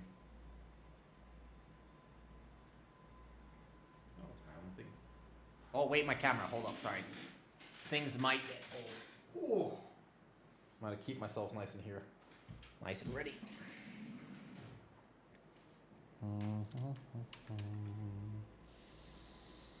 Was that the Haraldin route? No, I'm not using the Haraldin route. Whoops, there's the camera getting pulled. I am not using the Haraldin route myself because it is... questing is just not my thing. I tried his follow the arrow, and you should if you like questing, but that's not for me. I can't do it. It just isn't my thing. If you like it, go for it, but it's not for me. Okay, hold up.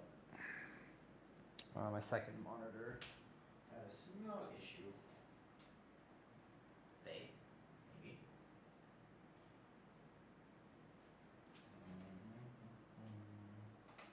When I move my desk up and down, the second monitor occasionally. But we'll stand for a bit.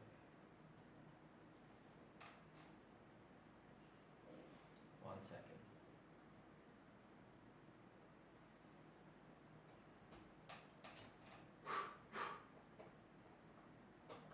The wire gets pulled because I don't have very good wire management. Ah, shit. 1 second.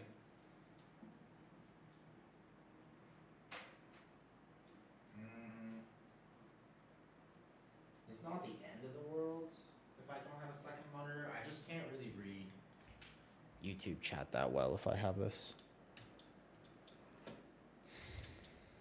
Yeah, I'll show you in a second. You can see that I'm at, like, with this method, it's still like 1.3, 1.4 mil an hour. Like, it's really, really fast. Extremely fast, in fact. I just tuned in. What did you do to level? It's just the Calamitous Delve. That's the play today. Calamitous Delve is going to be the absolute best way, I think. Yeah, all good. Calamitous Delve. But I'm going to go get a snack before I actually do the next character. So this will be pretty good. I mean, this will be all tanks and most of the healers. I think that I might do Evoker next. I could see myself wanting to play Preservation at the very least. I don't have to play Pres, but... yeah, no, I'll show you in a second, Zen. If you're here in like 10 minutes, then I'll show you. Because then you just go 88 to here. It's just one delve. And it's a specific route in that delve to min-max. Only 600k. You gotta try to get faster turnover times. I'll show you how fast it is with a new character. It depends if you're a tank healer or how much gear you have. But if you don't have a lot of gear, it's very easy at 81 to get that gear. And then basically you just go pick up tailoring. You should pick up tailoring beforehand, actually. It would be better. So go pick up tailoring, buy a few bolts. It's really easy to just finish your leveling with tailoring. Does not cost that much at all. Extremely easy and cheap to go like this at the end. You pick up tailoring here, and then you just want to buy like 100 cloth, 100 bolts. You go bright linen, like this. And you just get like 100 of these. Not expensive. You can even get the bolts to save time, I think, which is probably no problem. 100 of those. And then you want to go like this. Go to tailoring supplies, buy like 200 of these or whatever it is. Maybe, I don't know, 25 of these or something. And then you just start actually crafting the tailoring stuff. Oh, and then remember to actually pick it up from the mailbox. Yo, have a good night, Lee. So then this is the end. It doesn't cost that much at all. I think tailoring is the cheapest one and the easiest, because then each one of these first crafts, by the way, to clarify, gives you a whole bunch. You end up getting 16k from every single craft here. Pretty good. Tailoring, you don't even need to get that far. You'll see. So you just get to 5 here like this, and you pick up the first recipe. And you just do first crafts. Then you craft this. Yeah, crafting XP is really good. They have capped it so it only works for the end. But then you pick up, basically you pick up here. Depends on how you've managed your resources, but basically you shouldn't need to be worried that much about the crafting. So you go like 1, and then another 1, and you get 15.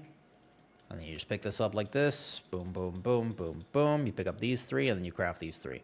And since I've already done this now once or twice, I know how to pre-buy. You just need the bright linen, the thread, and then this. It's very, very inexpensive. It's incredibly inexpensive. And then you go like this, and then you just keep learning the new things. And then I don't even think you'll need to get that far. Just look for the first craft. It's not expensive because these materials are super cheap right now, especially after the ring. You get to 25. You level all this stuff for 25. And then you just go craft this. And then the only other thing I'll need is the bright linen bolts, which I can either make myself or just buy. No problem. Probably won't need that much.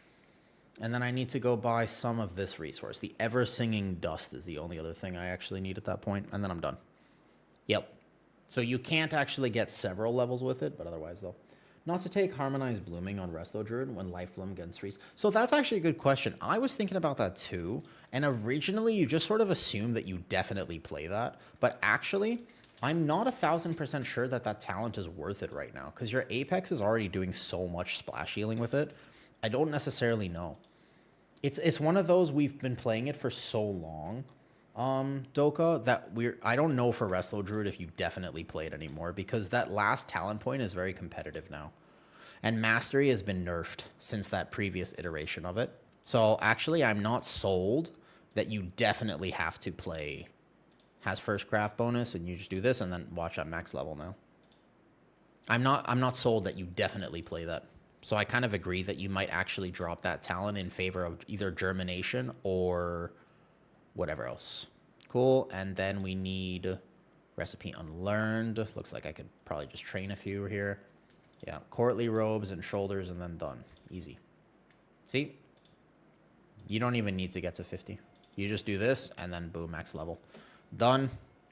Wait. I messed up. Done. 3, 2, 1. Excellent. Nice. Okay, Monk is maxed. Beautiful. We finished another one. We finished another one. I have now earned myself a little quick snack. We log out and immediately go next. The question is, what level next? That is the question. That's how easy the tailoring crafting is, though, just to clarify. Okay, look at that. Look at that beautiful character screen. Now we're getting there, guys. Look, 1, 2, this whole screen right now. Boom, boom, boom, boom, boom, boom, bam, dun, dun, choo, choo, cool, nice. I'm not leveling a mage. I'm not leveling. The question is now, out of the next 4 characters, I'm not going to be able to do all 4. So I probably have to choose either Evoker or Warlock at this point. I don't know if I'll get to do my Priest. Realistically, I don't need every healer. We shall all mats now. Don't ask me for selling the mats at this point. Just definitely don't ask me that, though. Leveling and all, I guess streaming really does help kill the boredom. It does, Boss Krell. Please hang out with me as I continue to do it. Yeah, please hang out with me. Thank you. I get very bored, yes. Should I mean Dev Evoker or Hunter for Mythic Plus and Raid? I can't answer that question for you, Harry Bus. It just ultimately depends. You know, first as a tank? No, I'll show you. When I come back, let me go get a snack real quick. Let me go get a snack, and then I will show you the plan. I will show you exactly what I would do on a brand new character, okay? But first, let me go get a snack. Cool. Be right back real fast.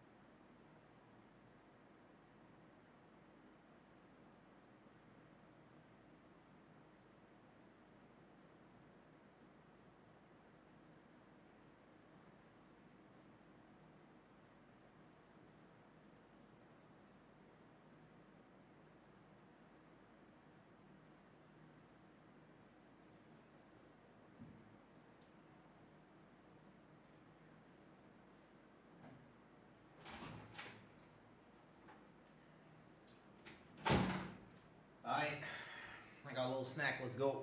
What's up? No, this one ain't doing any delve. What's up?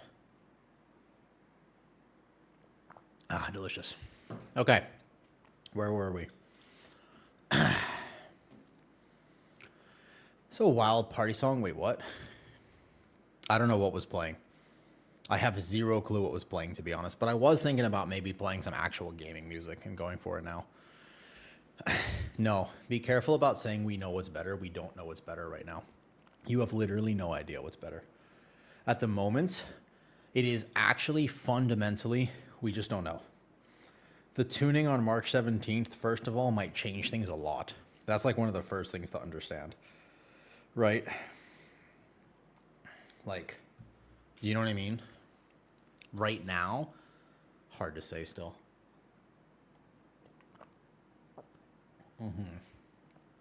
Have you ever tried Muay Thai? Nah, Boss Krill. Here's something very important to understand. So you see me now, right? Obviously, I like fitness. I work out. These are market muscles, dude. I'm not that strong. This right here, you got to understand, market muscles. This for show. I would literally not make it one day doing Muay Thai in Thailand. Nak Muays, Muay Thai fighters in Thailand, they're a different fucking breed, man. They're animals. They're so strong. They're skinnier. They don't look that big. They're so strong. It's unbelievable. I would be like, all right, put them up. And I would just be like, hold it. And then immediately my hand would shatter. I would hit them in the face. My hand would shatter. My elbow would shatter. I would dislocate my shoulder. I would also slip and fall probably. No, I'm not a good. I used to really like martial arts, but I don't think my body is not built for it, you know?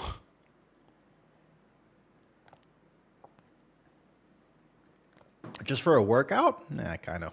Yeah, I got to be quick with it. I got to be fast because I'm definitely coordinated and I can totally do it. It can be bad. Let me go bathroom real quick. I want to show you how quick, so we can actually time it because this will be a fresh 80. How long it will take me to level from a fresh character. Should be very interesting, by the way. That'll be exciting to see.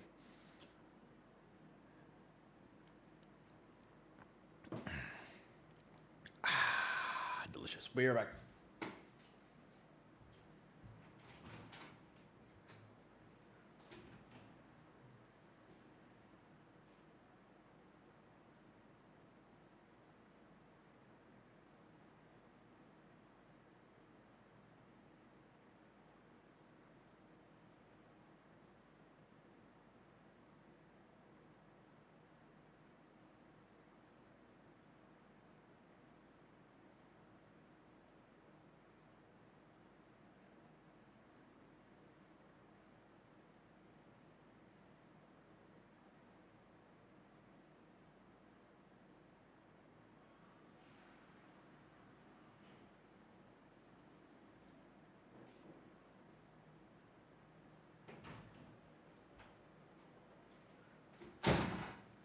Okay, right before we start this last character, I gotta confess something to you. I had a bit of a social blunder just now. Because I forgot that the maid was over, so when I went downstairs, I know that I'm live, and I don't like to take, like, long breaks, right? So, since I knew I was live, I ran downstairs, and I was just gonna get a glass of milk, quickly mix in a little protein powder, and drink it. That was my plan. And I was going to say hi to Kitty, obviously, and also the actual kitties. But the problem is, kind of forgot that the maid was over, and she kept trying to say hi to me, and I was like, ugh. I'm on a mission. But she doesn't know that I'm live. So she's like, oh, like, how are you? And I was like, ugh. And I was like this. Because no, I'm wearing pants. Don't worry about that. I'm live, so I'm at least wearing clothes. But mostly the social blunder is I forget you're not supposed to growl at people. You know? I just basically want to start growling at people. Because, like, I'm busy.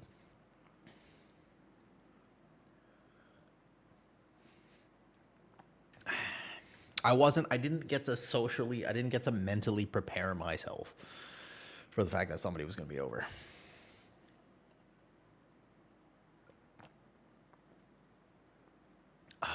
That is delicious, though. Now, One thing, real quick, by the way.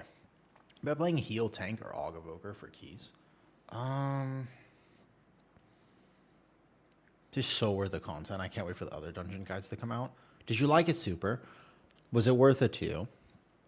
Just mean mugging you, maybe. She's great. I mean, maids in Thailand are a totally different thing than other countries. For example, for her to clean the downstairs, it's $15. So it's way more affordable otherwise.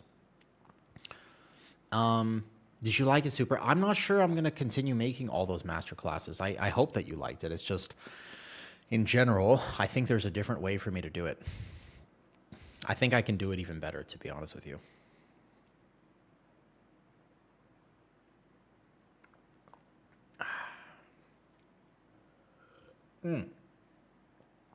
Easily worth it. Awesome. I think that if anyone subs to my Patreon, they will get omega value. My general philosophy in life is if you're going to pay me money for a service, I am going to give you 200%. Whatever you're paying me, I could charge you double, but I don't have to. That's basically that's what I shoot for, honestly, is just how can I give the most value that I could possibly give during this window? Like if you're going to hire me in any way, shape, or form, or you're going to pay me, or basically like you're subbing to my Patreon, you're going to get everything you wanted and more. That's my general goal. I don't like to work very hard, but I also want to make sure that the value I provide is as high as can possibly be.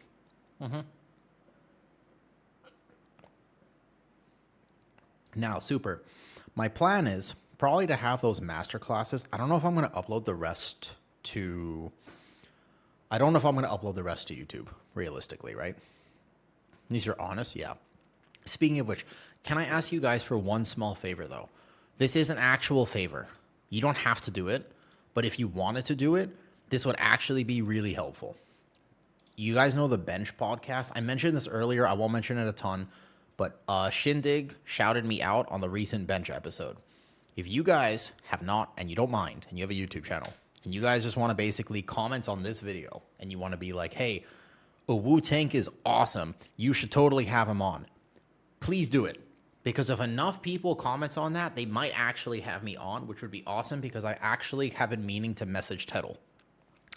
Well, I have been meaning to actually reach out to Tettles. It would be super cool. I'm a new kid on the block, but it would be awesome because I actually wanted him to make a Boomy guide with me. But I'm just saying, they apparently, I listened to the shout out, and at the end, Shindig mentioned me. They pulled up my channel and Growl said, wait a second, I think I've seen one of his videos before. And honestly, you guys didn't see this, but when I heard that, I went, like, that's so cool, right? But actually what happened, like, later, is I was just like, sweet. Like, I played it cool. Like, no one really knew I was excited. Like, I was chilling. Super chill.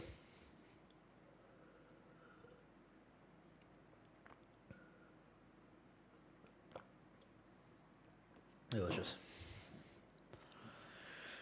That was without burning to make money. I know, Super, but I also want to help people. In general, though, he may have squealed a bit. Okay, just a little bit, though. Yeah, exactly. Yeah, 100%. All right, so what music do we want to listen to? Do we want to go hardcore gaming music just to see how quickly we can level the Evoker? I want to show you exactly how fast this will be. That's why I haven't logged in yet, because I'm waiting. When I log into this character, we'll be on the clock. It's the so you want to get good at raiding vid. Yeah, I think it's the, yes, correct. That one, indeed. Yep. Yes, it's that one. Yeah, thank you. I think it would be super cool. It was very awesome that I got shouted out by them. I kind of want to make my own podcast too. Like I'm honestly sort of serious about this. Like, I'm not even kidding. I think that I actually want to send up my own podcast at some point, though. That's how you came here, Cirilla. That's pretty cool. I have only been doing this for like a year, and I have others. So Cirilla. I have my Discord, which what I want to do, and just to clarify, let me log into a different character. Before I actually start the next character, let me just show you what I have planned. I have been busy with real life and I got delayed. It's important to me that I take care of my mental health and also that I don't burn out. So I've been pacing myself over time. Like I really don't want to try to do too much and then realize when the season actually starts that I'm just like tapped, which is why today is the last stream for quite some time, right? At least 4 or 5 days, at least. So because I need to make sure I take the time and also make the content. But let me just show you something that I'm going to have in my Discord. I haven't actually set this up just yet, by the way. Thank you. I appreciate that, Super. I appreciate the kind words. I think there are a bunch of really amazing... Oh, wait, did I get title? Oh, that's right. I got title because... Oh, that's cool. Look at that. I get it for 3 days. I didn't actually get title last season, by the way. I didn't actually get title, but there's a bug where because I played the postseason... Look at that. Well, you can count this as when people say, did you get title last season? I'll be like, of course. Yeah. No, I definitely didn't quit around Turbo Boost. Look at that. Look at that. I was like, wait, what? I forgot. There's a bug right now where if you pushed in postseason, like after pre-patch, what's title? The 0.1% title for Mythic Plus. But I stopped at Turbo Boost, so I definitely didn't get title last season. I wasn't even close to title. I was pretty far behind it last season. I do not deserve this. But if you pushed in postseason, which I did for fun, then you did get it. The top 0.1% of all Mythic Plus players in each NA and EU get title, which is basically a title you put on your character. It honestly does not mean much. It has almost zero effect. Like, does it matter? No. It literally doesn't whatsoever. Do people literally end friendships and basically work so hard to get it? Yes. People really care about it in game. But let me show you what I was going to show you before I log over to the Evoker. So one thing I want to do is I want to make routes for the community. A lot of people, what they do is they do have this behind like a Patreon. So people have to pay for it. I don't want you to have to pay for routes. Not stuff like this. So this is all going to be in my Discord. I just haven't finished them yet because I played beta a bunch. So I want to have for each key, by the way, there's going to be a push key route, which I'm going to show you in one of the videos that I actually make a masterclass. Like, hey, this is what I'm going to do with a coordinated team when I can trust that the pulls will go well. And I'm going to put notes on them. You see? So this is going to be tank refer to the video. If you need this, healers, watch this. Consider the external of the target for this frontal, etc. Right? So this is what I'm saying. Like, I'm basically going to be making stuff like this. Like, this is my route. I made this with the arrow. And, like, all of these, if you want to study it, are going to have some basic notes for people to help understand what's going on, right? I want to do this for the community. This is just something that I feel like people should have access to because most of this is, like a lot of this is weirdly hidden and it shouldn't be hidden, right? But it's like, hey, this is interesting. And I think that I want to make this, but I also want to make weekly key routes, which is like, hey, at a +2, you don't need a route at all. But at a +10, I wouldn't do some of this. Like, I wouldn't do this snap on a +10. I would, however, change the route, and I would go here. And instead of this, I would basically pull like this, tank in the left corner to avoid the pat, and then we come down, we fight 7 right here, and we go into 8 like this. Now, the plan is, though, to have notes for every single pull to give you an understanding. Now, that's kind of complicated and takes me a while to make, so I haven't finished them. But the idea is that this will just be in my Discord. If you are curious about any of these and you just want to import them, you just need the MDT add-on and you just import it, and then you'll have it. This is the thing, though. This is like what I want to be able to do for the community. That plus all the guide videos that I'm going to make next week.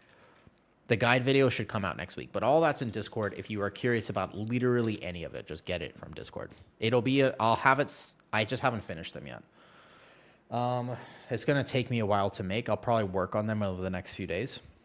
But I definitely want I just want to give that to people. I think it would help a lot. I wish that I had that when I started tanking. I did not have access to that, and it's a massive help. So it would be good to have that information, yeah? That's why I want to be able to do it for people. That's the idea.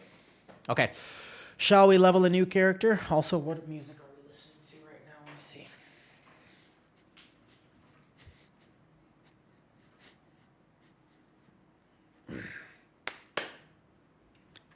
Tell me if you like this vibe. I'm going to play Rhett Pally. Boss Krell, are you on Patreon? Mr. Boss Krell, are you on Patreon?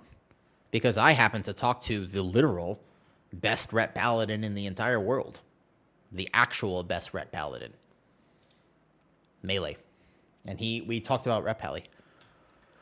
Just knocking out wheelie is very cool to have. Yeah, I think that plus I have some ideas for the guides, super. Oh, here, you don't have to actually pay. There's a lot of free content on Patreon too, but I posted a conversation with Melee, if you were curious about Rhett Paladin at all.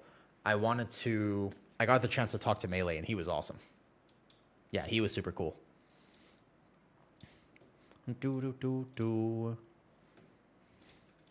That conversation is completely free, of course. All right, shall we? I want to play this. Tell me if you don't like the music, though, and I'll make it a little quieter. But I kind of want to play like something like this. Like gaming music. Okay, I think Evoker. Let's go Evoker. I can have a Prez. Devin Prez.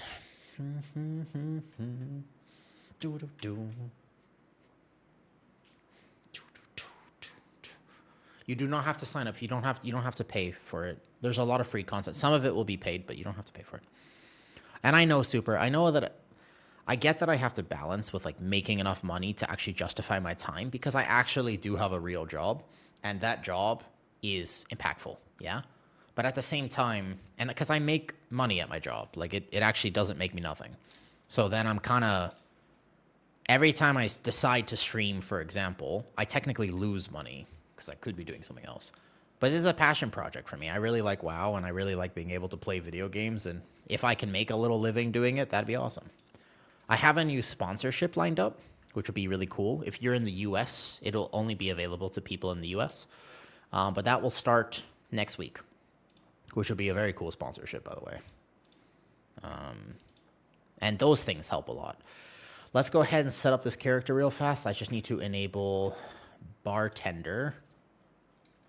And then we'll do this. Get rid of bug grabber because it has weird audio for the YouTube stream. Keep everything else up. Get bartender on, and then we're good to go.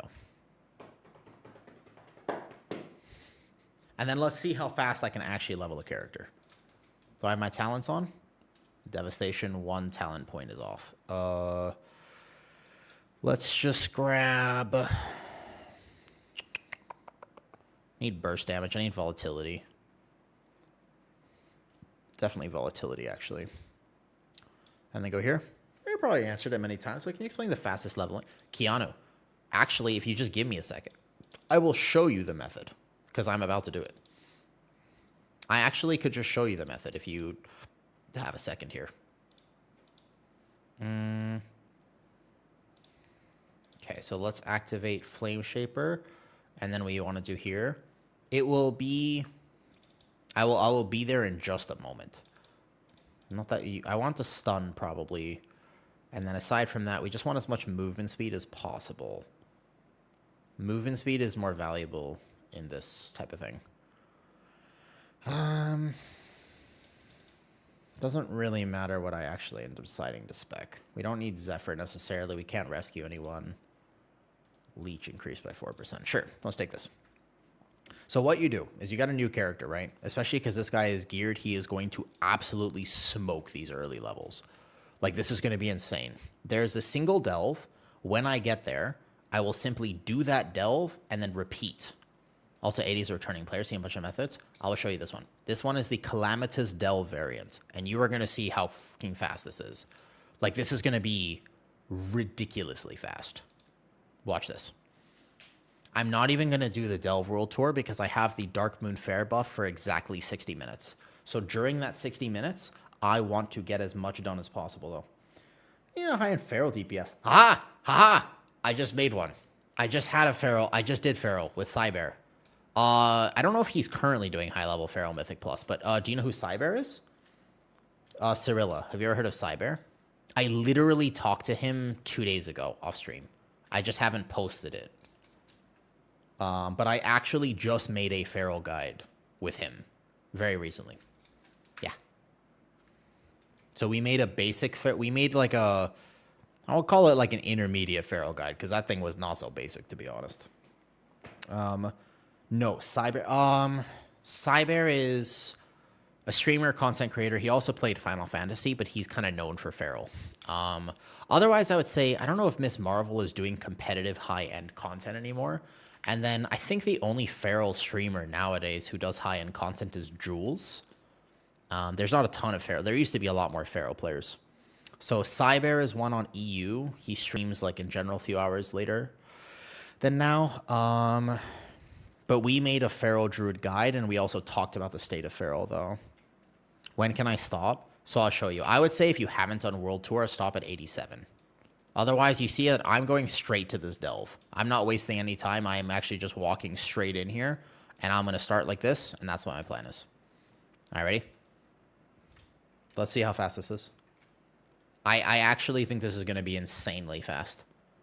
Because Dev should be really good at bursting this down, too. Just make sure to set Valera as a healer if you do this. Make sure that she's set as a healer, because she does not do anything else.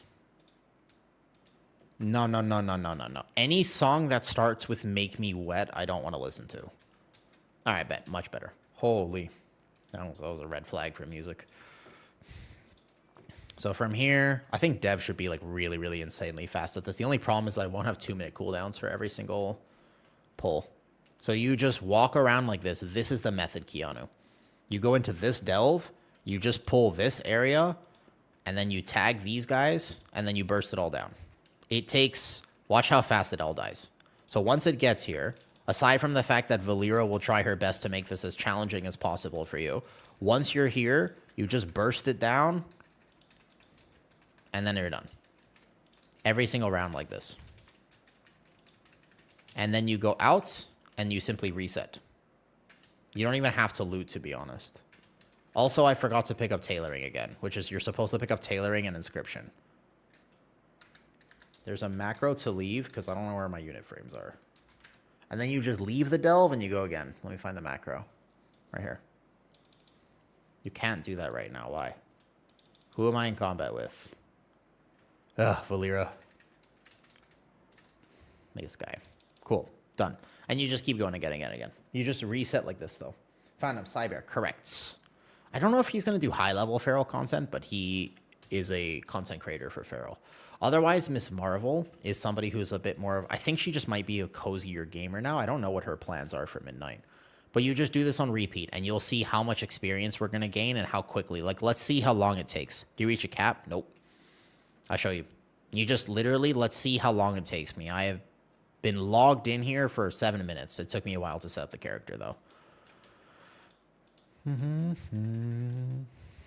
Yeah, the macro is not like a necessity. It's not a necessity or anything. It's mostly just that Valera will try to take the mobs and bring them as far away from you as possible, which is annoying.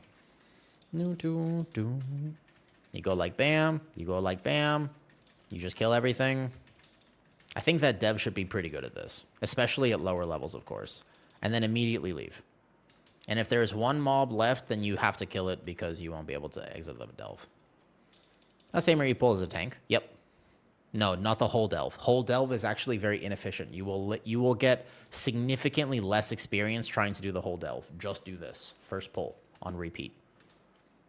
You just want to cycle through as fast as possible. Nothing else matters except kill time. Like I think Cyber, I mean, both of them have gotten high level on Feral before.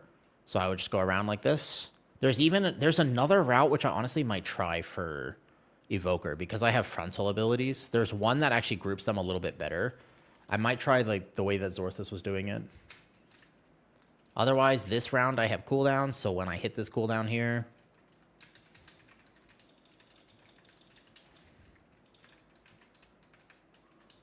and you just blast them down, Dev Evoker will be extremely fast at this.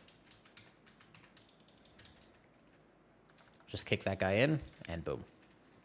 So this first level should take me approximately 15 minutes. Maybe less, honestly. Probably less. Who am I in combat with? I think that there's probably a better one though here though. Thanks though, don't want to strike. No, you're fine, We're chilling. Please always come hang out with me while I'm gaming, because this is very mindless stuff though. What's up, Glocka Laka? What a name. So I think that outside of cooldowns, I should probably just come like this. This is pretty, not mindless, but I mean, it's pretty chill gameplay, so I'm always down to hang out. You should see me in the middle of the season too when I'm doing quote-unquote high push keys. I will probably also be full sending chat, so always come say hi. It's just that if you really want to come hang out with me, in general, I have a harder time responding to YouTube chat. So if I ever miss your YouTube chat, you should always just come say hi on the main stream. That is the one thing I would say, because I am pretty bad sometimes at responding to YouTube chat. This is the other way to do it, is to line of sight with this rock. But then, if you do it this way, you see how this guy stays out? Because Valera doesn't really... Maybe I have to try to tag as I walk through or something.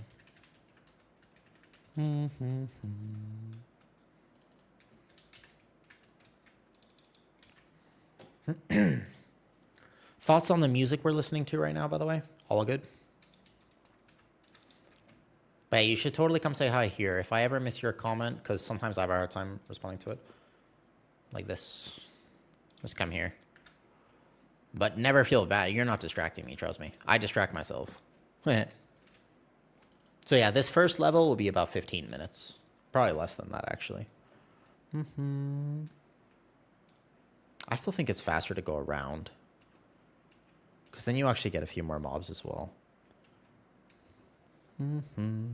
Otherwise, Valera does weird stuff. I think this one's faster. And just tag this.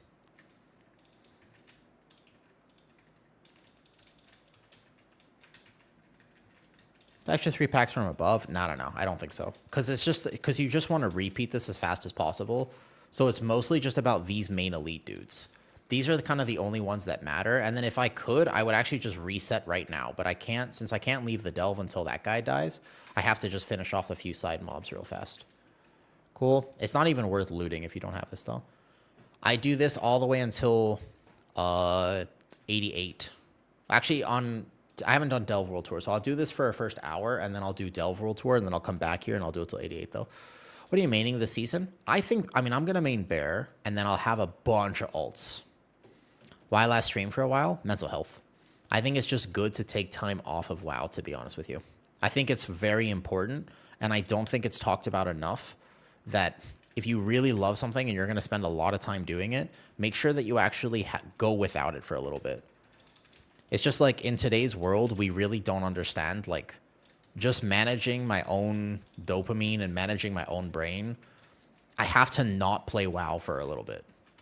Like, just for, like, a few days, right?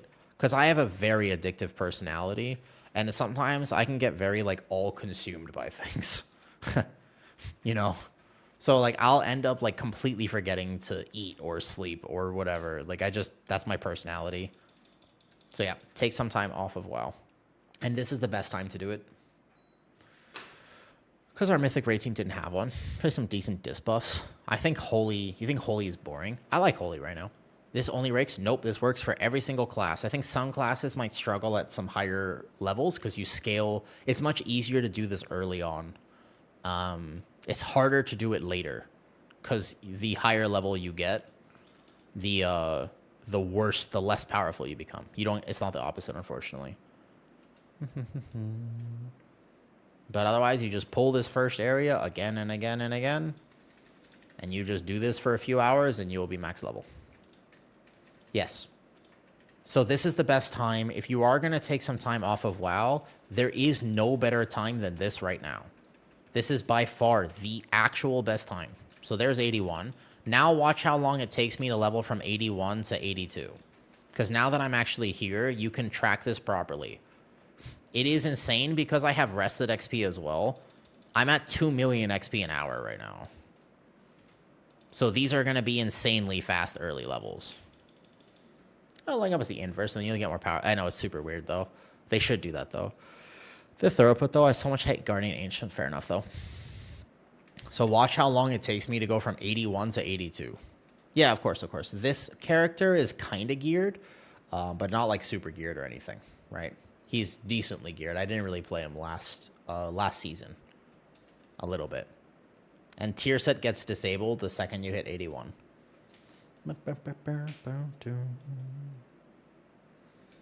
I think it should be alternating routes. Because I need to go get aggro from Valera now. But kill time is the only important metric here. So, for example, you just want to be able to cycle through these runs as absolutely fast as possible. And the early levels are going to be the absolute fastest. So because I have Dark Moon Fair buff for an hour, I didn't do my Delve World Tour first. Otherwise, I should do that. And then Valera, she just does whatever she's going to do. I don't know. She's like fighting all these mobs over here.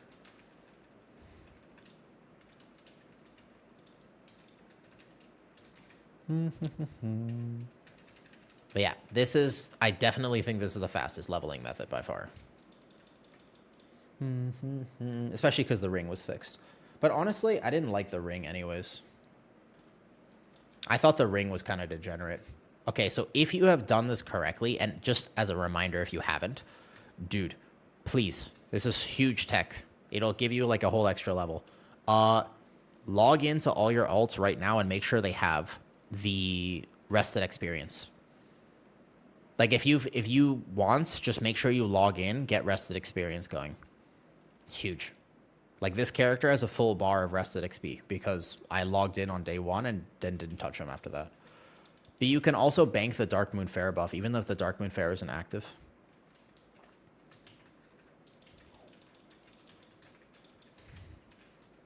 But yeah, Dev Evoker with their burst is going to be really good on this. This is going to be a fast spec to do this on. I wonder if I can actually hit like a sub 3 hour total from 80 to 90. But I might actually prioritize just getting the early levels done because once you get to higher levels, it's easy. The ring was a degenerate early leveling method that has already been fixed. Where you basically did a hyper spawn. Hyper spawns in WoW are when enemies just consistently spawn over and over and over again. So there was one in the dungeon thing, though. You also buff the... Wait, you could? I didn't actually know you could do that. I never really did that. So we are currently at 2 mil, but once the rest of the XP goes away, that won't be there. Yeah, look at this. I mean, that's... Let's see how long it takes me to go from 81, by the way. So track it right now. You think I can get 10-minute level? 81 to 82 might actually be 10 minutes. Insane. Like, that's why I was like, oh shit, it's Calamitous Day. Like, long stream. Let's go. This is the best time to level. I don't want to level any which way else. This is it. It's this or nothing.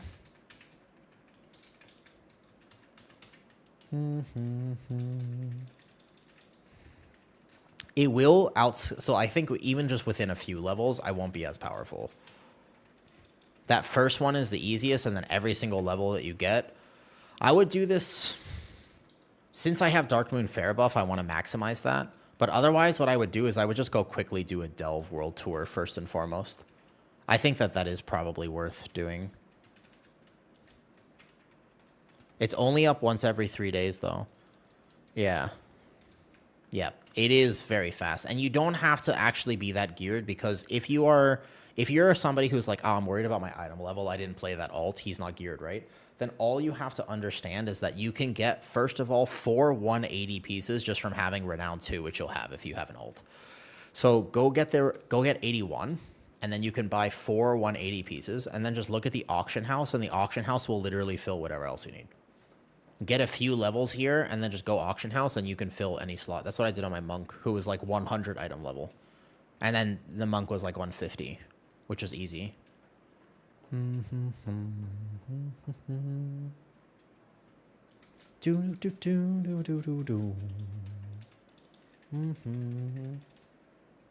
Yeah. Yep. No, you don't have to have like mythic gear though. Honestly, the early levels here are actually so fast that you don't even really need the mythic gear. My only problem is Valera. She is the most annoying delve companion I think that has ever existed. She fuels my rage. I used to like her, but I definitely don't like her anymore. Because look at her. Like, why is she... Like, where is she right now? Why is she over there? We're fighting here. Valera, stop. Valera. Literally. Yeah, but it's fine if she pulls for me. I just wish she didn't go to literal Narnia. I have a problem with Narnia in the same way I have a problem with France. You want to know what my problem with Narnia is? That show lied to me. You know what? You remember when you watched the Chronicles of Narnia growing up? And you were like, God damn, Turkish Delights sound amazing. They're not amazing. They're just okay. You know what I mean? You know what I'm talking about? Turkish Delights are like kind of good, but they're not that good. And goddamn, like that one guy, he was like literally willing to betray his friends for Turkish Delights. Unbelievable. No, they're good, but they're not that good. I don't take it back. I stand by it. They're actually just okay. What's wrong with France? Oh, they gave me a Belgian waffle when I asked for a crepe when I was there for 8 hours and I was 14 years old. That's mostly it, honestly. That's all I got. It's not a good reason. It's not a good reason. It's just that when I was 14, I told this story earlier. I was just... Listen, the thing is that I was a very large child and I really, really liked food. I was highly food motivated. It was very obvious. If you just took one look at me, you would be like, wow, that young, large child, he clearly likes food. And all I wanted when I went there was a crepe, and they didn't give me a crepe. I was there for one time in my life, and I just wanted a taste of French pâtissière, and I didn't get one. And so I hate them forever now. It's not a very valid reason to hate a whole country, but it's what I got. It's the truth. No, I wasn't waiting for a crate for 8 hours. It was just that I had an 8-hour layover in France, and so I was just really excited because I had seen the TV shows, right? No, well, they gave me a Belgian waffle, but if the Belgian waffle was good, it's fine. I wouldn't have made an enemy for life. The problem is that I didn't get a good Belgian waffle. It tasted like damn cardboard. I wasn't even sure the thing was food. It was actually just a cardboard styrofoam Belgian waffle, man. It was terrible. How far do you need tailoring? How far do you need to take tailoring when you do this? You mean you don't need tailoring at all. I actually forgot to get it. I was in a rush. If you get tailoring, you can loot cloth from enemies. So just even level 1 tailoring lets you loot cloth. It's not that. You don't make that much gold with it though, so it's okay.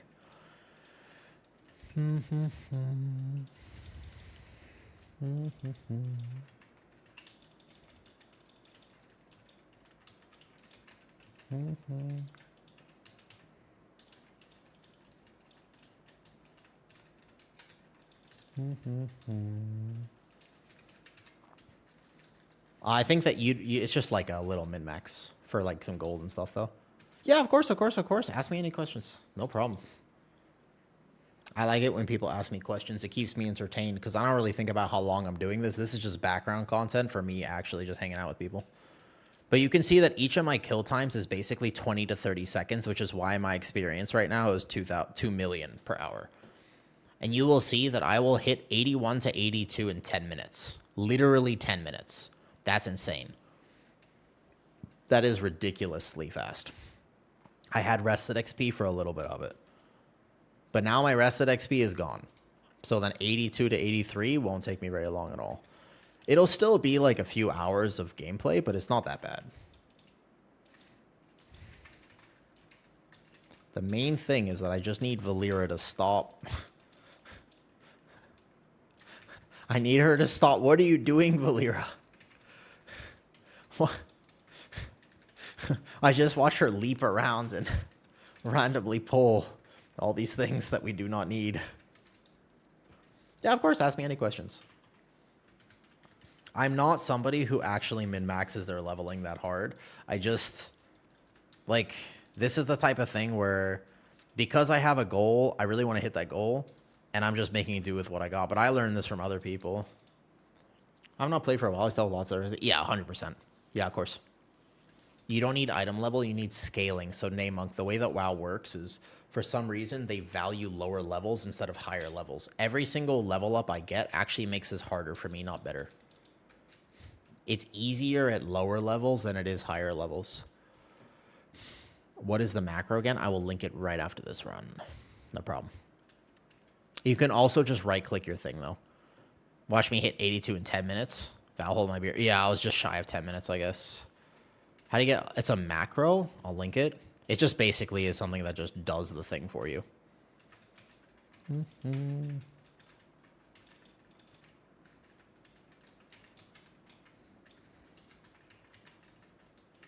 Hi, Valera.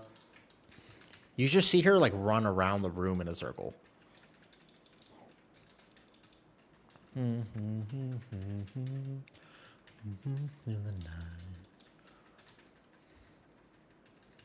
Yeah. It's like once you get to 90 and you gear up, you're powerful again. But it's so weird to me that the scaling works here. So this macro right here. Now, you can also just right-click your character frame and hit Leave Delve. But if you want the macro here.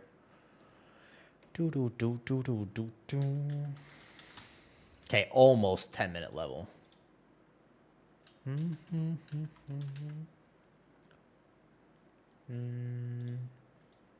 This. Do I enjoy Dev Evoker? It's not my favorite thing. It's not exactly my absolute favorite thing. Oops.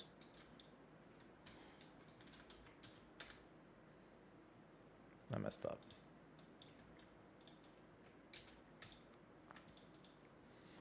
My problem with Dev Evoker is that because of my ping issues, I oftentimes miss empower abilities. It happens on Prez as well. Like, I've noticed that I also do the same thing on Prez. Like, sometimes my Dream Breath doesn't go off when I want it to. This spec is actually a hard one to play very well without ping and haste. I don't mind it. It's technically simple, but the playstyle just doesn't tend to work that well for me.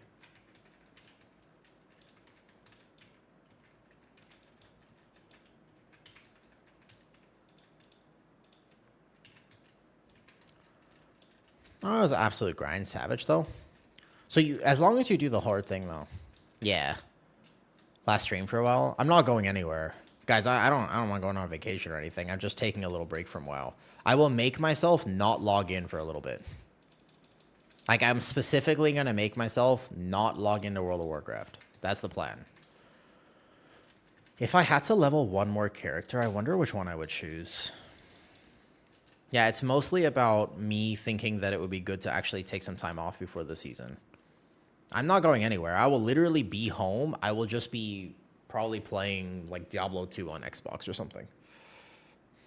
I just don't want to be at my computer for a bit. Refresh 90s, a new campaign chapter takes like, yeah. Gives you 240, not bad. You can just buy off the auction house though. So don't worry about your gear that much because you'll actually just get gear at 220 anyways. Yeah, World Quest at 90, though, is just World Quest at 90 give you 220. So you can just World Quest run it, and then next week, Mythic 0 is spammable, and you get 246 champion. So you don't have to worry that much, to be honest.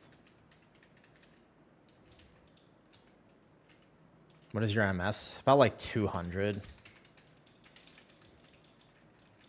Like 220 normally. 215 to 220.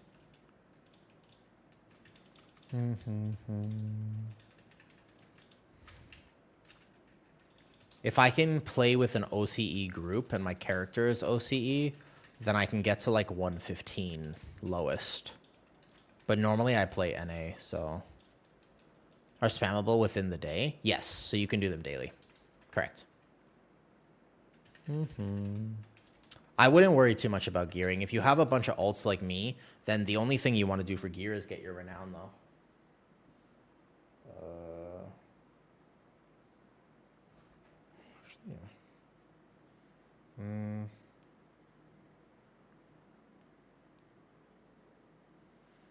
Luckily.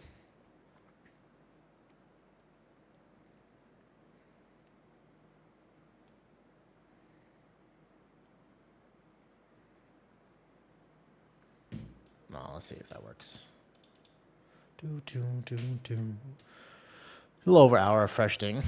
I think that the gearing process at max right now just doesn't matter. It depends if you have friends to play with, though.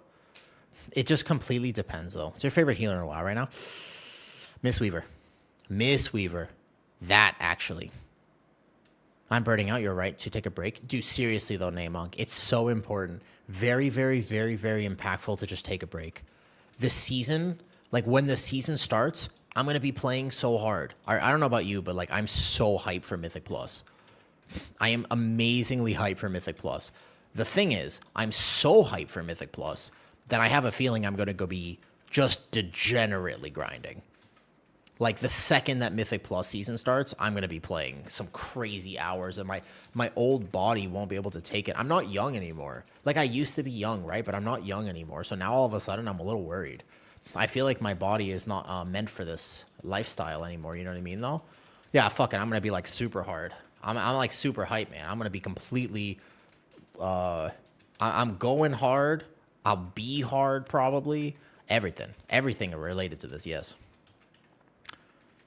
Like, I'm like really excited, but the idea is I'm not young anymore, so I'm a little worried about it. How old are you? I feel like I'm 83. I'm not gonna lie. Yeah, I remember when we were young and we would like game for like 14 hours and we'd be like, oh, what a chill day. It's like that's not me anymore. I game for 14 hours and I'm like, my body is broken. No, I don't feel like that anymore. Yeah, I'll focus on one character. Will I? When Mythic Plus comes around? So I'll focus mostly on one character, but I also want Vault on, you know, every character. Yeah, I want Vault on as many characters as I can possibly do, which is a lot. So I want to get a plus 10, even just one. Maybe not a full Vault, of course, but for the characters I care about, full Vault if possible. But mostly it's just going to be a single Vault slot starting at the beginning of the season. Yeah, on everything that I care about, which is not so easy, by the way. That's a lot of work. But I have to level now. So the thing is, if you think about, imagine trying to grind out the item level and also get that plus 10 on all the characters, right? That's a lot of work. So once the season goes live, I'm not doing key. Like, I'm not going to be leveling characters. That's why I have to get it done right now. Does that make sense? And that's the issue, is like, well, if I know that I'm going to want to be playing that hard, I'm not going to be able to do it. So once this evens out, by the way, I should be at about 1.5 mil experience per hour on a Dev Evoker. It was a little longer on my Shaman and my Monk, but my Dev Evoker is going to be great at this. So I'm actually 29. I'm closer to 50 than I am 0, but basically I'm actually just 29 years old. But, you know, can you even put an age on wisdom? Yes, probably. Actually, I don't know about that. I feel like a lot of the wisest people I've ever met in my life has nothing to do with age. I've met a lot of old people who are really stupid. And I've also met a lot of young people who are really not stupid. You know? So I don't know about that.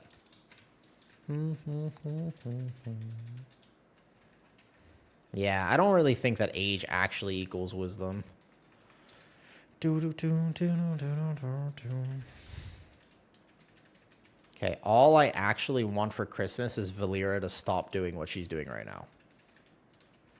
I just want Valera to not do exactly what she is currently doing. Life experience is more important. Yeah. Well, I don't know. Some people live more in 5 years than they do in other people do in 20. It just depends. I think it depends on what life throws at you, among other things. But most likely first week, because I'll be playing with a little bit of a team, I definitely want to max out my Guardian Druid. She does kind of piss me off too. Basically, though, it's my Guardian Druid first and foremost. That's the actual plan. Guardian Druid first, and then everything else kind of second.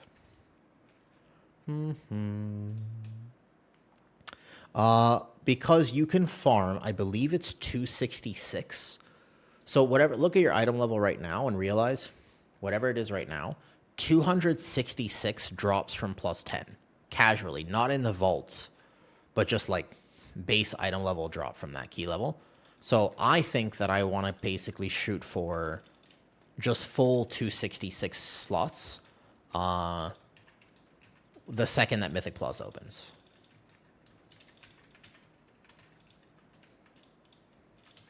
What do you think they're going to nerf on Guardian Druid, Ravage, and Moonless Knight? I think they'll nerf Raze too, actually. I don't think they're just going to nerf that. I also think they're going to nerf maybe. I think Bear will get an Aura nerf as well. I think on top of that. But if they do it right, then Bear will get like a 5% Aura nerf, maybe 10%. And they'll also adjust Ravage and Moonless Knight. But I'm just not sure exactly past that point. Not entirely sure. It depends if they want to buff other tanks to where Bear is, but they definitely won't let the single target stand. So I'm assuming what I think we're going to see is an adjustment to potentially Mangle, Moonless Knight, and Ravage. Ravage obviously being the big one. So Moonless Knight will get reverted. I think they might just revert the 15% damage in general as well. So we'll see like a 10 to 15% Aura nerf to all Bear abilities. And then also a direct Moonless Knight and Ravage nerf. Past that point, unsure.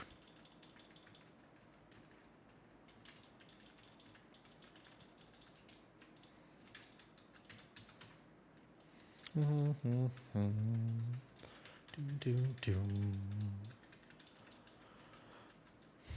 you think Prez Evoker is going to be more viable in M+ in the future? Nope. I think it will have exactly the same problems as it does right now, unfortunately. Now, keep in mind, I love Prez Evoker. Actually, my favorite healer. But it just has some chronic problems. No group buff. The way that it heals is a little bit sketchier. Harder to balance, though. What do you think they'll nerf about Unholy DK? Unholy DK... I don't know if they're going to target specific talents. I think they could just actually... I don't know how much time they have. I think it depends. So the right way to nerf specs is to actually look at what's overperforming, right? And then adjust and fine-tune. What they're actually going to do most likely is take a sledgehammer approach and just start aura nerfing stuff. That's what I think they're going to do. Like, I don't know if they're really going to have time. I think they're going to be a little nervous. I hope that they do. And we'll see if it's like the new Blizzard or the old Blizzard. Because old Blizzard used to just... You would be like, well... What you should do is this, and they don't really care. But I actually think that maybe there's a chance that we see the right type of nerfs. So, we'll see. But if not, we're just going to see some actual, like, hey, 5% here, 10% there, 20% there, and they'll just buff Aura like that. You know, Aura buffs and nerfs basically just mean that instead of adjusting a talent, they're just going to go, that thing 5%, that thing 10%, that class 20%, all ability damage buff by 20%. That's what an aura buff is, comparatively to looking at underperforming talents, you know what I mean? Just buff Blood DK. So Blood DK should get buffed a little bit for keys, but I think in raid it'll be fine. Its single target is like not as high as other tanks, but it's not also that low in raid build. Unfortunately, it's not so clinically underperforming that they're definitely going to do it though. No, it is not. Second XP, you can't do this type of farm on any delve that isn't this one. I think it'll be inefficient. The best thing you can do at that point is follow a questing route, or just go do your delve world zeros until this delve is back up. So if I wanted to level characters right now and the Calamitous was not up, what I would do is I would just world sweep the M0s so that I had those quests ready. And then once this delve was up, I would full send it. And then after this delve, I would just go to 88, turn all those in, and then I'd be set. Does that make sense? That's what I would do personally. But definitely just do your delve world tour on as many characters as you know you're going to want to level. Otherwise, this is definitely the fastest, but it won't be up for a while. Don, I'm in the U. No. It'll Shadow Point is up right now, but this version of it is not. So you'll have different enemies, and it won't be as efficient. It won't be. Yeah. You have to hover. So when you hover over it like this, look. It has to show you this. Look. You see how it says Calamitous story variant? If it says stolen mana or captured wildlife, then it's not the same version. So you won't be getting nearly the same experience because the enemies are different. You don't have the elites in the center. Does that make sense? So it has to be this variant.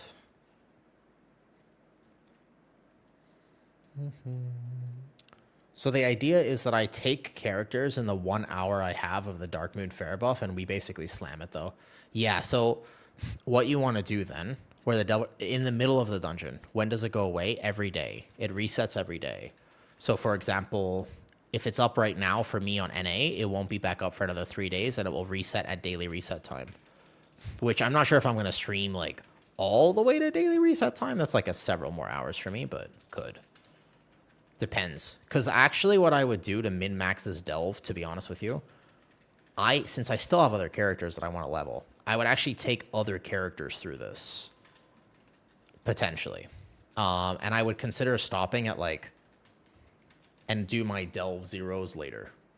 Because that at least would get me close enough, and I want to make use of the fact that this delve exists right now. It also will be back in 3 days if I wanted to play a little bit then. But I don't think I'll be streaming. Because Samitsi, the story variant is different between NA and EU. I'm on NA servers. If you're on EU, then this story variant won't be up. Yep, no problem. Unfortunately, EU and NA have different resets, and it swaps every day. So if the daily reset is different, then we're not going to have the same delve. Yep.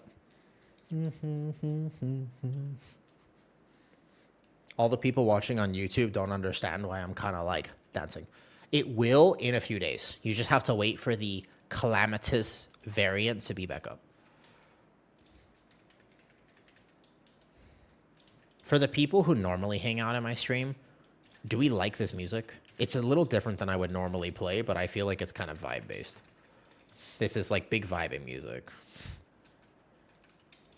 And it's like, this is the type of stuff I listen to when I do push keys, because it's like in one ear, out the other. That's like lock-in push keys normally.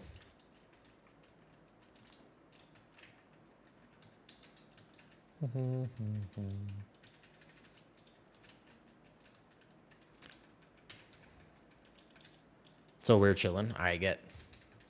It's just like, I feel like this is just gaming music though. Yes, why stream title? I think it's very healthy to take time off of WoW. Because I love this game. I also, by the way, I want to take time to film content, man. I have so much stuff to film. Like, I have so much to do. I want to make the dungeon guides for people. I want to make more, like, and other stuff, you know? That's my plan, is I'd like to actually make... I have all this content I want to make, but I've been delayed with it. I feel like Gandalf and Rivendell, I have been delayed. Real life and then leveling is taking longer than I initially thought it would, which is all right. It's, you know, it happens. But certainly, I just want to say again, I think Midnight is amazing, and I don't want to take away from the fact that they've actually done a really good job with this expansion, just because I am a degenerate and trying to level all these characters. That's on me. That's not a reflection of Midnight, actually. The expansion is pretty great. I think they've knocked it out of the park so far, though. Is that Thai? Correct. I live in Thailand. And I should be learning more Thai. My Thai is not that good. I've lived here for way too long for my Thai to be this bad, to be honest. I just don't go out. Have you ever been to Thailand, Nay Monk? I don't even know if it's worth looting this.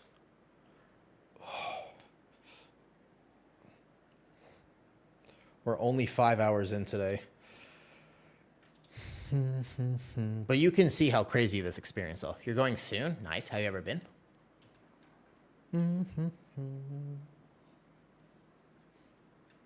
Are all the delvers calls? They should be. The second you enter the delve, it should be right by the entrance, before the first person.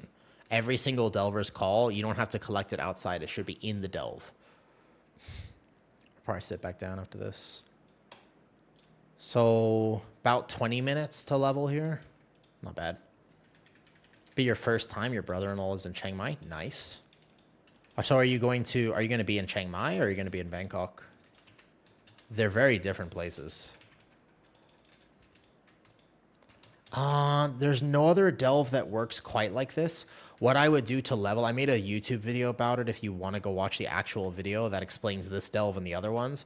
But there is also a questing, if you don't mind questing, there's a pretty fast questing route that people are using. Haraldin made an add-on that you also just literally follow the arrow. That's going to be like a few hours. I just don't like questing. So personally, that one doesn't work for me, but here, let me sit down. Going back down. Whoop. Did I just... Oh, wait, hold up. Are we still here? Did I just actually knock cables? Are we alive? Hello? Wait, did I just break my PC? Hold up. Did my... Oh, no, it's just my monitor that went out, right? Am I still here? Hello? Testing, testing, 1, 2, 3. We're good? Oh, fantastic. Standing desk problems. Ooh. Okay. Ooh. Close.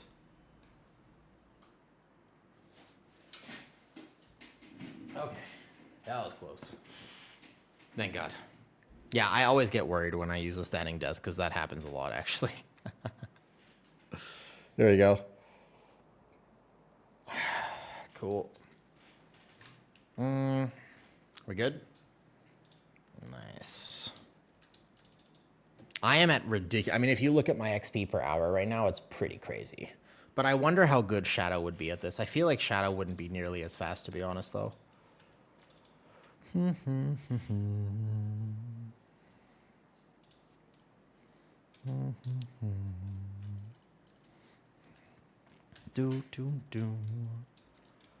Yeah, I'm at 1.6. I think it'll average out about 1.5. And then by the end, it'll be like 1.2, 1.3.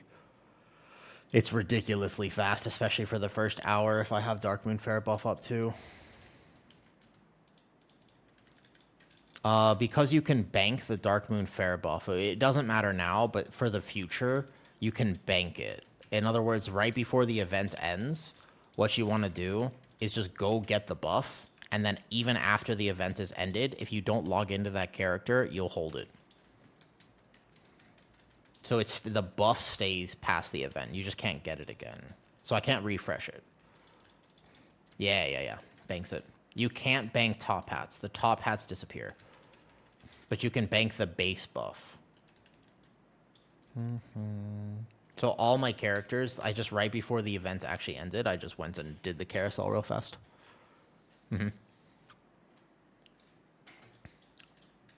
So were you like fully geared Shadow? Official? Like were you like mythic geared Shadow for that? Because 850k is kind of decent, but I don't think it's that fast. I should be putting in talents. So we'll see at 83 if I start getting hit a little bit harder. And obviously if you die, you lose the buff, so you can't die.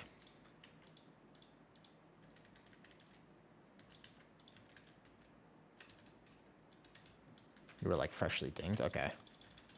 I wonder how much gear would matter for Priest.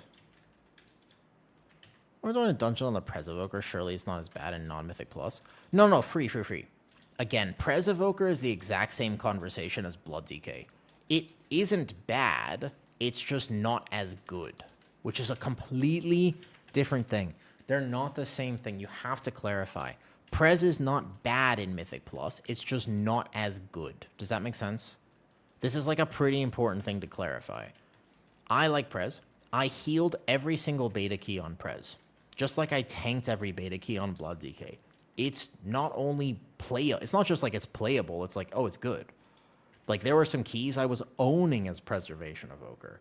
I'll do some like healing masterclass runs and I'll show you like we had like 0 death runs. I was doing good damage, etc., etc. It's just it would be better if I was playing something else. That's all. But it's still good. Like it's not like it can't do it. What's up, Lena? I'm doing pretty good overall. I'm doing pretty good, man. Yeah, it's just it can't be meta because it doesn't have a group buff and all the reasons. There's a few other reasons. The range is not a problem, but you can see like I did 15s on beta. I think I did some 16s on Prez, and you know it was like just fine though. And that feels super bland. It is. I mean, Elwin, that is what it was. That's exactly what it is. You're not wrong. That's correct. But some people really like that. Prot Warrior is the rotation of Prot Warrior is not complicated. The reason that Prot Warrior is fun and is not rotational. It's got one of the easiest, it probably is the most straightforward, easiest rotation, because you don't even have to hit Revenge. Just for Shield Slam resets. The challenge of Prot Warrior is just the general tanking stuff. So for example, you have to make sure you don't get hit in the back, you have to position, you have to group, etc. But yeah, you really do just actually Shield Slam Thunderclap. You can even macro shield block and ignore pain if you really want to, though. But I think, Elwin, I would say that Prot Warrior, where it's at right now, is basically like, pending a 10% buff, that thing is good. If that gets 15%, like, mark my words, if Prot Warrior gets 15 to 20%, it's an S tier tank. Because then EU versus NA. It's not the same variant. The story variant on Delves matters, and this is the only one that works. It's up every 3 days, which is why I am doing a very long stream today. Also, Helena, you're going to play NA? Nice. If I had the motivation, I would probably make an EU account. But it's never going to happen. I don't think I could do it. You're coming back home. Were you originally NA? Really? But you live in EU, right? Oh, I didn't know that. I've never had an EU account. I think that my ping would be better in EU. Part of me actually thinks that it would be better if I played it. My timings would be better on EU as well. That's right. I just wish I had 1 to 2 extra buttons. So there is complexity to it, but the complexity doesn't really come from the base rotation. To be fair, though, I'm going to lie to you, Elwin. Every tank's base rotation is pretty straightforward. It has been for a long time.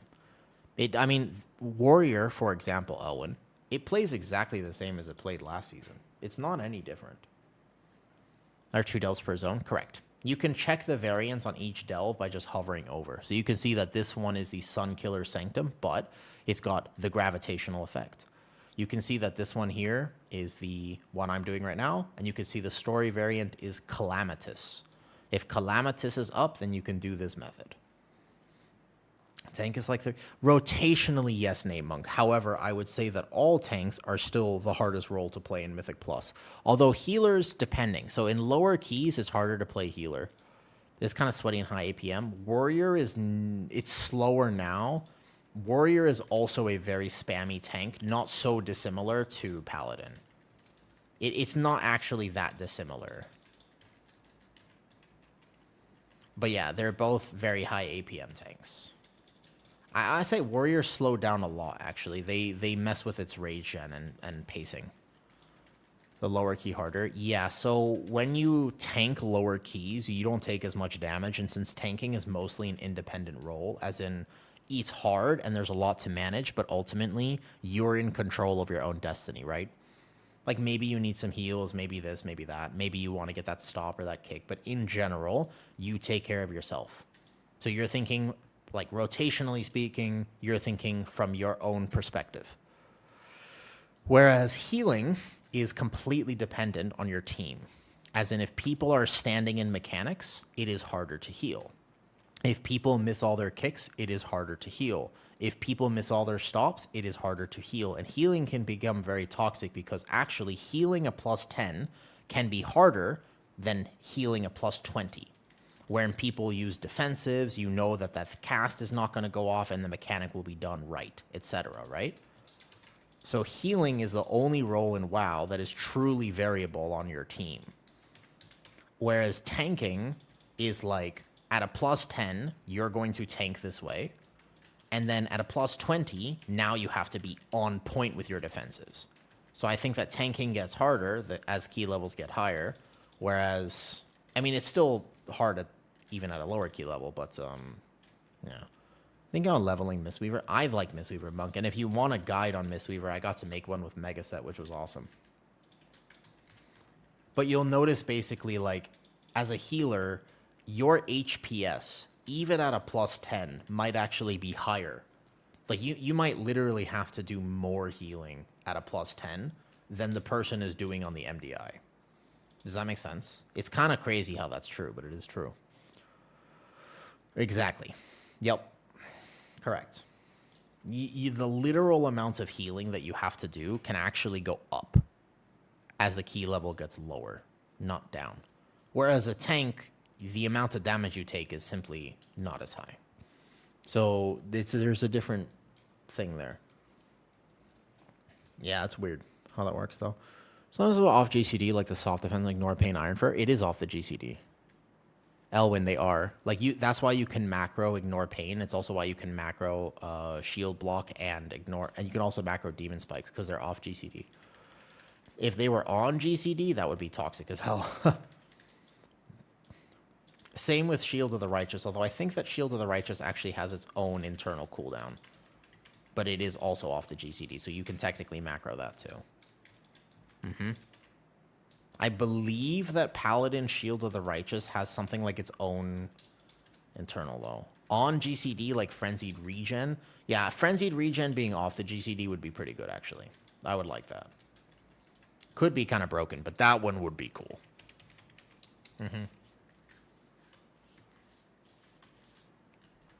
That would actually be kind of OP for Bear, though, because you can spam it during end card.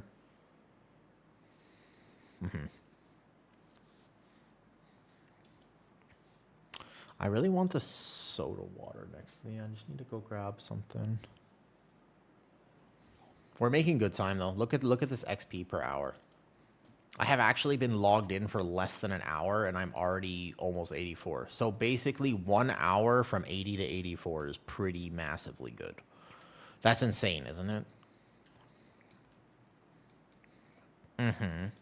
Because people defensives and whether they're standing in things and whether or not they're helping you.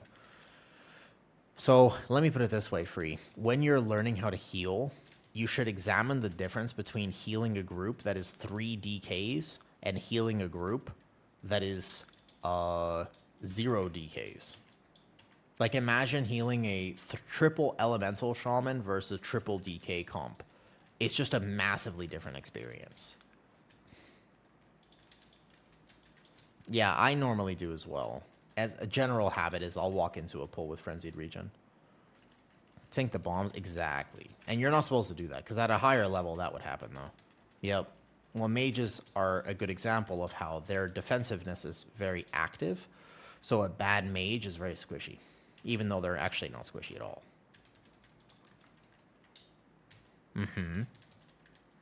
Flex redeem. All right, bet. What? I've been working out super hard. Although, I've also been kind of like cutting a little bit because I wanted my abs back, and I also kind of just want to go to a buffet tomorrow and forget about the whole cutting business. I haven't been recovering as much, so I probably need more food. Kitty apparently made some sort of pork roast tonight, so that'll be exciting. I think alter time isn't OP just because they can't use it properly. Are you going on vacation? No. I'm just taking some time off WoW because I think it's healthy. I think it's very healthy to actually take time off of WoW. Like, if you really love something and you spend all your time doing it, Helena, I think it's so important, though. Sorry, Nalor, I saw your comment earlier. Do I play DPS in Mythic Plus? Yeah, sometimes. Depends, man. Oh, sorry. Yeah, my bad. Sorry, near you. Old. That was me 10 years ago, right? I'm different now. I do actually have the thighs and the arms, but you can only see it in the right lighting. Just remember the harder lower being newer to keys. No, it's actually it's a thing. Like, even you can take somebody like Elismir, and believe it or not, Elismir can struggle to heal a plus 12 simply because the group is not helping him. Now, granted, he'll probably be able to do it, but there's a world where you literally just can't heal some people. Like, they're even at like a reasonable modest key level. There's a very real world where you just can't do it, no matter how good you are as a healer, because it is dependent. What's up, Sabrina? Long time no see. You playing Midnight?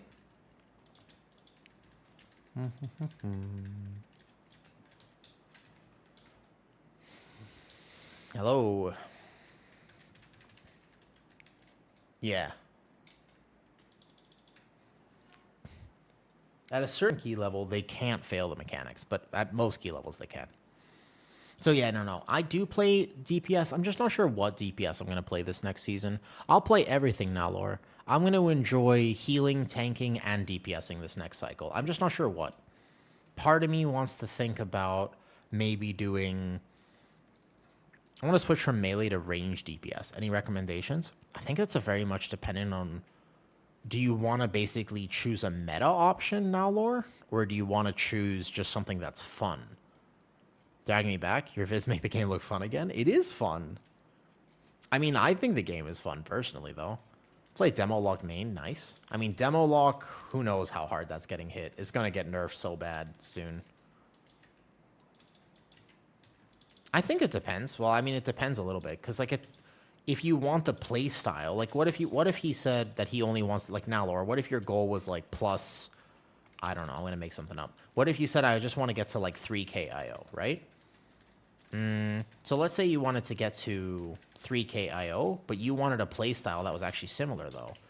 Not the equivalent of Arms Warrior, fair enough. So technically speaking, the range DPS that is the most similar to melee is Beastmaster Hunter. Although it's not looking very good, so that's up to you. But actually, that one is the most similar, because it's spammy, you have infinite movement, and you don't have casts.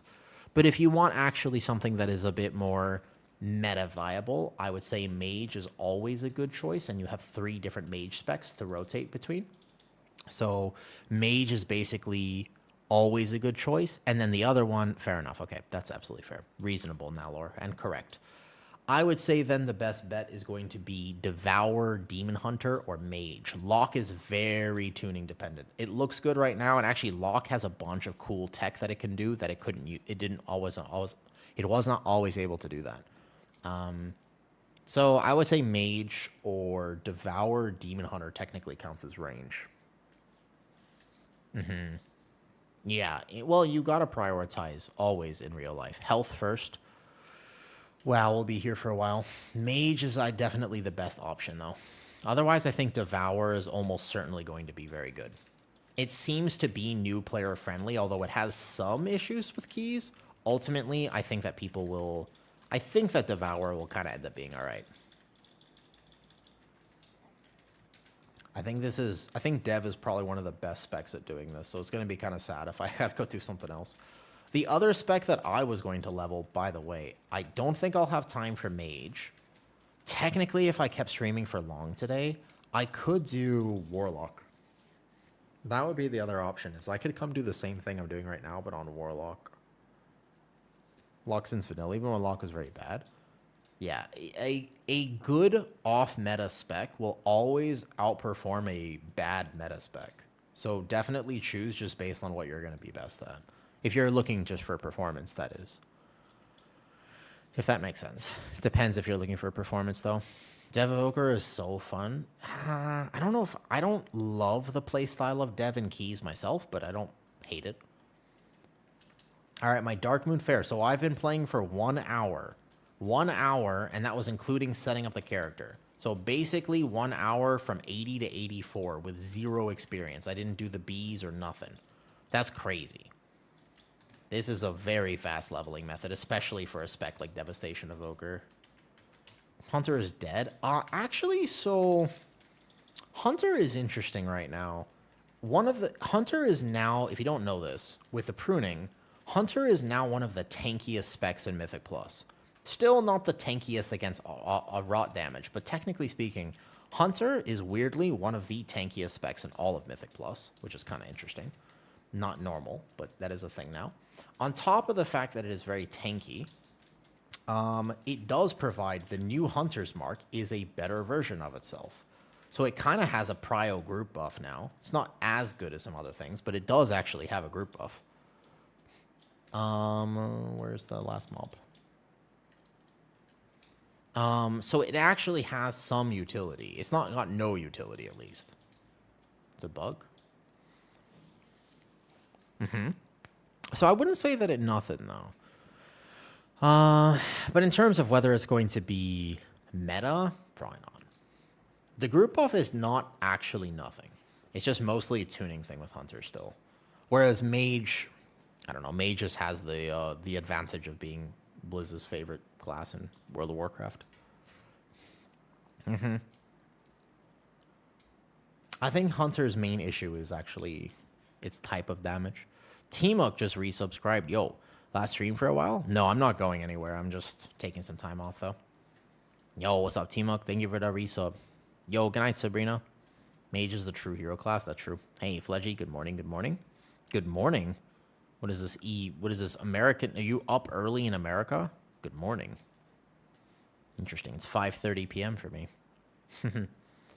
Most fun healer to play. Okay, so Prez is probably my favorite healer of just in general. However, right now, Mistweaver. I really, really, really like this iteration in particular of Mistweaver Monk. I find it to be hella fun. So if I could actually play one healer right now, it would be Mistweaver. I've thoroughly been enjoying it. I wasn't expecting that, because traditionally Mistweaver is not a healer I have played very much. But I really, really like this iteration of it. I hope that they don't change it or nerf it too much. 6:30 a.m. for you. Whew. Is that do you have to get up early for work or kids or something, Fledgy? Because I feel like that's super early. I feel like that is very early. What about S-Priest? S-Priest is interesting. Being combined feels so clunky. What's up, Christus? Yo, I hope you've been enjoying Midnight, by the way, Christus. I don't know how many characters you wanted to level, but overall, I just like the fact that Way of the Crane and Fist Weaving is actually strong. I like the fact that I don't have to rely on Shaylins. Even at higher key levels, I was actually able to kind of manage without significantly over-relying on Shaylins. I think that at the highest level keys, you might have to play that sort of caster Mistweaver. But on beta, I just wasn't expecting myself to enjoy Mistweaver as much as I did. But realistically, I actually only ever filled with the instant Shaylins. Whereas actually I relied almost entirely on Fist Weaving to heal most mechanics, which is, if it's tuned to the degree where I can do that, Mistweaver is fun. If I have to be like, if like Ancient Teachings and Way of the Crane are just so, like, really, really not able to cover mechanics. Yeah. So that's different now, exactly. Now it's different. So you don't really have that sort of weird buff thing with Shaylins anymore. So you don't greed your damage with it. It is, in fact, just a heal.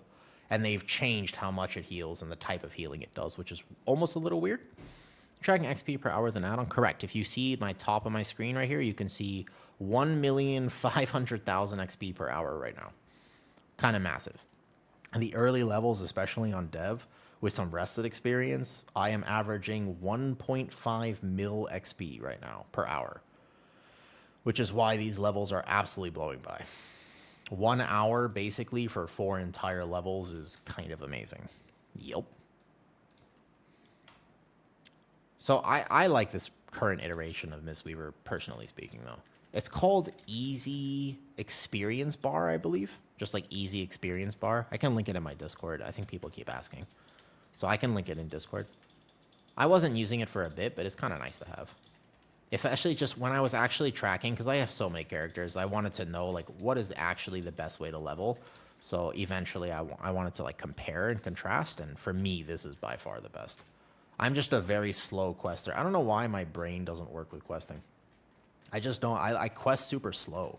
Even if I told myself, I was like, yo, I know you don't like this, but you're going to do it anyways. I'm still so bad at it. I haven't even put my talents in, I don't think, here.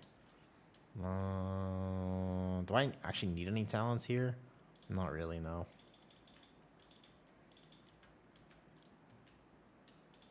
Hopefully it won't completely nuke Brew. I'm curious about it. Did you see my recent video, Teamuk, with Shaw? Christos, what are you most excited about playing? Are you excited for Midnight? I don't know if you actually healed beta. I swear I didn't see you on beta very much. But I feel like healing right now is possibly in its best iteration that it has been in a very long time. The individual feelings on how your spec was pruned, understandable.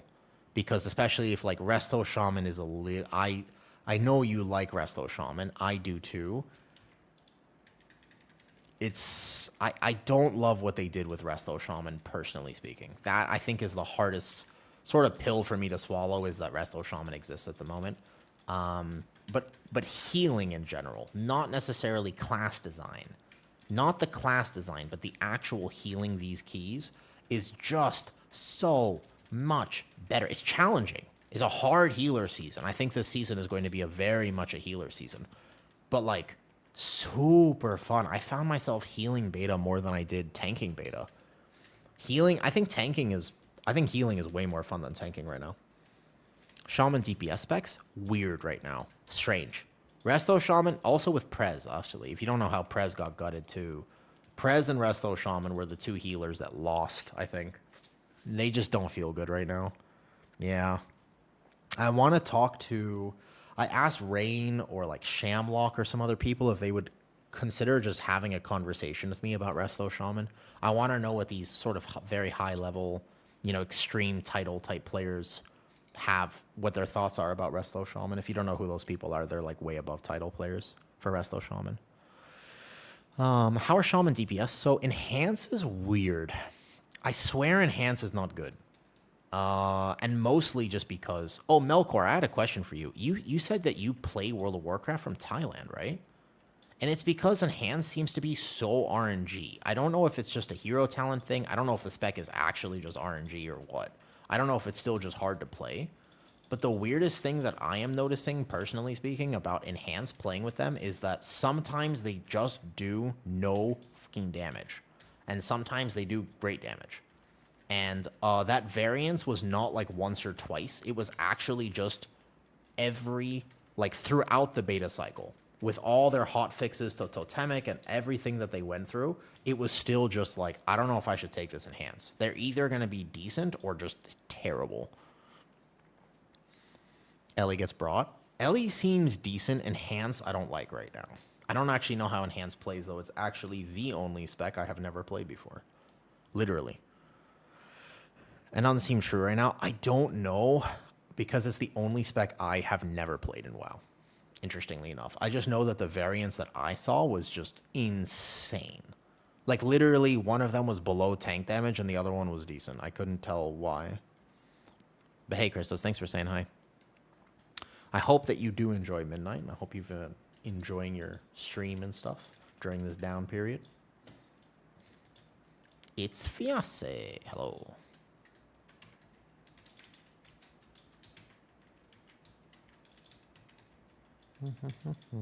I'm excited for keys. This will be my last stream for a bit, though. After today, I will probably stream. I don't know. I mean, it kind of depends on how many characters I can actually take through this delve, but we'll see. There's technically this delve is up one more day, so if I wanted to, when is this up again? It's Thursday here. I suppose instead of doing everything today, I could stream one more time on Thursday. That would be my other option. Instead of leveling everything today, I could do another, like, take the next few days off and then in 3 days do one more stream, and then I could actually take time off of WoW. But I want to take, like, proper time off WoW. I think it's going to be healthy and good for me to, like, mentally just reset. Dem apparently the huge variance. Indeed. Very RNG. I think Baby Brain Lock was saying something like, the RNG of it is within a 50% variance, 75% or something. Ah, delicious. Not really. I'm starting to feel the grind kind of like hit a little bit. So maybe I need to get some ice cream or something. I could use a little snack. Wait, didn't Kitty make pork roast? I would rather have pork roast. The real question is, I thought I was going to this buffet on Sunday. Why is it that when you hang out with real people in life, the plans never go according to plan? Do you guys have friends like this? I only have like basically like one set of friends in real life.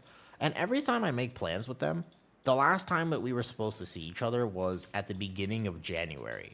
It was literally like first week of January. And then they got busy and had to cancel. And it was really sad because, Kitty had made, like, we bought a whole bunch of pork roast because she was super excited to make them like a 3-day aged pork roast. It was delicious. But we bought like way too much of it. So she had like prepped this thing and then they canceled the night before, which was sad. So we had a lot of pork roast. We could not finish it all. And then, right? That's right. I've been pulling the first area and the whole second area. I'll try your way. Seems so good. Nice. You should, by the way, Fiancé. It's better. Yeah, definitely don't pull the whole delve. Definitely don't pull whole delve though. Vishal is showing going into an AoE pack raw. I'm glad. That's exactly what I want to be able to do for everything, by the way. Got how good stuff to listen to while at the gym. I am excited. I think T-Muck, I want to make my own podcast. T-Muck, I kind of want to make my own WoW podcast at this point, actually. And Velo, I'm glad that you've been enjoying it because I want to do that for everything. My plan is basically to do that with every single spec in WoW. Everything. Because I think that would be super cool. It might take me like a long time, but it's a long-term goal. I'm not going anywhere. Yeah, I've been kind of considering like an actual podcast. I know there's a lot of WoW podcasts right now, but yeah, I feel like I could provide a lot of perspective that isn't being provided right now. So I wonder, would you listen to a WoW podcast if I made one though? I did hear that, T-Muck. I woke up one morning and I found out that this indeed happened. If you, by the way, feel like it, T-Muck, you can comment on the Benches episode when they shout me out, and they were just, and you could totally tell them, just be like, yo, a Wu tank, that guy is awesome. You should totally have him on. You should totally do that, by the way. 100%. I recommend. just like leave a comment on their episode and just be like, yo, a Wu tank, that guy's fucking awesome. You should totally have him on.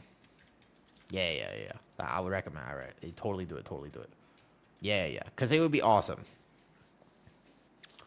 Would you say any class spec will pulling all these mobs or die? No. Make Valir a healer. Do not keep her as DPS. Make her a healer, by the way. That is the key. And I would say that it depends on scaling. So right now I'm fine at this item level, but eventually I will get outscaled. So I think until like 85 or 86, you won't really notice that much of an issue at all. Some classes more than others.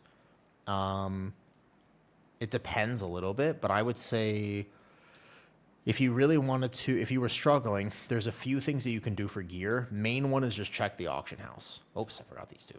Yeah, check auction house is the absolute biggest tip, and then put her to healer. She does no damage anyway, so don't keep her as DPS. Keeping her as DPS sucks. Yep. It's like 99.5. To be fair, it's like 99.3. It's like 75% of a level max, or you just do like half a level. It's not it's not a whole level, technically speaking.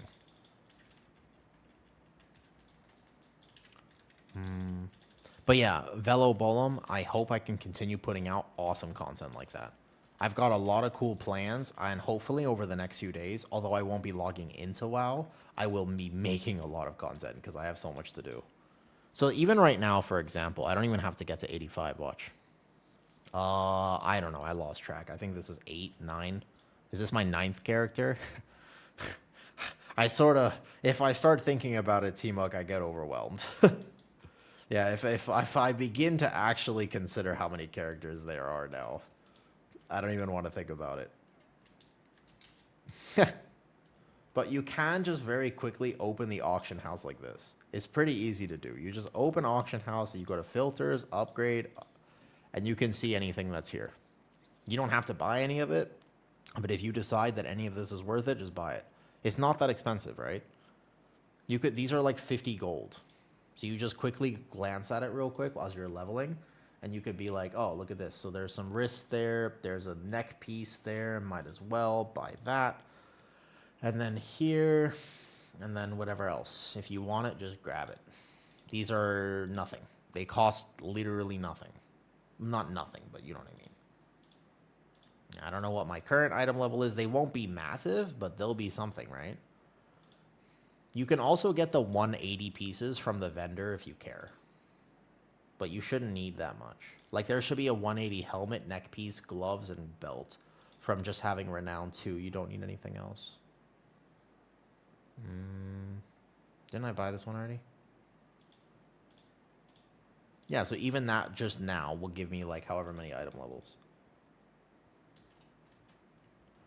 My alts are all around 120. Yeah, so just do this. Get to the biggest advice is get to 120. Or sorry, get to 81 and then basically check the auction house. And you'll have a bunch of good stuff here. That's it. That's the best recommendation is just get to a base item level first. Where's that ring I just bought? Oh, my bags are so full. I should just sell everything real quick.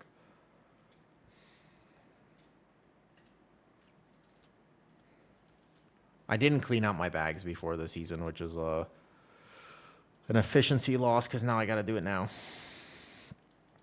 You should just sell everything. That's the chest I just bought. Nice. Yeah, you don't need any of this anymore.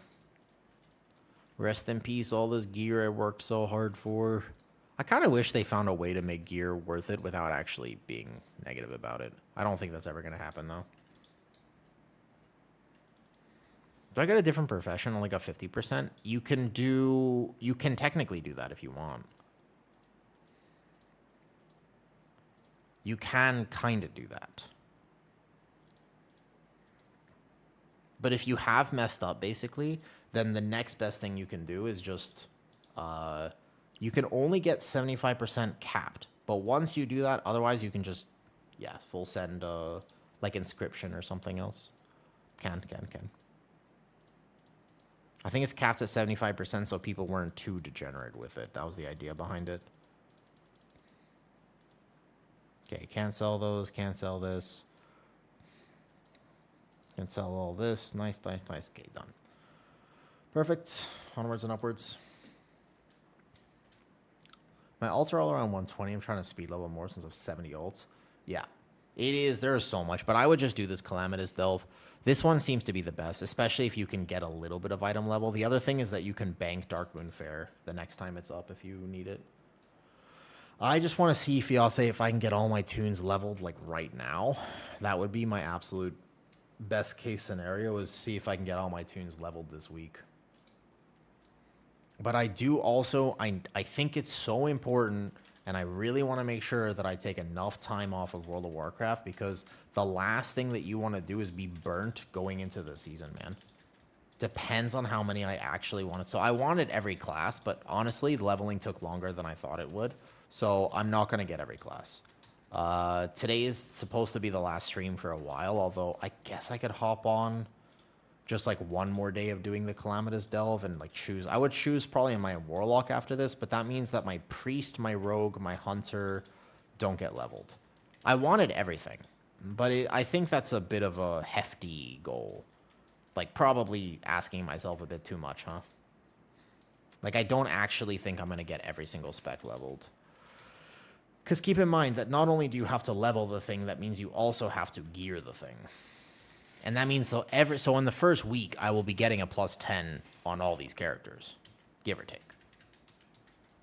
Like the other problem is that means whatever I level, I also am going to want Vault on.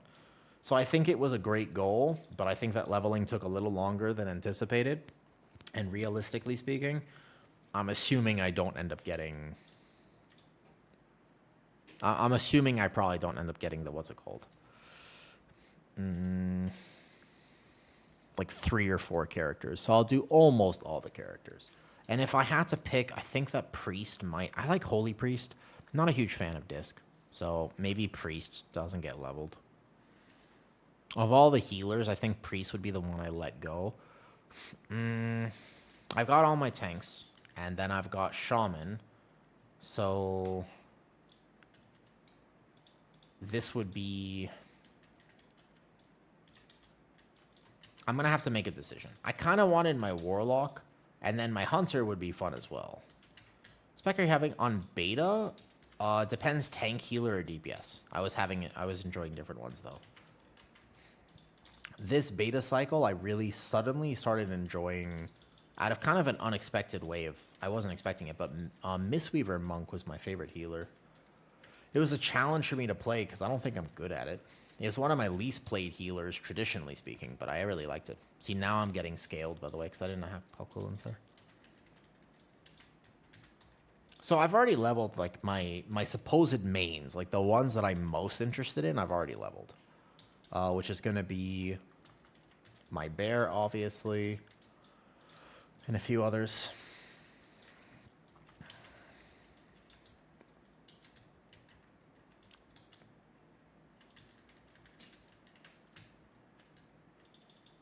You gonna attempt to feed his strength? No, I don't think so. Fiance, I don't believe so. And the reason is actually brew on the Alyssa season. Well, maybe T-Muck. Maybe. I guess we'll have to see. I think that I like Monk in general, so it's possible that I have him geared anyways, but it also depends on what they decide to do on March 17th and stuff. I'll do some keys on Brew. Definitely not 0, but we'll see. Hey, come on, didn't you go to sleep like... Wait, did you only get 5 hours of sleep? You should sleep more, Akamon. 5 hours, not enough. I mean, if you have to do it, you gotta do it. Didn't you go to sleep earlier? I woke back up? Unfortunate. Unfortunate. I wish I slept better. I gotta learn how to sleep better. I currently gray parse sleep, single-digit parsing. Fiance, why do you have so many characters? You said 25. Is this like a gold-making alt army? I only need one of each character. I'm not like trying to do splits of raid.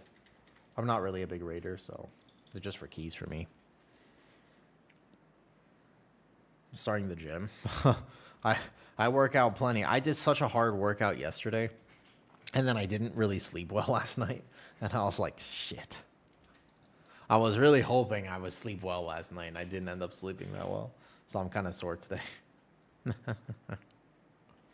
It is what it is.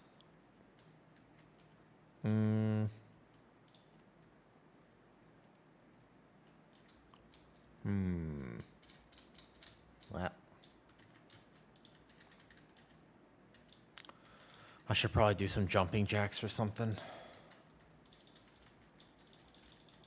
How are you enjoying it? How long have you been going to the gym now for, T-Muck?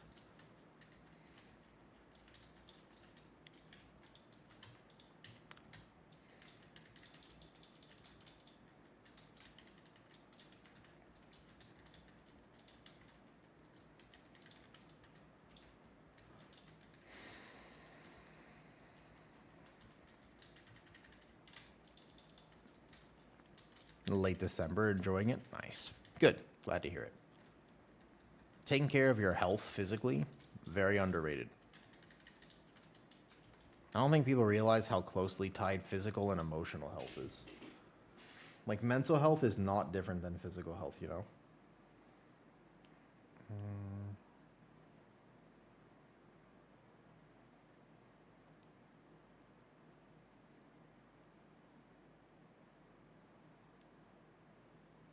But I forgot to check social media today.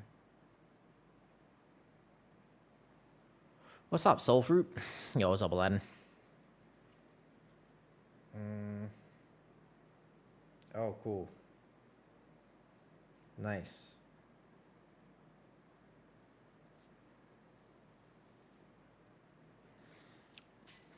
I guess I messed up the crafting. Only got 70%. Yo, what's up, Gluten? A flex redeem. Can do, can do.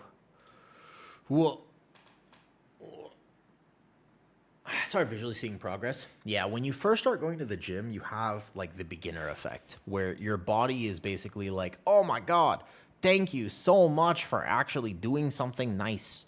It basically just goes, wow, thank you so much. And then you get massive progress early on.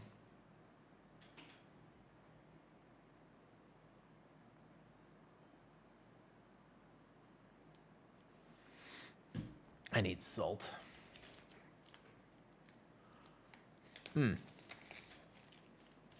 Yo, what's up, Soul?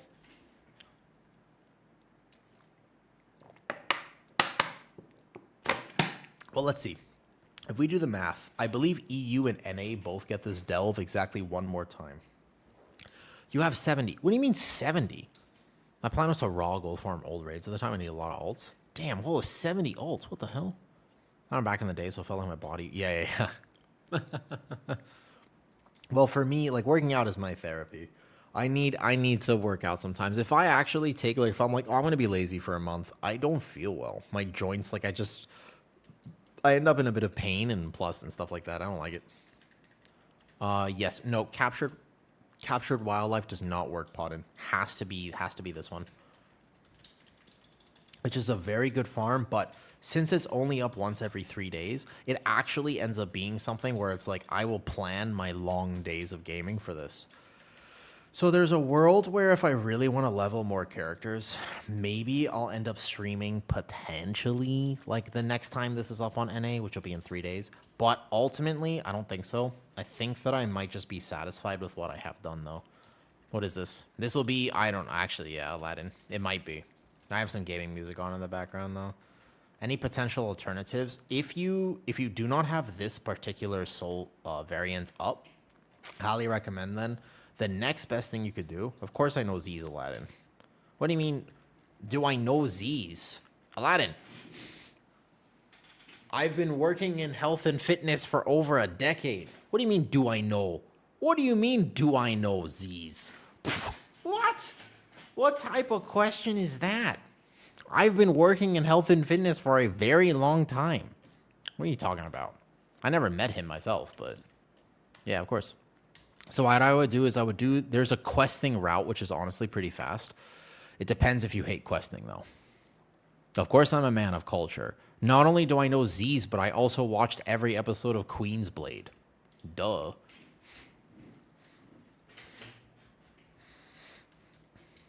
Oh, Delve and Silverman is bugging to be speedrunning a group of house. Really?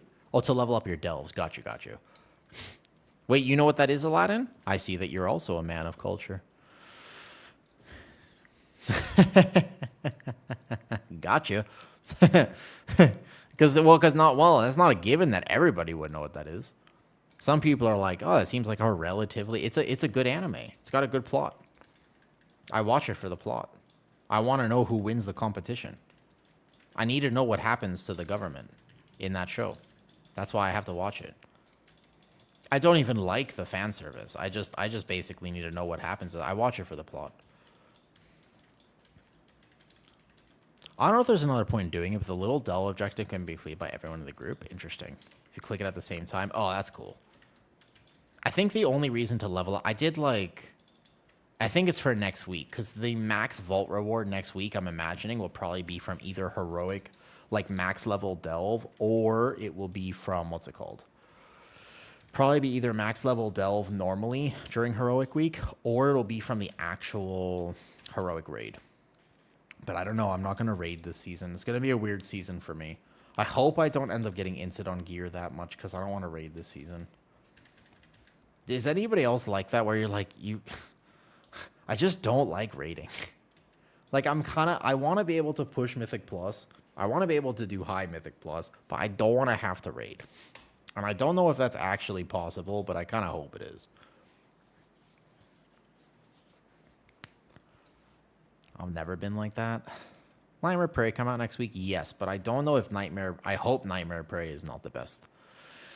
If it is, I guess I'll have to figure out whatever the vault reward is, I'll have to do.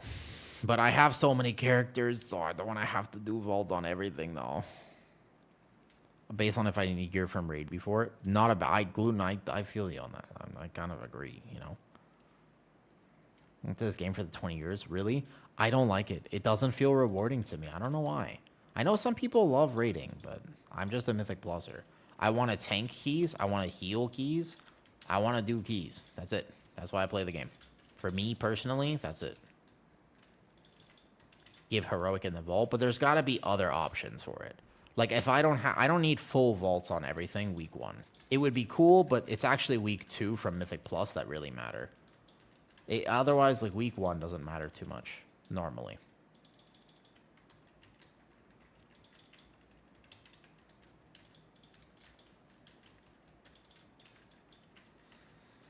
So the first vault should be capped and not mythic. So it's going to be kind of cool to get big vaults, but it's actually still not going to be the biggest optimization. It'll kind of set you up, but the only vault that really matters long term is going to be the one that you get from full-on mythic, like the actual mythic vault. Okay, let me go grab a snack real quick. I just want to get something. Need to get my energy up. Let me run downstairs and get a snack. I'll be right back.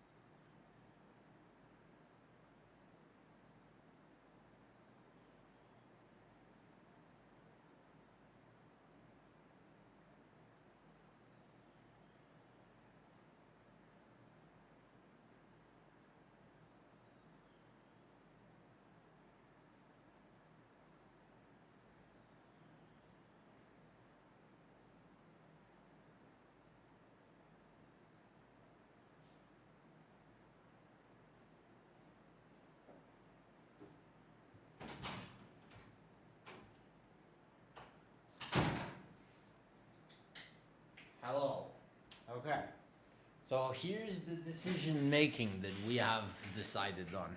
I have decided on some decisions. Allow me to explain. Yes, I will tell you. Hey, I'm pretty happy with today, but I kind of don't want to grind Calamitous for another 5 hours. I'm not going to be able to do that. It is not within my power to actually get this Calamitous done for the next little bit. So what I'm going to do instead is maybe instead of taking the next 5 to 6 days off stream, potentially what I'm going to do. No, I am a little weak. I'm just getting older. And, here's what I'm going to do. I've made the executive decision because I didn't end up getting ice cream today and stuff, and maybe some plans changed. I might actually stream again on Sunday to finish leveling because Calamitous is going to be up one more time, though. This is what my tunes look like. It was really productive today. Like, we finished the Shaman and the Evoker. That being said, or not the Evoker's last. We finished Shaman and Monk. So now we have boom, boom, boom, boom. We have all these characters done. I just don't think I'm doing Hunter or Priest. I would do Evoker to finish Evoker and then maybe Warlock tops. But I don't think I'm going to be able to do any more than that. So it's possible we do one more day. This will take me basically the same amount of time. It's like 3-4 hours on each. Like 3 hours. Like this is now, we've gotten the first part done. So the next Calamitous day, maybe I will stream. But otherwise, no stream for a bit. That's the plan. Like definitely, I got to recover. I got to take some time for the good old mental health. So I will still be uploading videos to both Patreon and the YouTube. Plenty of things to do over time. We have this is here. You can see. I will upload some cool videos to both. Exactly. I know. I know. And I'm kind of feeling it, man. Here's the thing, man. Oh, it's out right now, Zan? Oh, I got to watch that shit. Dude, also watch Young Sherlock. Fucking giga show right now. Young Sherlock is also a very good show. Highly recommend Young Sherlock. If you're going to watch a show, I would recommend that as well. So, yeah, I have some cool videos coming out. Maybe one more day, potentially, right? Maybe. I'm not sure. I'm not 1,000% sure what my plan is going to end up being. But we'll see. Yes. I didn't realize One Piece was out. I got to watch that too. Yeah, that's my plan. I want to basically chill for a little bit. So I'm going to try not to log in for the next few days. I make exactly 0 promises about this. 0 promises whatsoever at this point. I probably won't actually succeed in my mission, just to let you know. Almost certainly I'm not going to be succeeding in my mission. But it's a really good idea to take that time off. Yeah. That's the idea, right? The idea is that it's all good. It would work out, technically speaking, if it actually worked according to plan, you know? Right?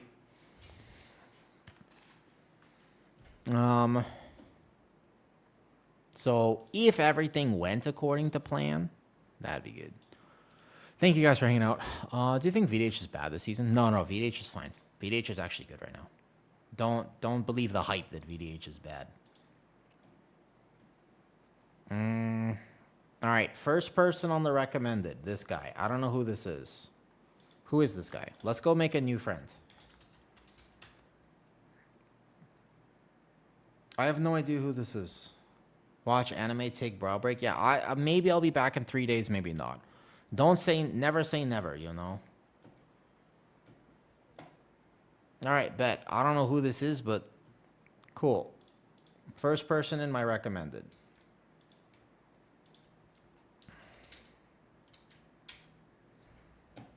I bet. He seems nice. I don't know. He said hi to me. Okay, bye. Flex redeem. Okay, last flex redeem. What? I'm going to go rest tonight. I'm going to go eat some food. I'll be back later. Whenever. I'll see you when I see you. All right, bye.